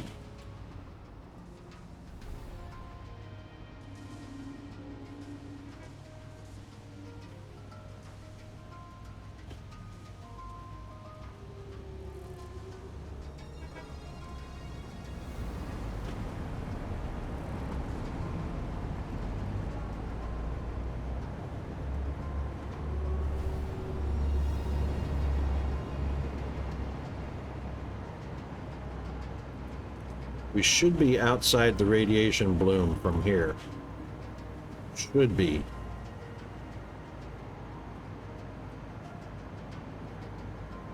That's not enough of a water supply to be building a water tower or anything like that. This area is nice right here.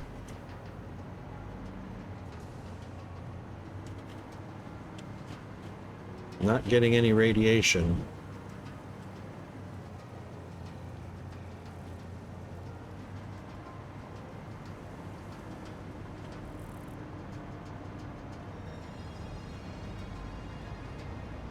Yep, that's good enough for me. I'll live with that. Let's see how much concrete we've got. 510.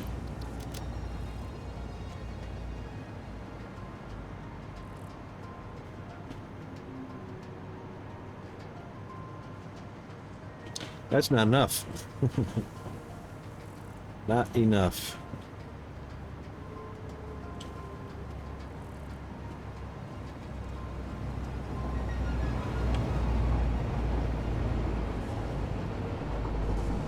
Alright, so reinforced plates.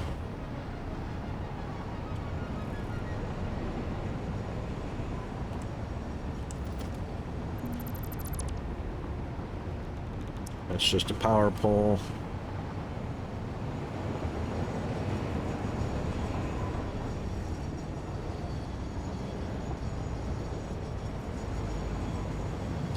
So reinforced plates are probably not going to be delivered.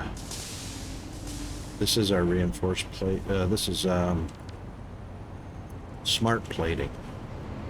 So smart plating will probably be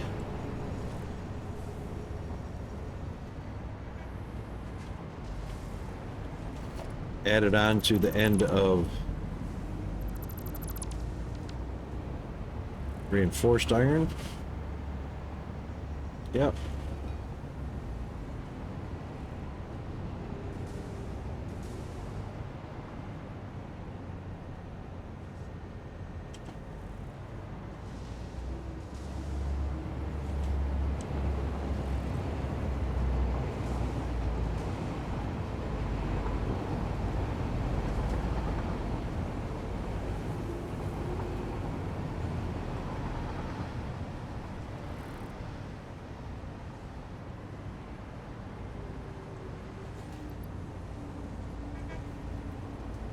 Right, those are going to need reinforced iron plates.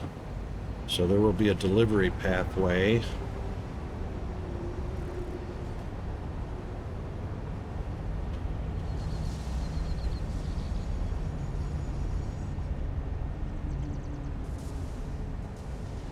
Well, these are actually going to move as well.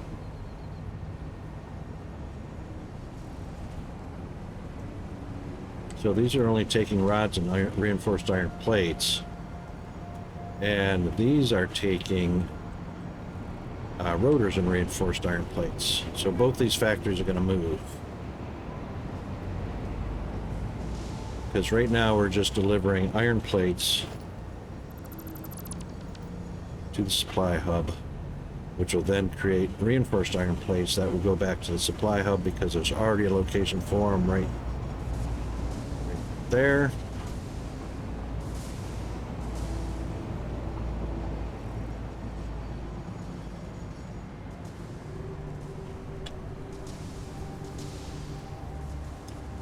Right now it is chock full.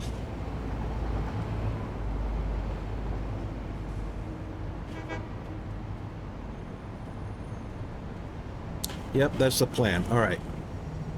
So iron plates. Then next door to it, we will have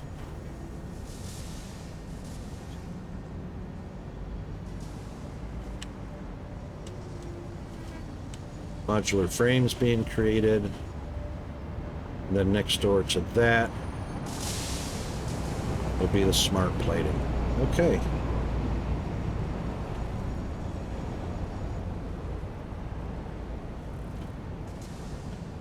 Yeah, that's a win. All right, train, come on with me. We are going to lay some foundation, which you need some.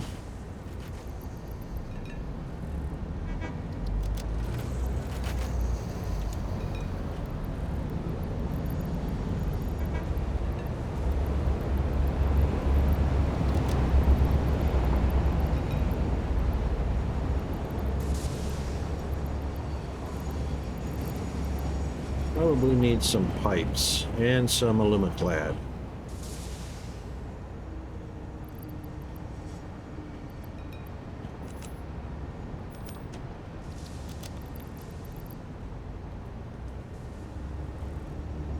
Yep, alright, so alumiclad, pipes, and concrete. So we'll go up here and we'll take, oops, go up here and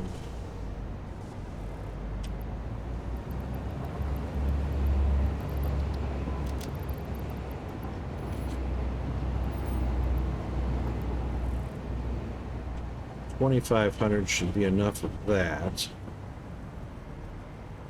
Alumiclad is over here, right?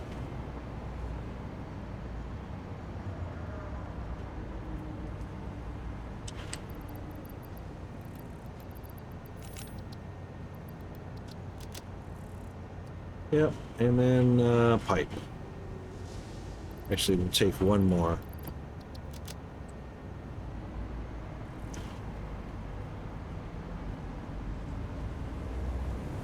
Probably take a look at beams too.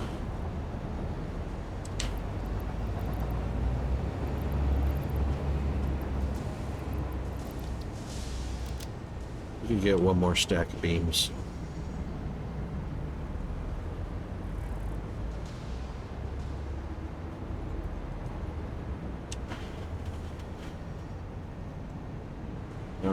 Unloading? No?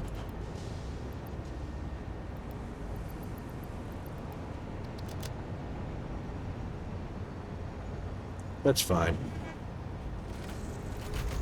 That's fine. Alright, off we go. Should be able to lay out these 3 factories quite quickly.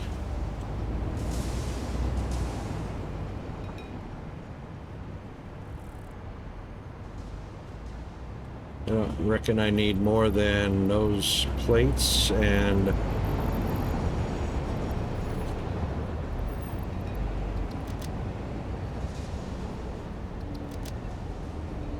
we're good.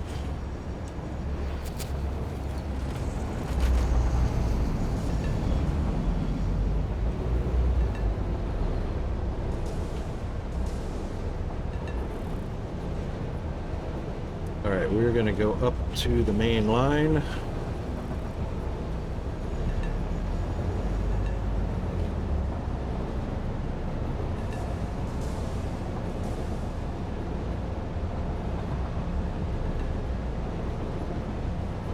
Oh, that's the wrong turn.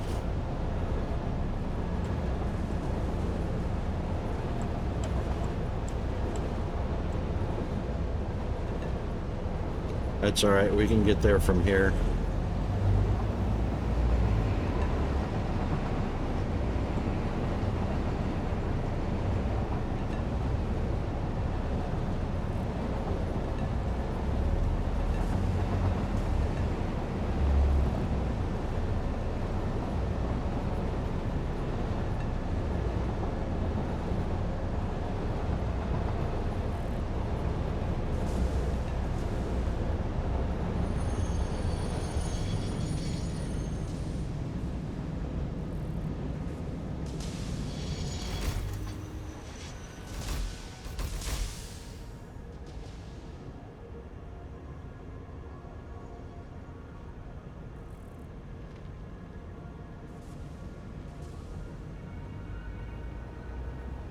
Everybody patiently waiting their turn.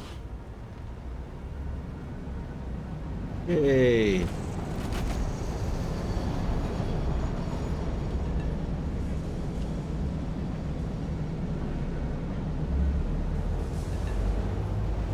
Thank you, autosave.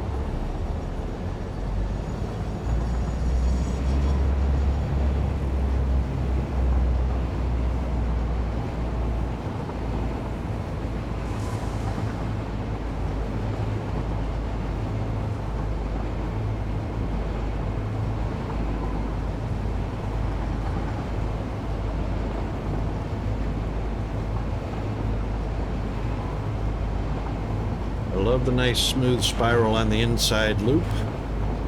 Outside lane is not very smooth, which means I'll have to rework that. Not today.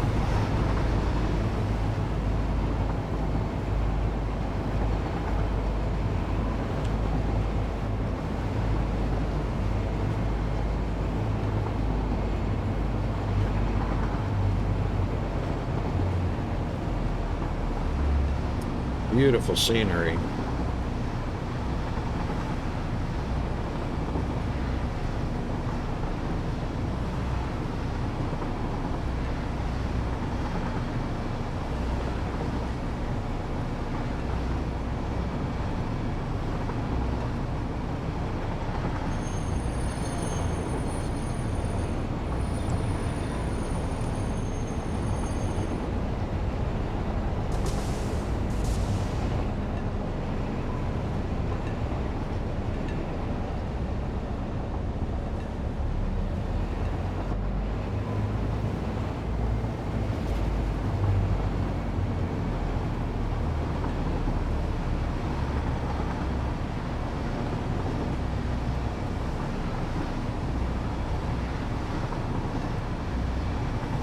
Yeah, I reckon that's going to work out nicely.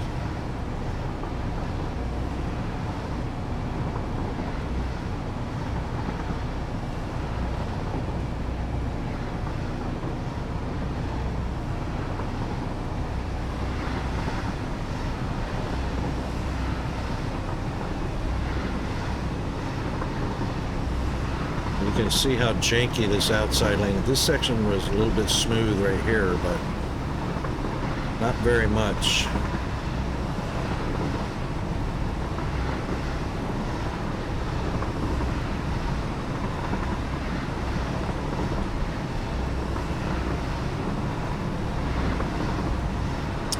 And it looks like we got another gridlock.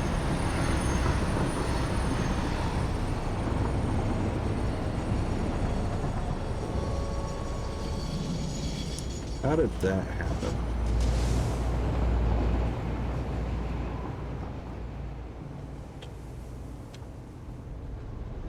It's not a gridlock, they're just waiting.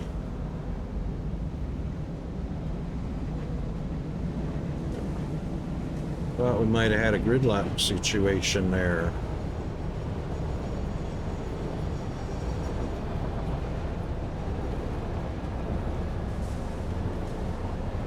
Boy, those two trains are super close. I reckon they crash. I don't know.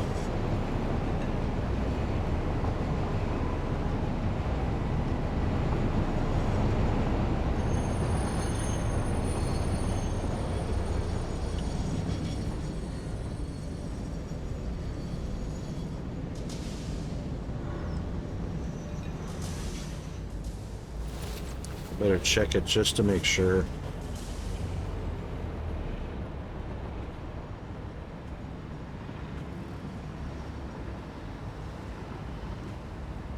The green wants to go, but they can't because the block's occupied. Blue can go if it wants to. But blue wants to go left. Silver wants to go straight through. Red is the holdup. Why is red on a holdup?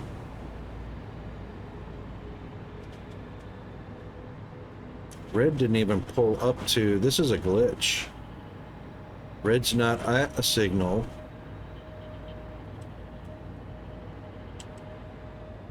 What happened to red?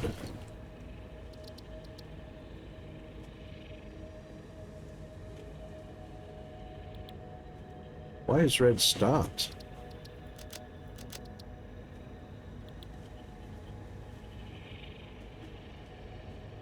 Whoa! Oh, I'm on the wrong side of the track. That's not forward. This is forward.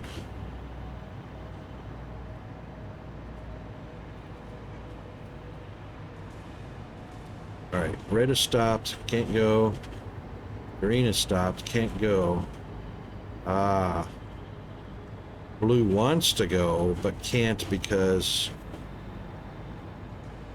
green has occupied the block.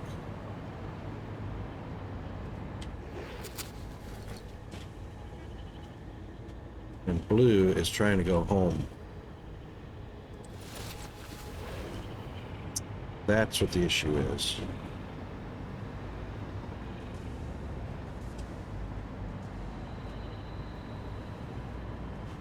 Green should be moving.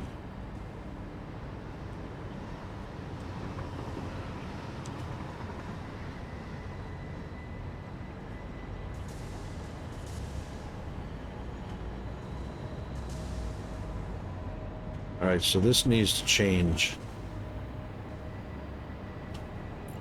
Can't reserve the path. If it can't reserve the path, he should be allowed to move.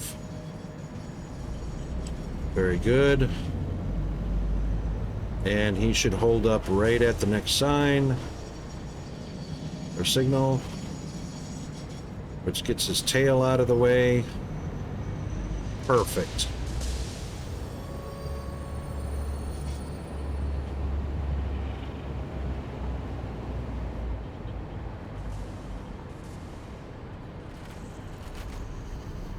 Blue gets to go. Clearing the path for green.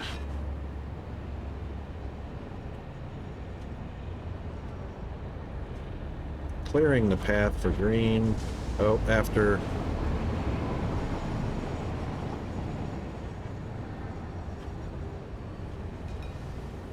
Clearing the path for green.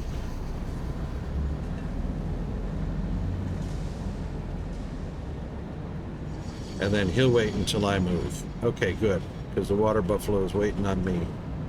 Yay!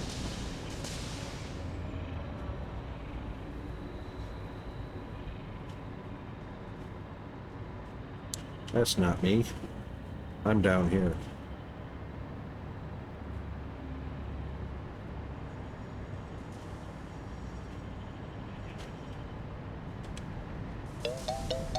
Oh, and here comes our break.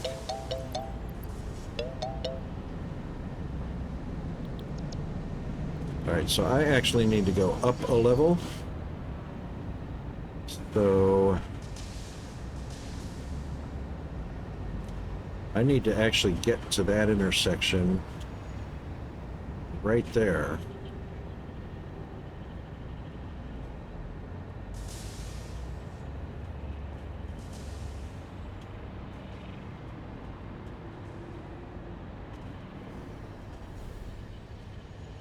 Hmm.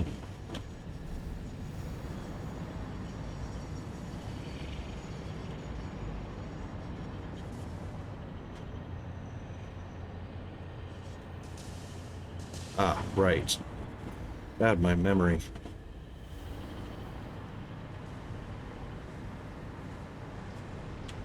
Okay, off we go. And here comes the ad breaks. We'll be back after the ads.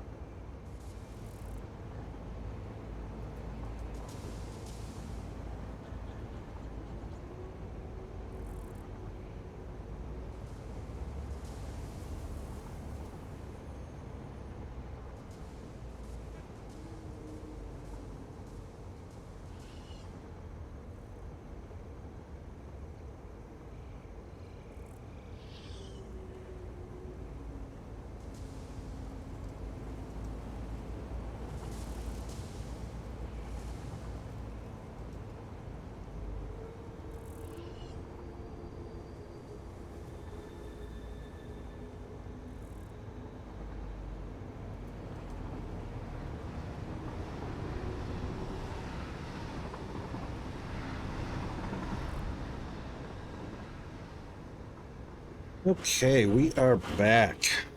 Now, we got a little bit of work to do here. Not a whole ton of it.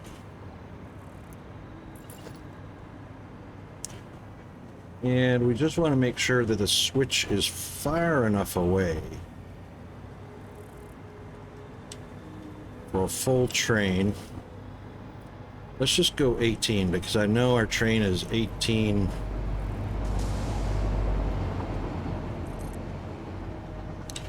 Wow. Let's try that again. So we'll go 10. And then we'll go 8 more. Right there. Even though the extra one showed up. This is where our switch will start. Just so happens. Let's get onto our transport. Just so happens.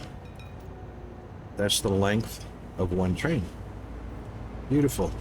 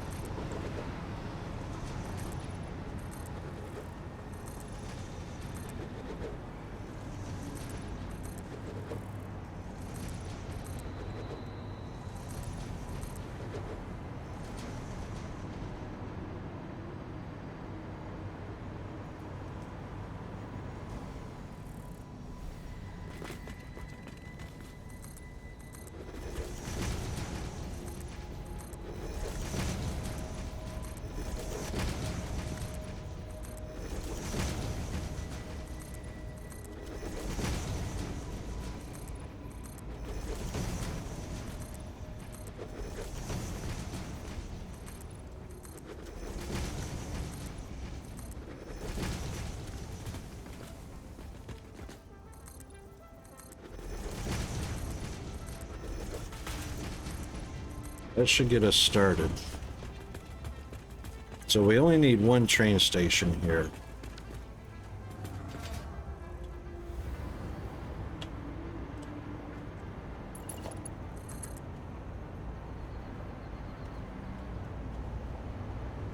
That's going to be a little too sharp.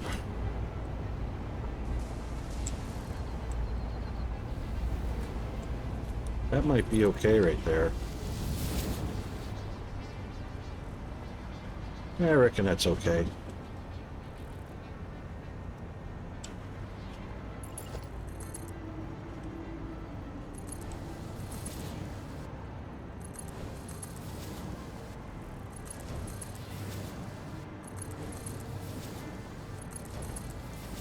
And I'm doing this in 16-meter segments just because I don't know exactly how it's going to lay out yet.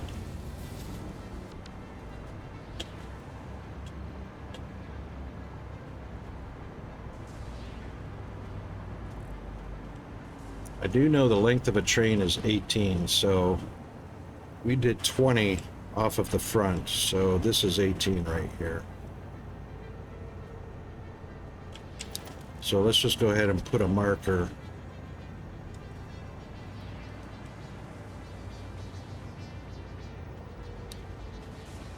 There. Can't put one at the end, but we know that the end is 18. All right.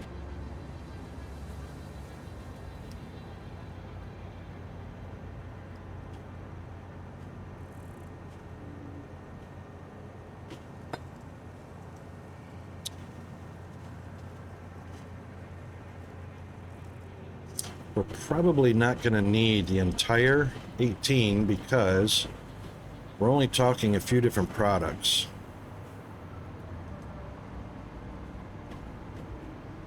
So this is actually the front edge of our train station. So it should look something like that right there. So we take this one away and we put our train station in there. That's where the bad boy stops, right there.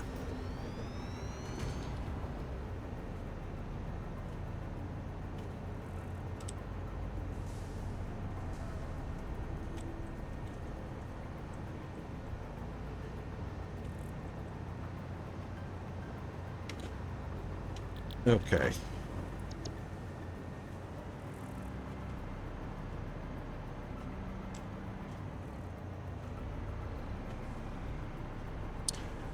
Now, what we need, excuse me, are screws and plates.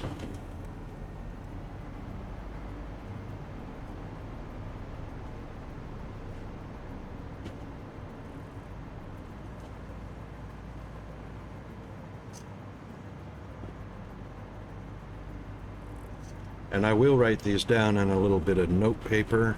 I wish I could use a Steam overlay in Satisfactory. For some reason it's broken. It's not Satisfactory's problem. Alright, so plates are R8. And screws are R5. Great. So they're on the same train. R5 and R8. Unfortunately, that means an entire length of train station.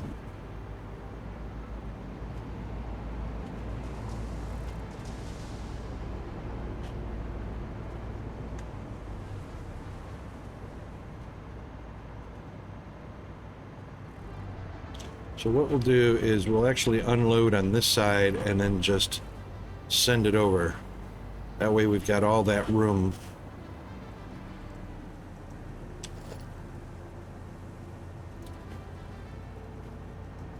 Right, so that's R1, 2, R3, R4, R5, R6, R7, oh, R8. That's not going to do. So this one actually needs to go back in, and then this one will be R5, so R8. R8 is actually this one. 7, 6, 5, 4, 3, 2. This one is 1. And that means this actually has to move up 1.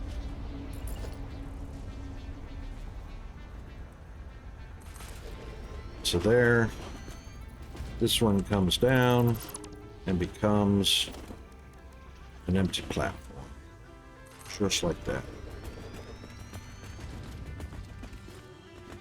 And that makes this one a freight platform.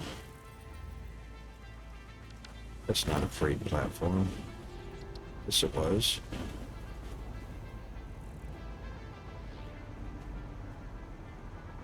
Oh, right. That means I got to do the blanks first.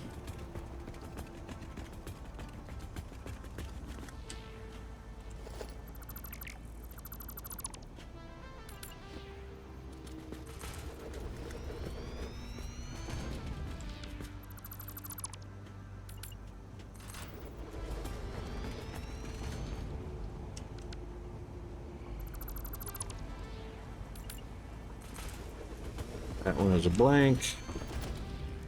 Then the freight platform, of course, is R5. On the other side,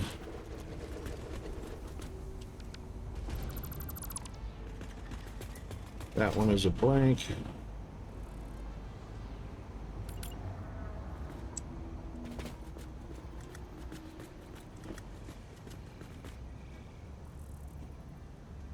There's 6.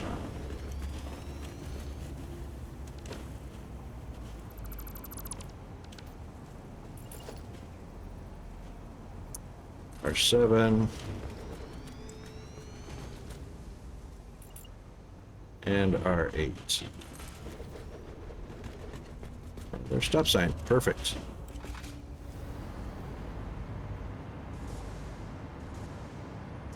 All right, so this is red line.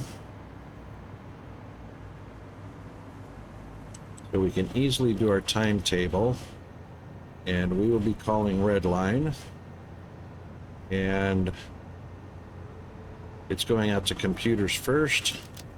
So we'll add it to timetable. Our new one. And let's rename it first.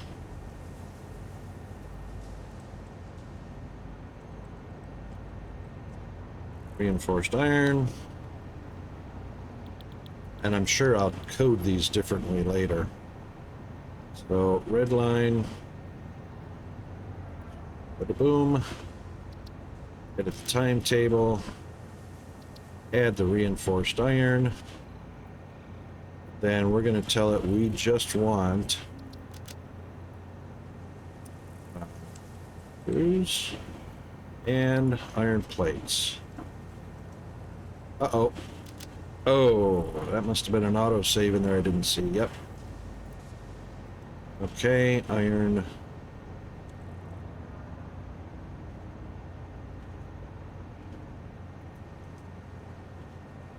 Iron plate. Save that. Save that.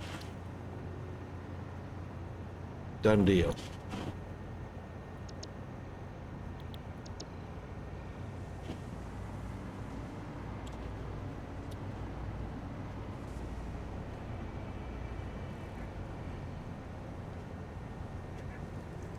Now we're also going to want a return.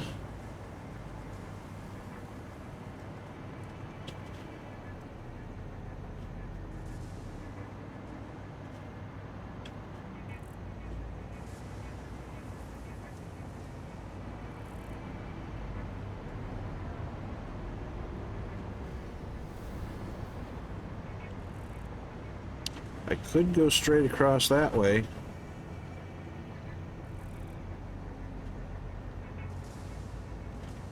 It'll be between two signals, so that would be actually pretty perfect.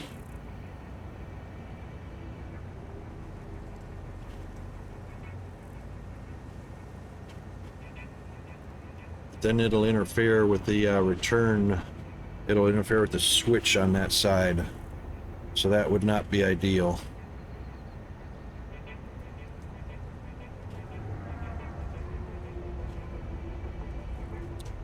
What would be ideal,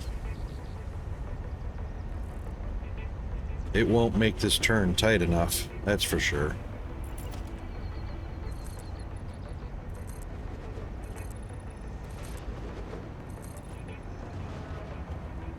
Wow, and just that fast we are out of concrete.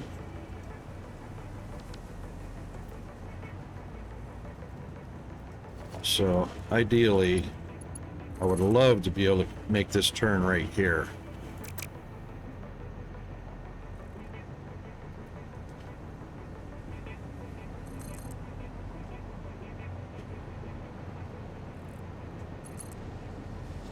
But sadly, it will not do that turn. And that is such a tight turn. That is too sharp.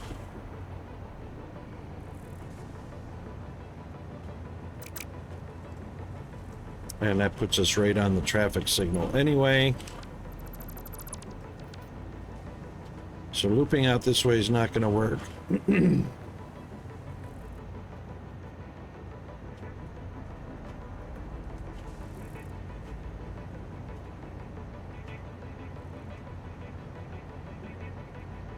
However,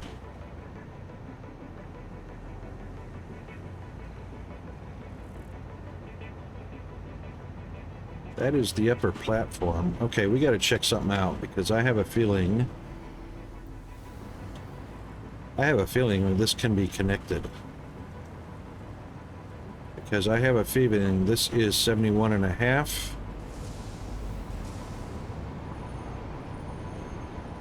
Oh, let's turn our show debug. Thank you. Yes, we are at 71.5 meters here.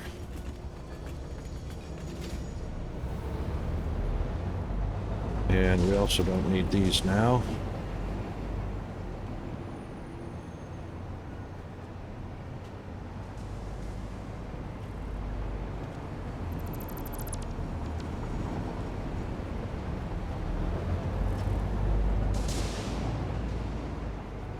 If I'm not mistaken, this is also 71.5 meters right here.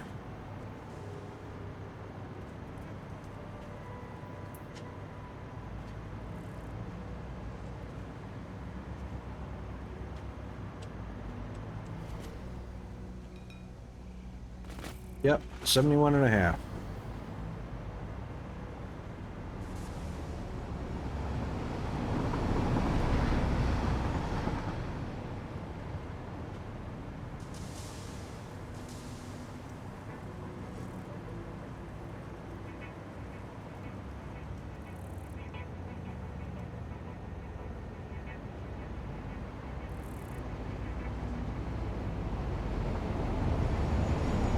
So the only thing we haven't done that could be done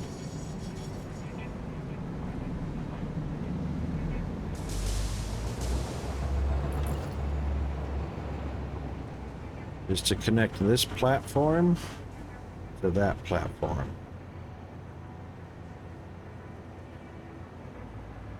And the way to do that is this.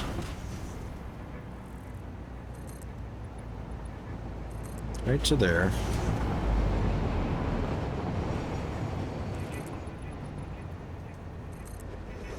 And then go get some more concrete. Which I should have brought a whole lot more with me, but you know. Rocket not so brainy. Rocket got small brain.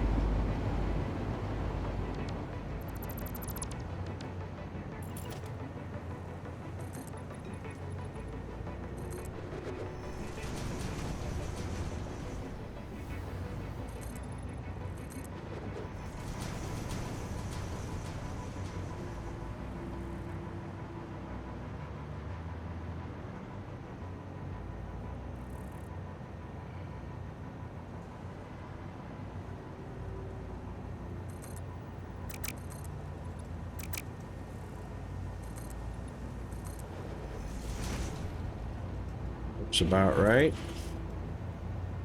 It's very close.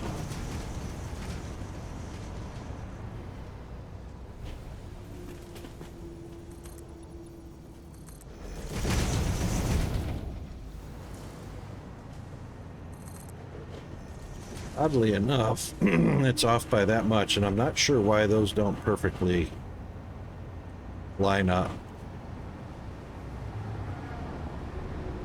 Oh, it's because of where I started there. All right, so what we need to do...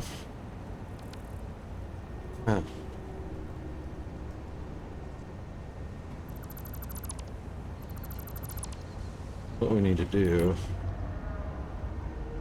is just keep it lined up.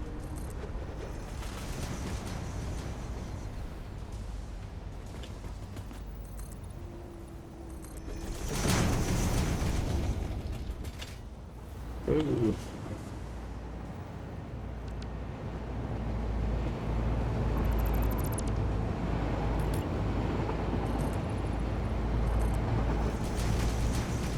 It needs to stay lined up because I'm using the lines or the grid lines in the concrete.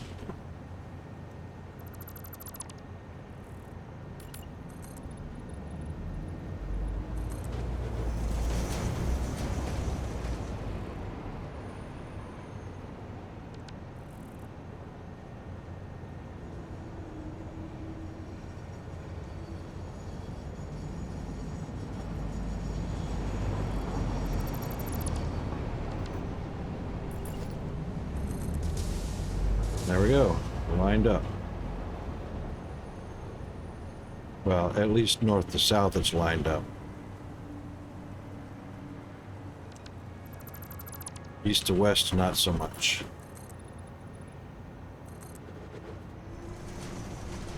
It's off by a fraction.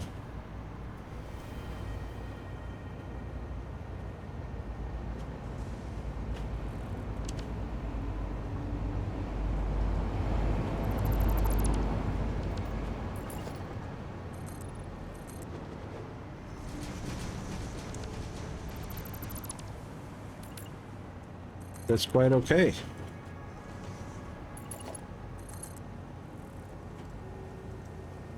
All right, so nice swoop. It's right there. That's 1, 2, 3. So this one can be 1, 2, 3.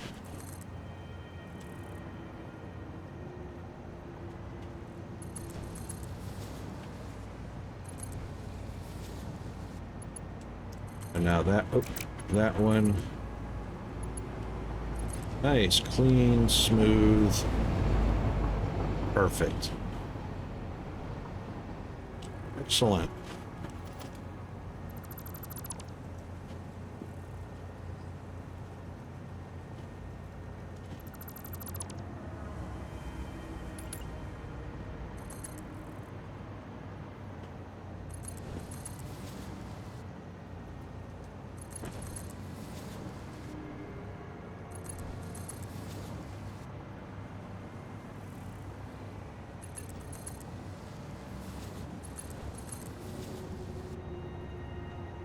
And yep, I am building in 16-meter segments, so 2 foundations long, just because anywhere I need to tap into the line, I can do that. 1, 2 and a half. 1, 2 and a half. Yeah, see, that needs to go back just a little bit.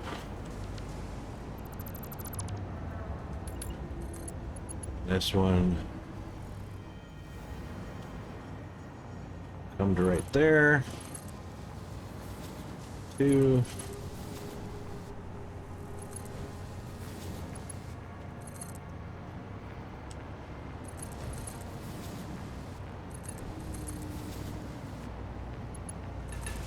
And Bob's your uncle.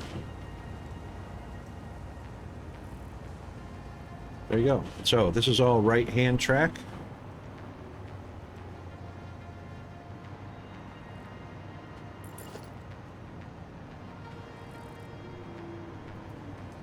And this will be left-hand track. Yes.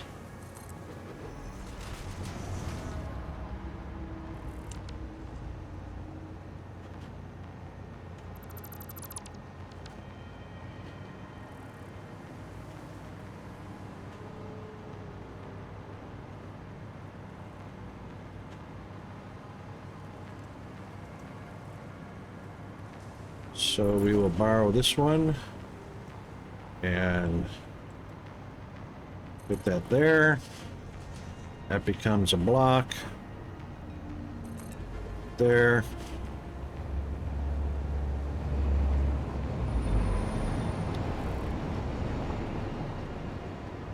And of course,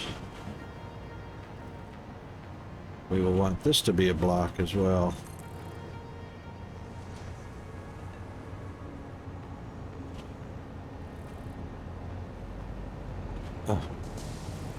Touchy. There we go. Now we can see that block.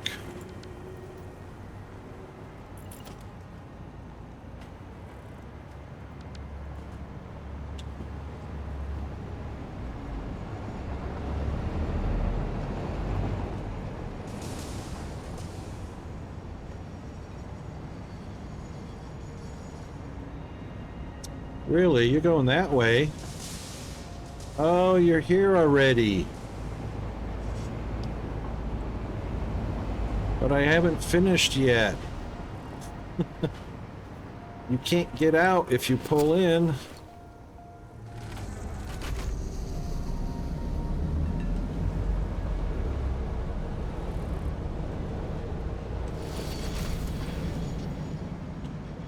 I haven't finished your track yet.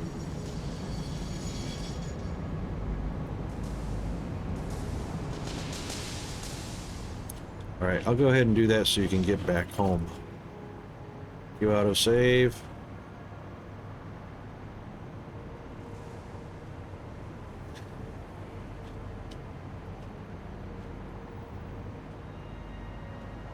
So all we need to do is straight on out. Nyom.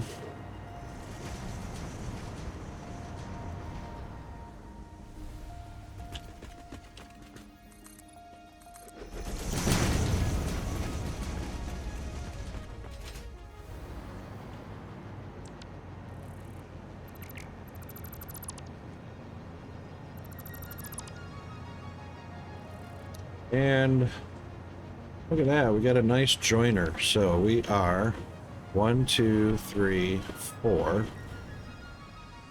Yes. And see, I flew four foundations away from the rail. So 1, 2, 3.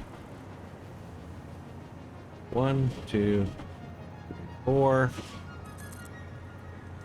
And a 16-meter section. Just like that. And then this one can join that one. Perfect.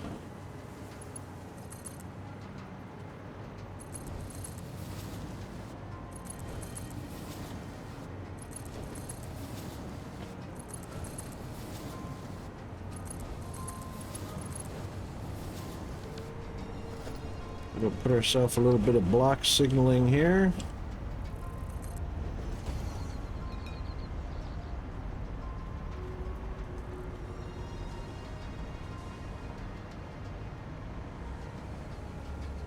And we'll put one there so it doesn't run into...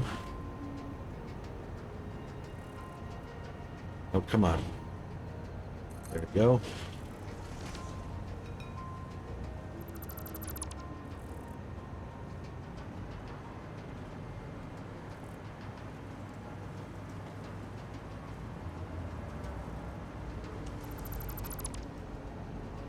Right. Now this one has a signal after the exchange, which is right up there. All good. All good. Okay, you can come in.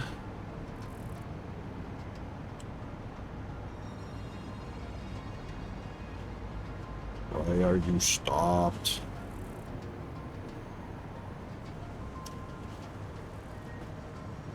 Because I didn't put a block signal. You got a green signal to turn right. Why can't you turn right? Oh. Because it's not a...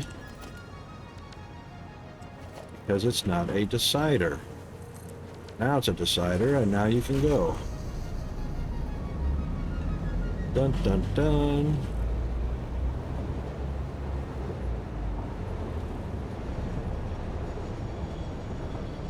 And this, of course, will be our screws and iron plates.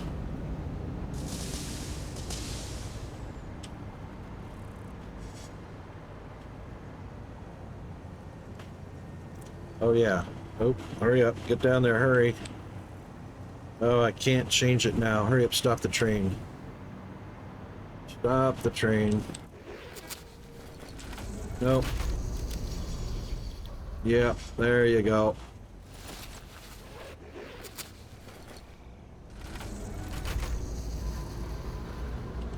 We're gonna just pull back just a little bit.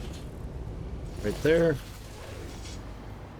And this, of course, is the iron plates, so this will be an unload. And that's the screws, and this will be an unload. And then you can dock.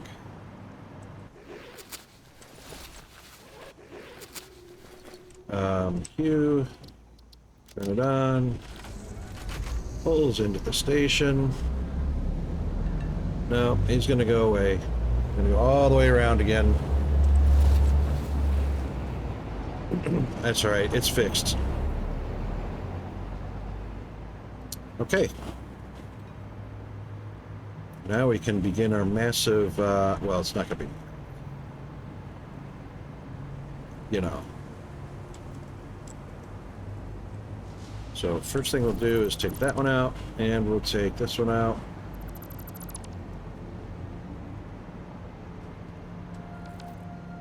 And we will put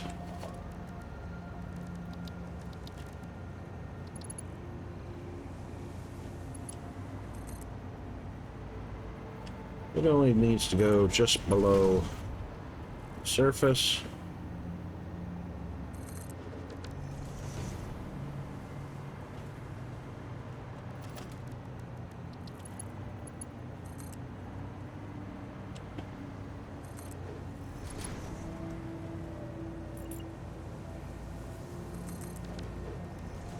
Okey-doke. Now, once we get our factory set up, we can direct beltage to the direction we want. So I believe all we're going to need is an assembler. Should be an assembler. We'll leave enough room for... Actually, let's see. They're each going to take 2 products. That's enough room for 1 splitter. So let's do this. Let's do a floor hole. Put it on the line. Then we'll do a splitter with enough room.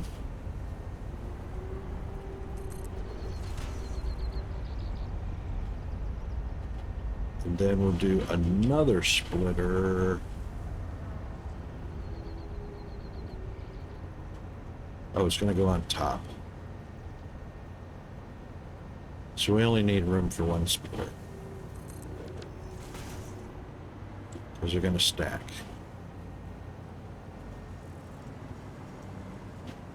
Okay.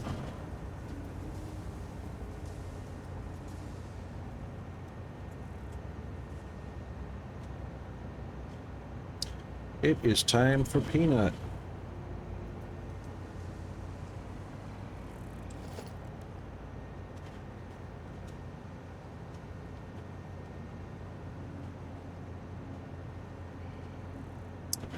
Alright, we're kind of lucky on this one because we're not using slot number 1 or 2.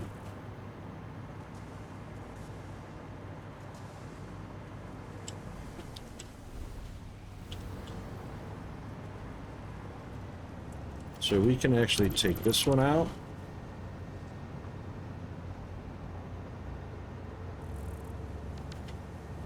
And put in one of these. This one will be a load only.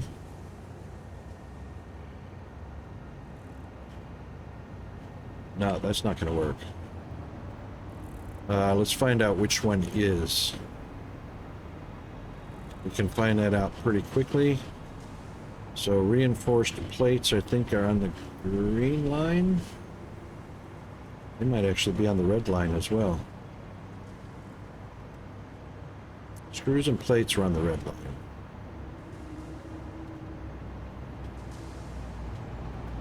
Oh, blue line. It might be the blue line. So there's plates. It's actually on the red line as well. How about that? Screws, plate, and I did that by accident. Totally by accident. But that's the way it should be. Purposely planned so that the ingredients go out and then the final product comes back on the same train. So that was R6.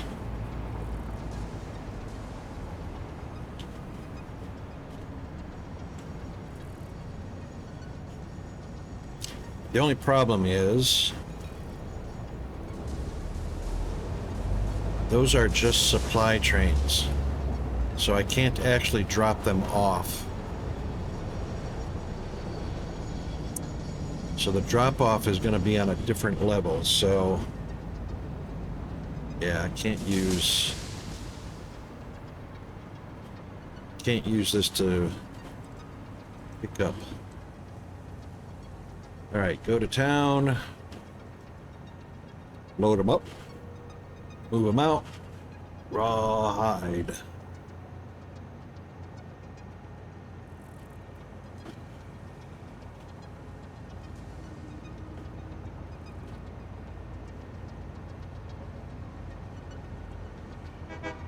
Very good.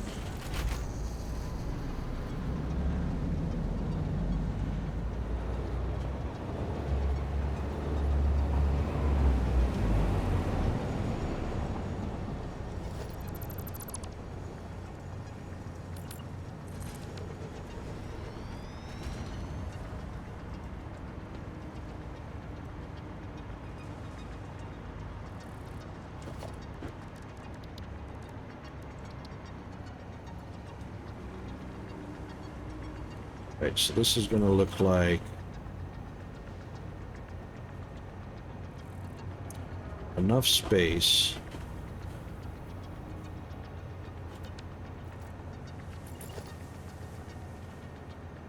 like that, like that. Can actually go right in between, just like that.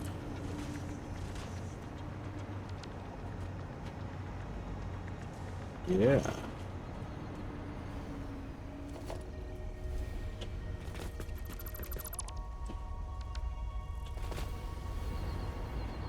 Okay. So that'll be the first assembler, and one will be the screws, and one will be...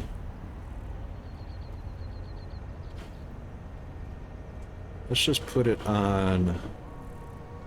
That'll be too close, I'm sure.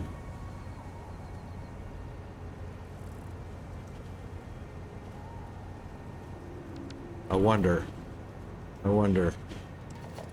Let's take a look at,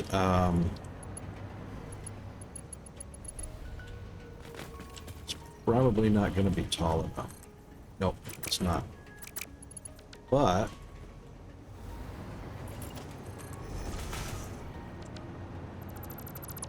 could do that.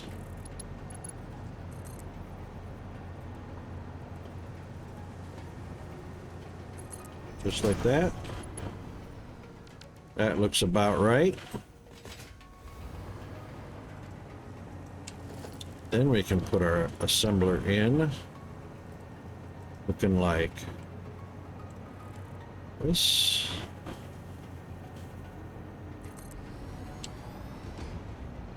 That seems right. And now, like I was saying about the accordions.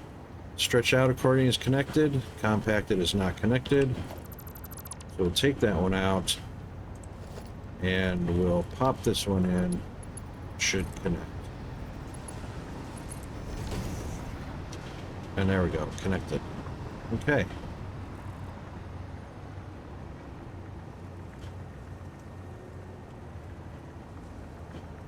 Of course, this is probably facing the wrong way, because our output is on this side.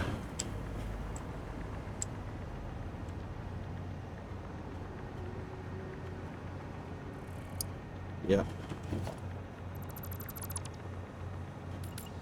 So this is actually going to look like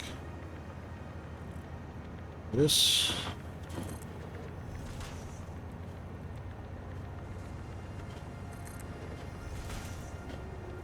It's going to look like that.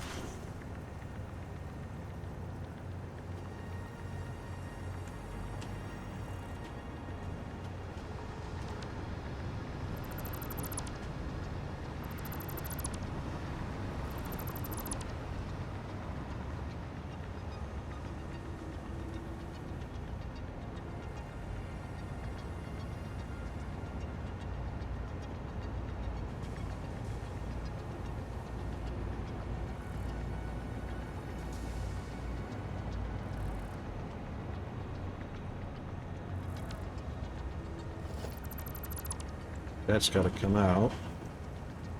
That one's going to come out. That's going to come out, and then we're going to put that side.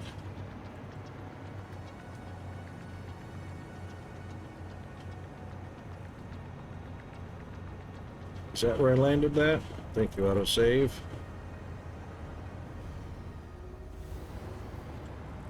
Forgot where I landed that. I think I landed that right there. It's right there. Had to have been right there. Had to be.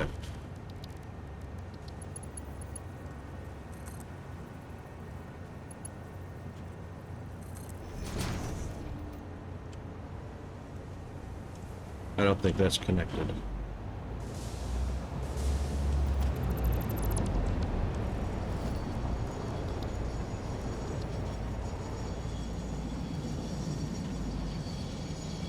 It was connected. See how it's stretched out? Alright, that's connected, so that's where it goes.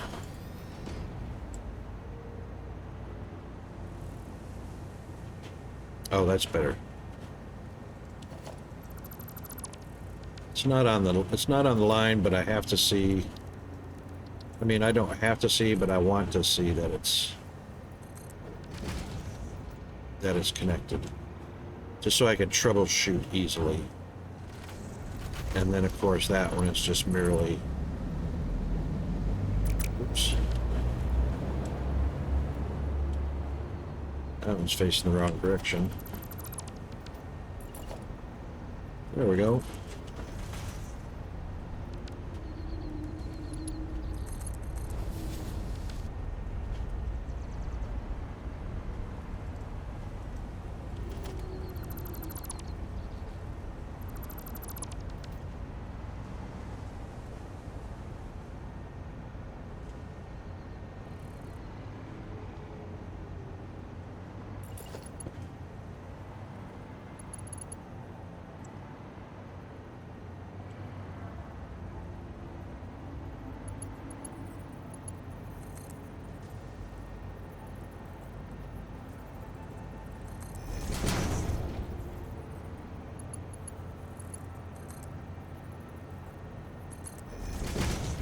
Perfect.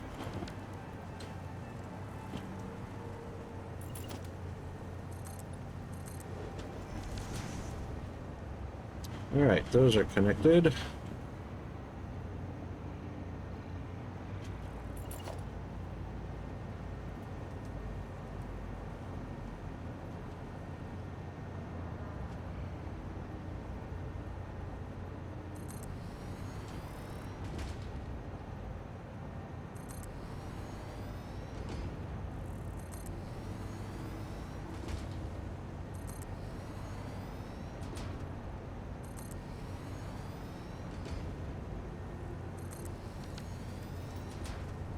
How many is that? 246. Yeah, that's basically how that's going to go. Okay.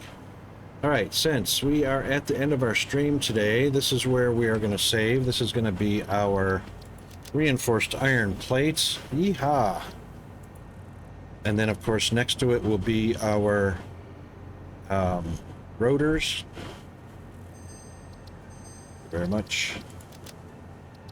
And then next to that, of course, will be... It seems that you have accidentally wandered into Oh, a restricted no. area. I Due did. to the sensitive nature of the materials that you may be exposed to here, you will not be allowed to leave until the cleanup crew arrives at 6 a.m. So hang tight. Rest assured that you will be promptly rescued, fired, then sent home. Thank you for being an employee. We hope that Oh, your my experience goodness. has not been as regrettable as ours. Well, it hasn't been. Thank you very much. Oh my goodness. Too funny. I'd like to, but it's time for adulting, so let's pop on over to...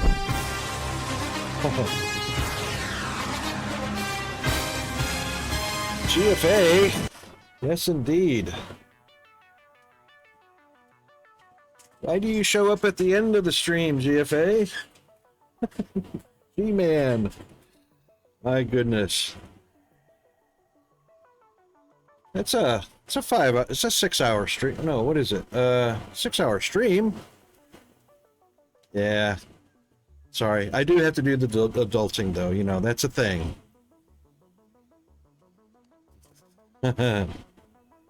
That's right. Yeah, no, it's not a 24-hour stream. It's not a 12-hour stream, but it's all I can do. Yeah, I would love to do a 9-hour stream. I mean, I've done some. I've done some 9, 10, 12. I've even gone 14 or 15, I think, and completely lost those VODs because I couldn't upload them to YouTube. But, yeah. Sorry, it is what it is. Oh, G-Man. Oh, my God. You're breaking my heart. You will easily survive the rest of the afternoon without the derp known as Rocket Wolf.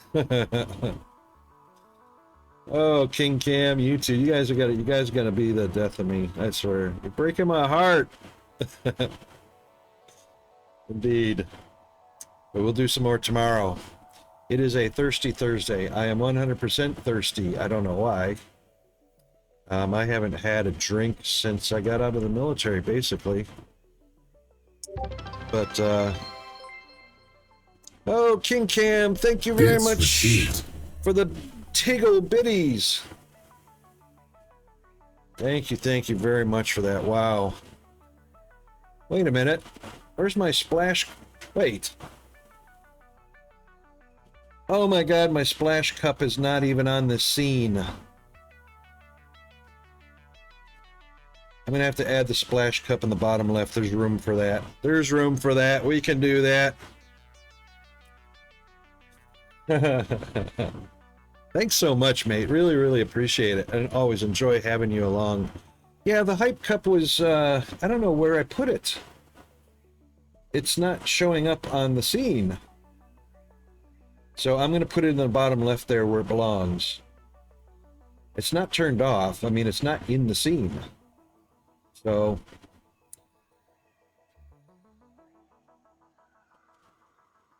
I'll get it there. I will. Promise. Okay. It is a Thirsty Thursday. Tomorrow, it is a TGIF Friday. No appointments. All the plumbing fixed. We are going to be a rockin' stream. Well, and I know, G-Man, you're working on that issue with the Phantom bot. Listen, you know what? The API is getting... Ooh, Vintage Story. Vintage Story. No, 9 a.m. is a little too soon, King Cam, because Peanut's, that's the going to school time frame for Peanut. That's why I start at 9:30. So 8:30 to 9 is the going to school block. Well, neither one of you guys have to worry about ads, so we're okay on that regard. But yeah, as far as the bot goes, yeah, it just gets fixed when it gets fixed, you know. Yeah. So don't worry about that. Jeeves is working fine. Jeeves is working fine. Oh, hang on. Change the name. What? How is that possible? Hang on. Oh, Phantom Bot. That's where Jeeves is at. Never mind. I'm sorry. Me confused. Yeah, no worry.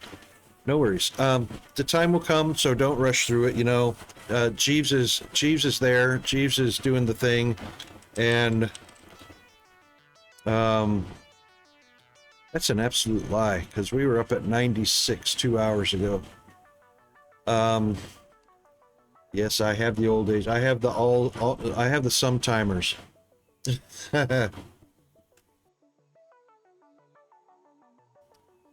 But yes, we will get we'll get the little things fixed here and there as we go. You know, growing pains. It's all about growing pains. So, yeah. Who do we want to raid? Anybody got any ideas? Because there's lots of people on. Oh my goodness. I see 4 choices here, but if you guys have a choice, pop that into stream. Yeah, GSA. Our airport is reporting incorrectly because it was 96 or 30, 37, 36, 37, something like that. 37 degrees, 35 degrees, something like that. You only have me. You don't have Toxic Pig or El Widow or Tarbucket or Lord Swank or Dragon Heart Wormkin or Vila Princess. Really? You don't have any of them? Wow. Well, we're almost in the same circles. Our circles overlap a little bit. Yeah, because because it's time zones. It's time zones. Time zones. Sour Haggis is on. He's in our community. Yeah, so you mentioned Vintage Story. You know, we haven't done that in a while, have we? And there has been, how many updates to that has there been? There's been a couple updates to that, because you mentioned one for the server that went automatically.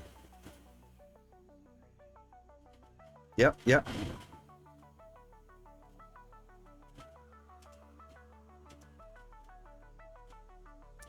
Yeah, I reckon if you want to do some Vintage Story, we can do that.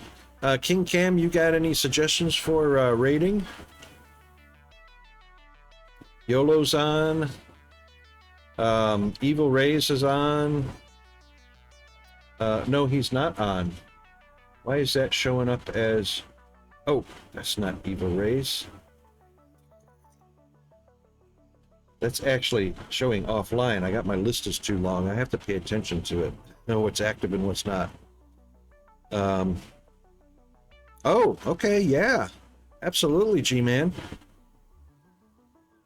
Absolutely. Yeah, so tomorrow will be head on into Vintage Story and see what kind of chaos and damage and mayhem we can cause, huh? Sound good?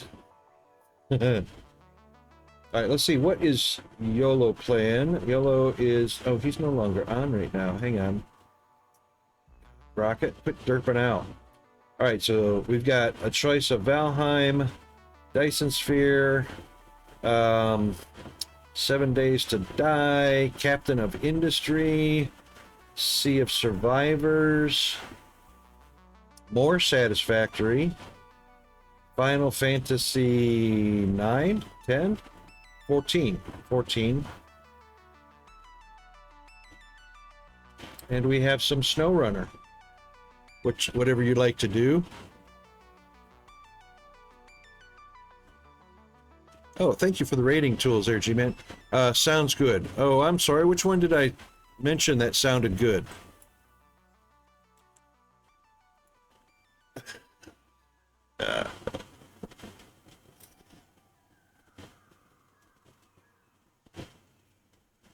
Oh, Vintage Shirt. Yeah. Okay. All right. Well, Oh boy, the list is changing fast. Let's do, I reckon you guys have probably had a gut full of Satisfactory, huh? Let's do, what's fun? Fun. How about Captain of Industries? Let's go raid El Widow. He raids us quite often, and I don't ever get to return the favor so often. And Captain of Industry has had some updates as well. So, you know what? Yeah, let's go do that. So, let me set that up, and then we'll go over to our thank you screen and do our scroll of thank yous.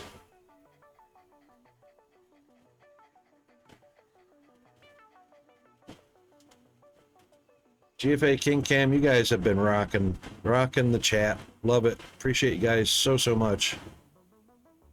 Yes, so generally speaking, if we get started on a new update, or if we get started on a new save, or if we just get into the frame of mind, I'll try and do several days of it. Of course, we missed most of Monday because of that chaos. We missed all of Wednesday.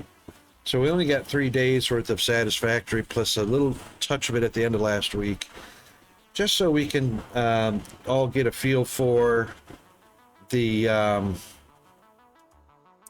you know, the new stuff that's out and all that kind of stuff. So thanks very much, all of you guys. King Cam, thanks you very much for the 200 Tiggle biddies. Love it very much. W threw down a follow for us recently. Thank you very much for that. Let's head on over to our... Where are we heading over to? Our thank you screen, indeed. And oh my, DFA Undead, down front and center.